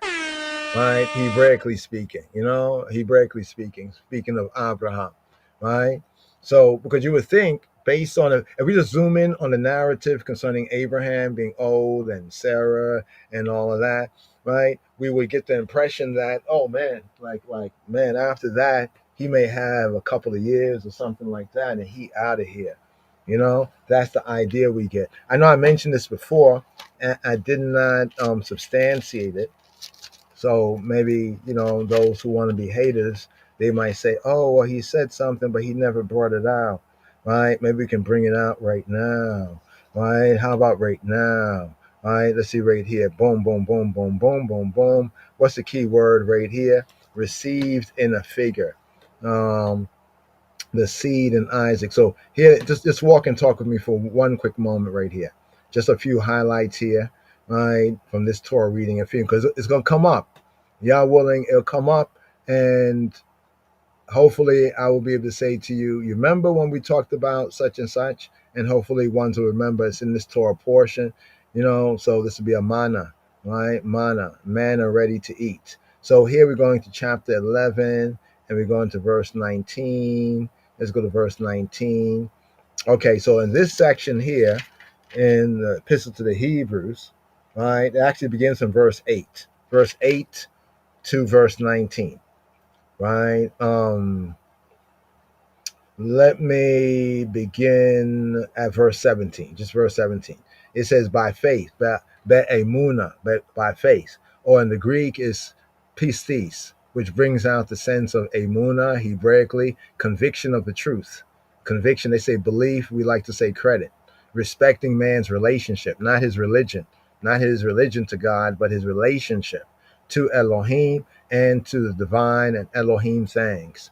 Generally, with the included idea of trust, because he is defining the Hebrew sense, because the Greek basically translates the Hebrew, the HD of the Hebrew, right? And the Hebrews were the ones writing these things. We can tell also from how the Septuagint is translated, but generally with an idea of trust and holy fervor, born of emunah, of credit, of faith, joined with it, right? So right here, let's bring it down here. Persuasion, credence, or the sense of credit or conviction, right? Credence, conviction, right?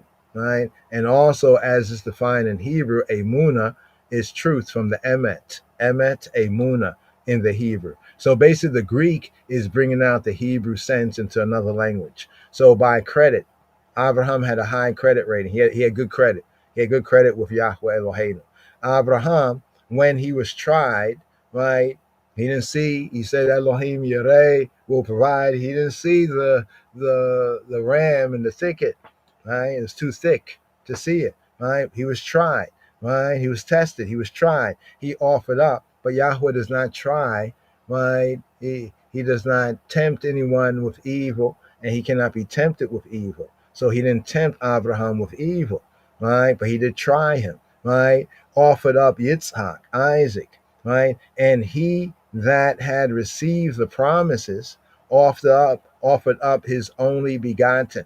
Interesting how it brings up that sense there in the New Testament sense, his only begotten, right? His Yachid, right? Of whom it was said that in Yitzhak shall thy seed be called, right? Thy seed be called. So we know that right there in Isaac. And then getting to this verse right here, this is the part that I was alluding to.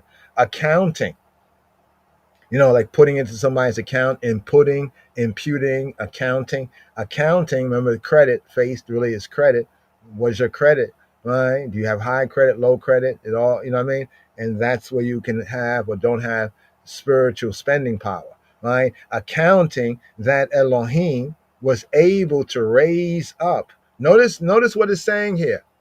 Remember, it said that Abraham knew that the God of Abraham, Isaac, and Jacob, the God of the living, not the God of the dead. Abraham rejoiced to see his day, right? Accounting, this is what Abraham accounted, that Elohim was able to raise up, right? That means that even though Abraham said, we're going to go and worship and return, no doubt he thought maybe there's a possibility. This is what he hoped and expected, but even if he had to, he would. That notice what he said to the men. He said that we're going to return. So even if he had to kill him, right, it seemed as though, according to this here in 11:19, his faith was that Yahweh, right, Eloheinu was able to raise him up, right. So this is a very important, right. Even here in the New Testament, it's telling us that these Yehudi, understanding it in Hebrews, they understood the reading there that yes, he said he was going to go and return. But even if there was a possibility that he had to so-called sacrifice him, he had the faith, he had the credit that the God, the Elohim, the true good, the true God, is the God of the living, not the God of the dead, and would raise him up. That's why it says right here that he accounting that Elohim, right, Yahweh Eloheinu, was able to raise up even from the dead. From where also he received him. Right? He received him in a figure, right? He received him in a figure. Hold on for a moment right here. He received him in a figure, right? Boom, boom, boom, boom. Lehiyota, mashallah. He received him in a figure. I just want to see, okay, here it says Af, Kibel Oto, Af, right? For sure, kibel like kabal to receive, kibel oto. He received him, kibel oto. Just one of the translations there. Now there's this other verse, right? This other verse, right? Right, da da da da, right, and one as good as dead. Let's see right here. There's a part where it says, and one who was as good as dead, right? Boom, boom, boom, boom, right? Past age, Sarah conceived strength. She kabbalah strength. Okay, yeah, here it goes right here. Verse 12. Therefore sprang there even of one and him as good as dead. You know, remember how Sarah was saying he's old. Right? And who would have thought that Sarah would give birth to Abraham in his old age? Notice what it says right here, as good as dead, right? Therefore sprang there even of one, and him as good as dead. Now think about it. If Abraham had faith that even he had to sacrifice Yitzhak, that the God, the true good, the true God, Yahweh Eloheinu, El Elyon, is able to raise him up, who would be able to raise him up. So if he can raise up his son, if he had to do that, if he accounted that to Yahweh Eloheinu, to true good, true God, that he had credit in, right? Then what about himself?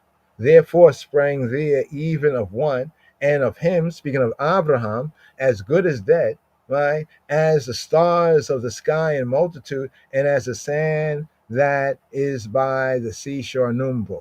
You see how we're focusing on Abraham and Sarah as a couple, like let's say, honor thy father and thy mother through faith. Can't forget about the faith, the credit. Also, Sarah had a high credit rating, right?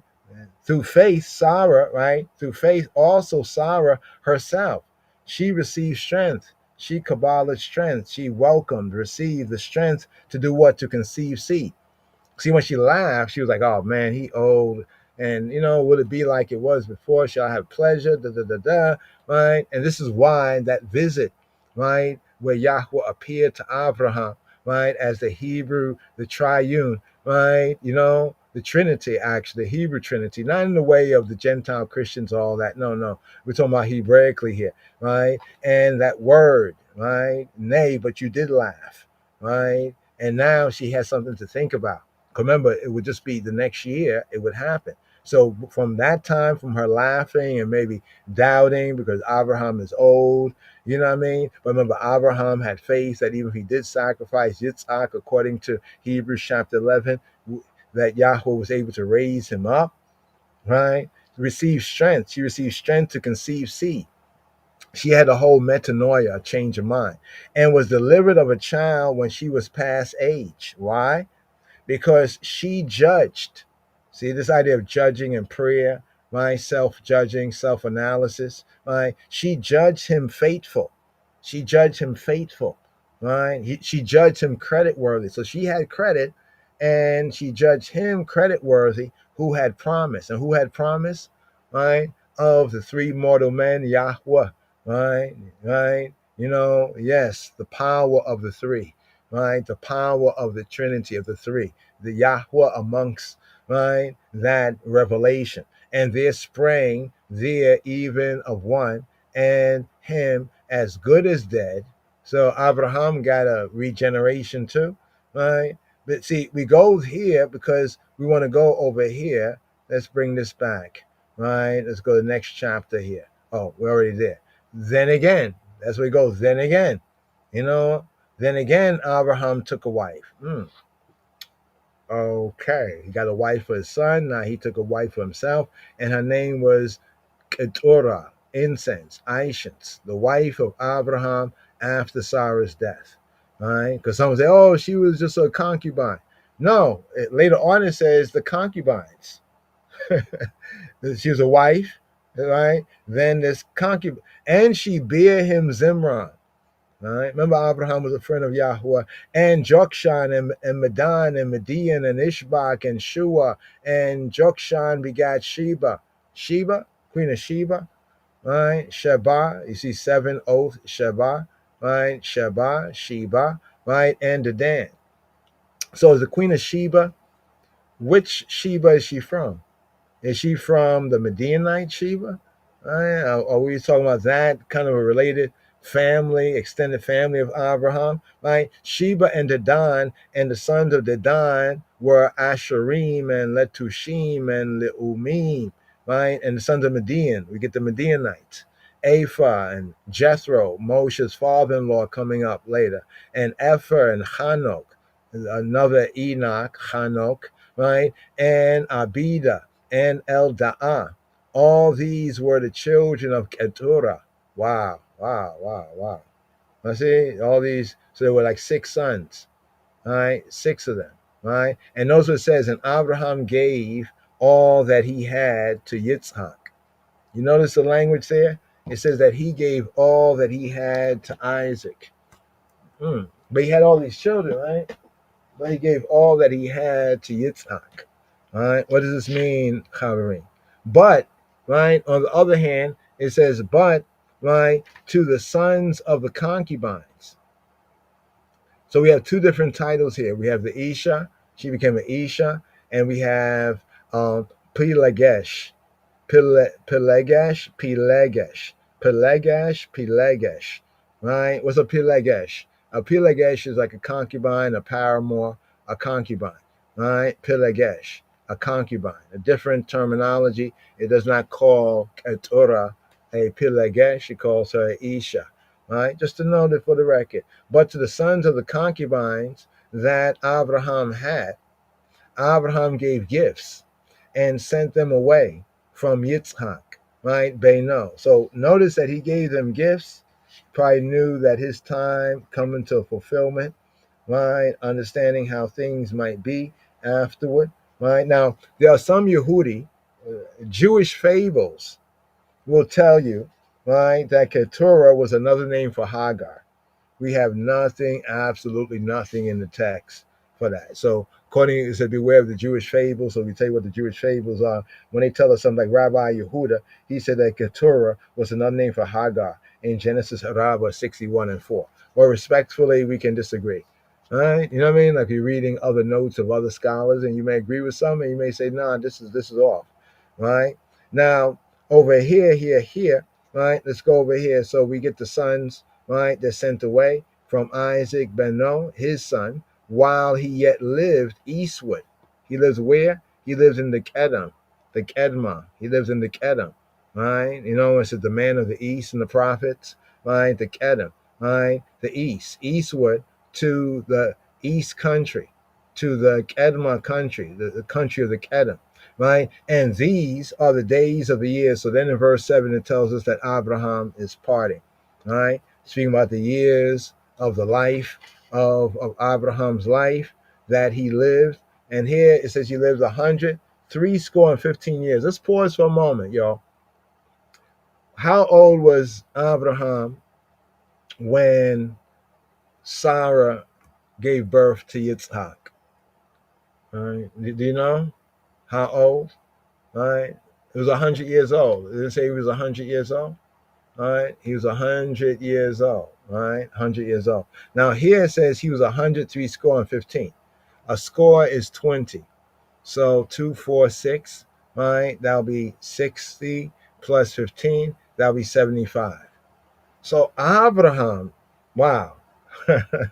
Hold on for a moment. Abraham lived, right, almost 3/4 of the life that he had lived, right, after Sarah passed. Right? Remember, it says that he was how old? 100 years old. Right? Then over here it says what? He was 100, right? He was 175 years old. Right? So within that 75 years. Right? That's why when people try to say that Rivka must have been like young, 3 or so years, this cookie is foolish. It's stupid talk. It's not telling you everything that happened year by year, but to highlight the key events, right? That happened over 75 years for Abraham. Right? Notice this was 75 years.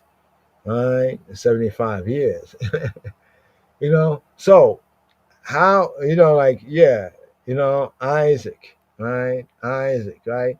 Then Abraham gave up the ghost and died in a good old age, an old man full of years, and was gathered to his people, right? Then it says, and his son Yitzhak and Ishmael, So this means that the brothers, they still had communication, right? They still talk. It doesn't tell us there was any problems amongst them. They got together, right, to bury their father in the cave of Machpelah. Now, Machpelah will be the site of the burial of the patriarchs and the matriarchs, right? So far we get, Abraham and Sarah. Then we're going to get Yitzhak and Rivka. And then we're going to get Jacob and Leah, not Rachel, but Jacob and Leah, right? In the field of Ephraim, the son of Zohar, the Hittite, that is before Mamre. The field, now remember once again, it's going over where we began off in the Torah portion. The field that Abraham purchased of the sons of Heth, of the Hittites, there was Abraham buried and Sarah Ishto, right? And then it tells us this, and it came to pass after, right, the death of Abraham, that Elohim blessed his son. Notice that nowhere over here, now we're not saying that there wasn't something said, but notice what Torah is silent on. When it says right here, and he sent them away from Isaac his son. He gave all that he had, right? He gave gifts to them, but he gave all that he had, right? He gave matanot. He gave gifts, whatever these gifts were, right? But he sent them away from Yitzhak, right? Remember, this occurs over roughly, right, over, well, not exactly 75, because remember, he's born, and it's roughly, we start to do the ages on it, right? When Isaac gets married, that's roughly around 40 years, right? So we're talking about a period of time from when Yitzhak was born, right? And then the period of time after that, the sacrifice, right? Or the binding, the Akedah, and then the period of time after Sarah passes, and then the period of time that he's there with his son, and then when he says, well, now's a good time for his son to get married. One thing we see is that it seemed with Esau, and even later on with Jacob, that roughly a man getting married around 40 or in his 30s was not an extremely unusual thing, right? But anyway, he sent them away, right? And then it says, basically, he gave up the ghosts, right? And Ishmael and Yitzhak, they come along and bury him, right, in the field that he purchased. But notice what it says here. And it came to pass after the death of Abraham. Notice what it says, that Elohim, that God, how Elohim blessed his son. It's kind of interesting, right, that he blessed his son, right? It doesn't say that Abraham blessed his son. All right. Now, did he say a blessing to his son? We're not saying that he didn't, but notice what the text is silent on. All right. The text is silent right here when it says that after, and it came to pass after the death. Some read into this that, well, Abraham, whether it was because of other sons and did not want to, had Ishmael there and the other ones and the Midianites and the other 6 sons, about like 7 sons right there, just to go ahead, but he removed them away from his son. We notice that right there. We notice that he removed them away from his son, right? And, gave all that he had to his son. But notice that Yahweh himself, Elohim, blessed, right? Elohim blessed. That the Father here, according to what's written, did not bless, but that afterward Elohim blessed. Not to get into the details of it, but I think it's something that you can meditate on your own right there, right? That Abraham, right, passed, but Elohim blessed his son, right, Isaac, and Isaac dwelt by the well Lahai Roy, right, which is interesting because Lahai Roy, right, that kind of links with what Ishmael's mother said when she ran from her mistress, from Sarah. And then notice Ishmael is introduced in the burying of Abraham. And then right here, we seal up, right? We seal up right here, right? We seal up. Let's go over here. It's interesting because they call her Amma a bondmaid, but she goes back to handmaid in the narrative, right? Now, the generation of Ishmael, Abraham's son, who Hagar, the Egyptian. So when it says that he would bless Ishmael, part of the way he would bless is that even in the Torah, there's a recording of him and his descendants. Yes, my brothers and sisters, we're going to seal it. We're going to seal it. You know what I mean? because I know we have Psalm 64, but just looking at the time right here, full. We have Psalm 64 for this first day of this new Shabua. And Psalm 64, we don't have any audibles right now. Our machine is acting up. But Psalm 64, just to give you an overview, right? Psalm 64 is divine judgment. Divine judgment. In the sufferings at the hands of unscrupulous men and people, the psalmist and I, after enumerating their evil deeds, almost like you go to court and you say, well, I'm suing so and so. Why? He's done a lot of evil deeds against me. Well, what are the evil deeds? So in the psalm, after enumerating what those evil deeds, are, utters his conviction that Ha Elohim will judge and condemn them. Now, the language of the Psalm 64, which is themed divine judgment, it resembles that of some of the earlier Psalms that tell of the righteous, the righteous being persecuted by the unrighteous, even among Israel. It tells of Shaul, of Saul's persecution of the beloved of David. So right here, brothers and sisters and brothers, we're going to seal this up with the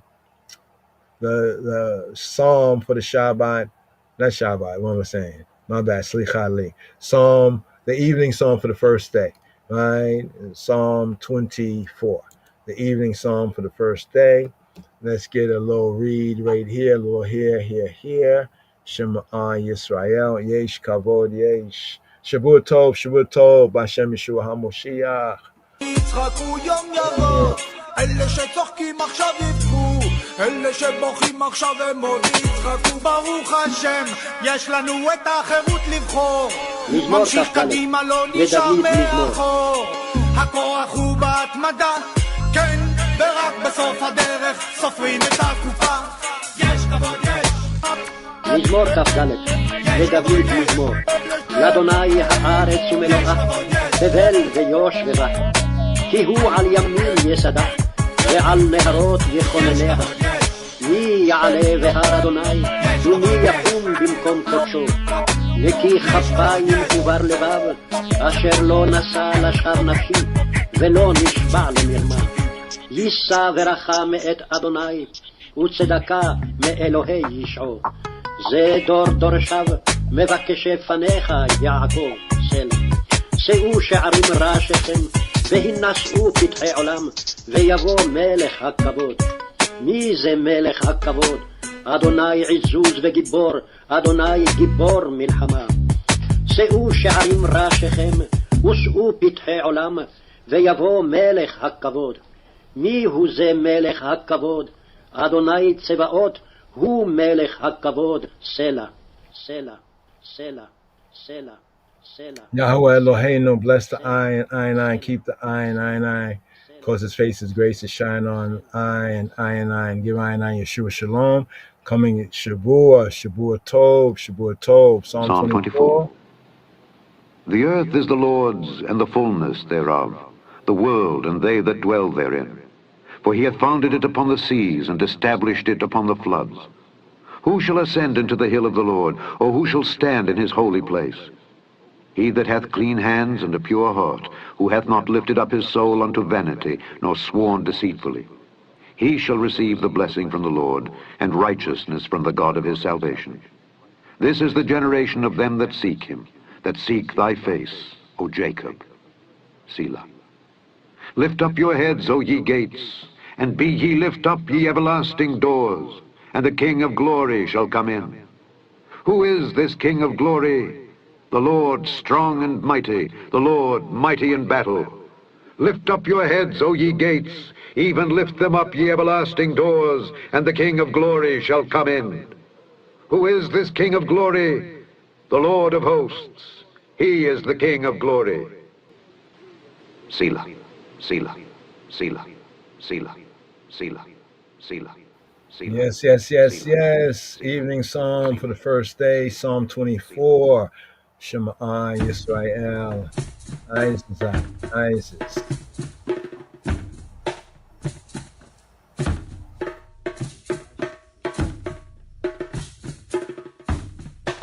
Psalm 24. מזמור כ"ד, לדוד מזמור, מזמור, מזמור, מזמור. The earth is the Lord's, is the Lord's, is the Lord's. L'Adonai, Adonai, Adonai. And the fullness thereof, fullness thereof, fullness thereof, fullness thereof. L'Adonai haaretz umeloah, umeloah, umeloah, umeloah. The world and they that dwell therein, that dwell therein, that dwell therein, that dwell therein. Tevel veyoshveva, veyoshveva, veyoshveva, veyoshveva. For he hath founded it upon the seas and established it upon the floods, upon the floods, upon the floods, upon the floods. כי הוא על ימים יסדה, יסדה, יסדה, יסדה, ועל נהרות יכונניה, יכונניה, יכונניה, יכונניה. Who shall ascend into the hill of the Lord, the hill of the Lord, the hill of the Lord, the hill of the Lord? מי יעלה בהר אדוני, בהר אדוני, בהר אדוני, בהר אדוני.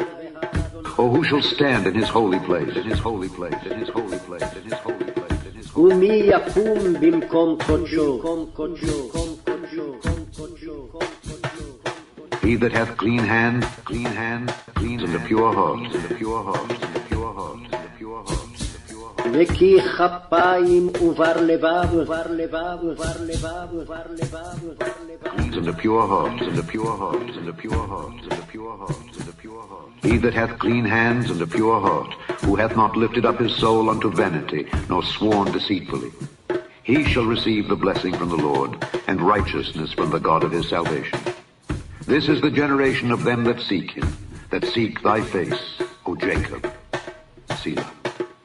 Lift up your heads, O ye gates, and be ye lift up, ye everlasting doors, and the King of glory shall come in. Who is this King of glory? The Lord strong and mighty, the Lord mighty in battle. Lift up your heads, O ye gates, even lift them up, ye everlasting doors, and the King of glory shall come in, shall come in, shall come in, shall come in. ויבוא מלך הכבוד, הכבוד, הכבוד, הכבוד. Who is this King of glory? King of glory, King of glory, King of glory, King of glory, King of glory, King of glory. מי הוא זה מלך הכבוד, הכבוד, הכבוד, הכבוד, הכבוד, הכבוד. The Lord of hosts, the Lord of hosts, the Lord of hosts, the Lord of hosts, the Lord of hosts, the Lord of hosts. אדוני צבאות, צבאות, צבאות, צבאות. He is the King of glory, the King of glory, the King of glory, the King of glory, the King of glory, the King of glory, the King of glory. הוא מלך הכבוד, הכבוד, הכבוד, הכבוד, הכבוד, הכבוד, הכבוד. סלע, סלע, סלע, סלע, סלע, סלע. Selah, Selah, Selah, Selah, Selah, Selah, Selah.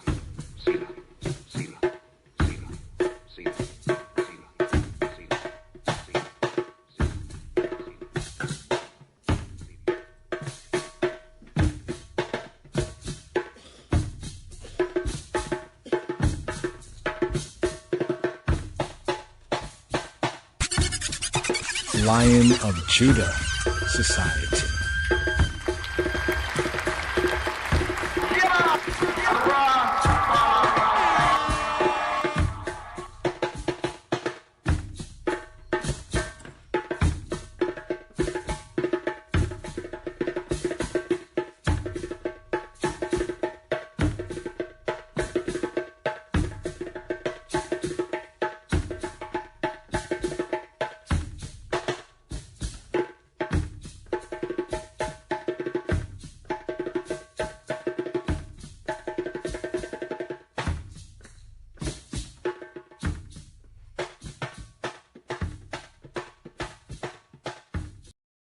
Are ye not as children of the Ethiopians unto me? Unto me, unto me, O children of Israel, of Israel, of Israel.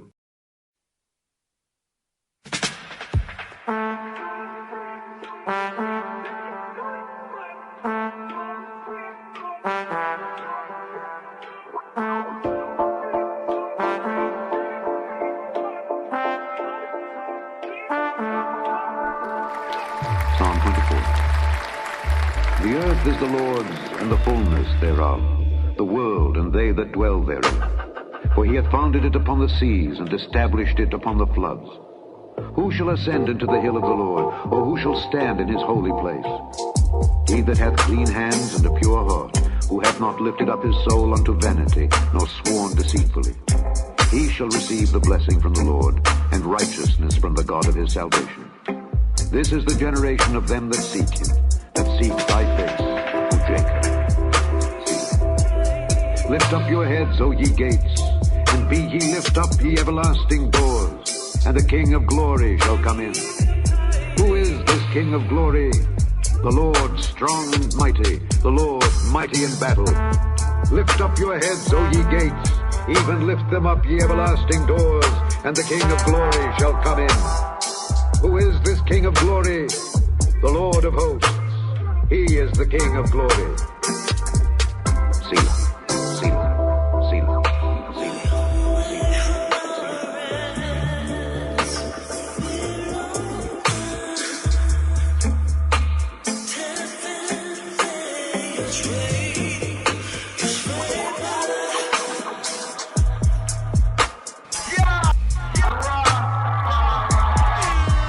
מזמור כ"ד לדוד מזמור.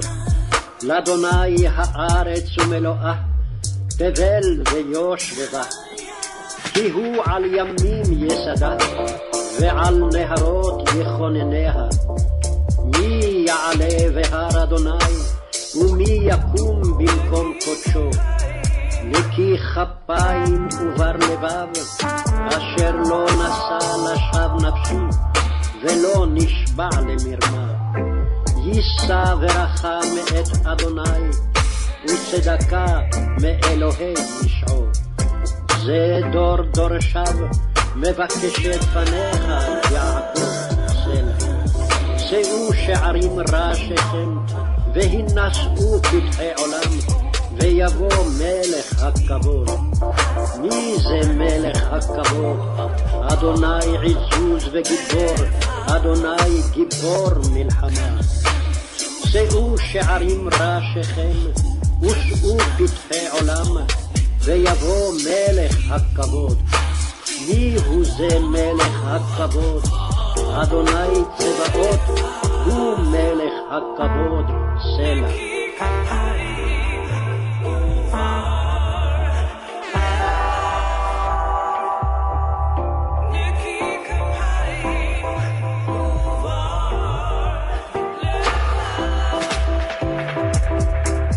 לדוד מזמור, לאדוני הארץ ומלואה, תבל ויושביה, כי הוא על ימים יסדה, ועל נהרות יכונניה. מי יעלה בהר אדוני, מי יקום במקום קודשו. נקי כפיים ובר לבב, אשר לא נשא לשווא נפשי, ולא נשבע למרמה. יישא ברכה מאת אדוני, וצדקה אלוהי ישעו. זה דור דורשיו, מבקשי פניך יעקב סלע. שאו שערים ראשיכם, יינשאו פתחי עולם, יבוא מלך הכבוד. מי זה מלך הכבוד? אדוני עזוז וגיבור, אדוני גיבור מלחמה. שאו שערים ראשיכם, ושאו פתחי עולם, ויבוא מלך הכבוד. מי הוא זה מלך הכבוד? אדוני צבאות, הוא מלך הכבוד סלע.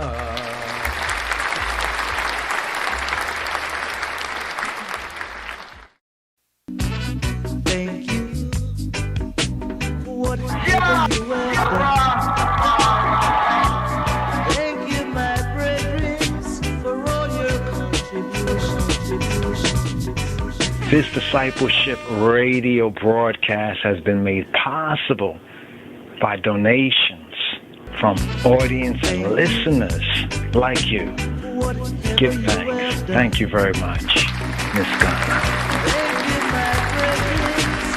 This discipleship radio broadcast has been made possible by donations from audience and listeners like you. Give thanks. Thank you very much, Miss Ghana.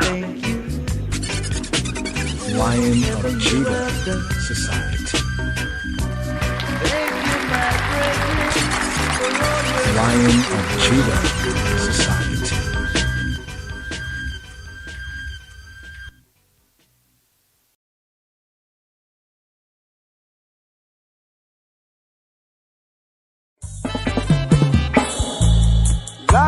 of Judah shall break every chain.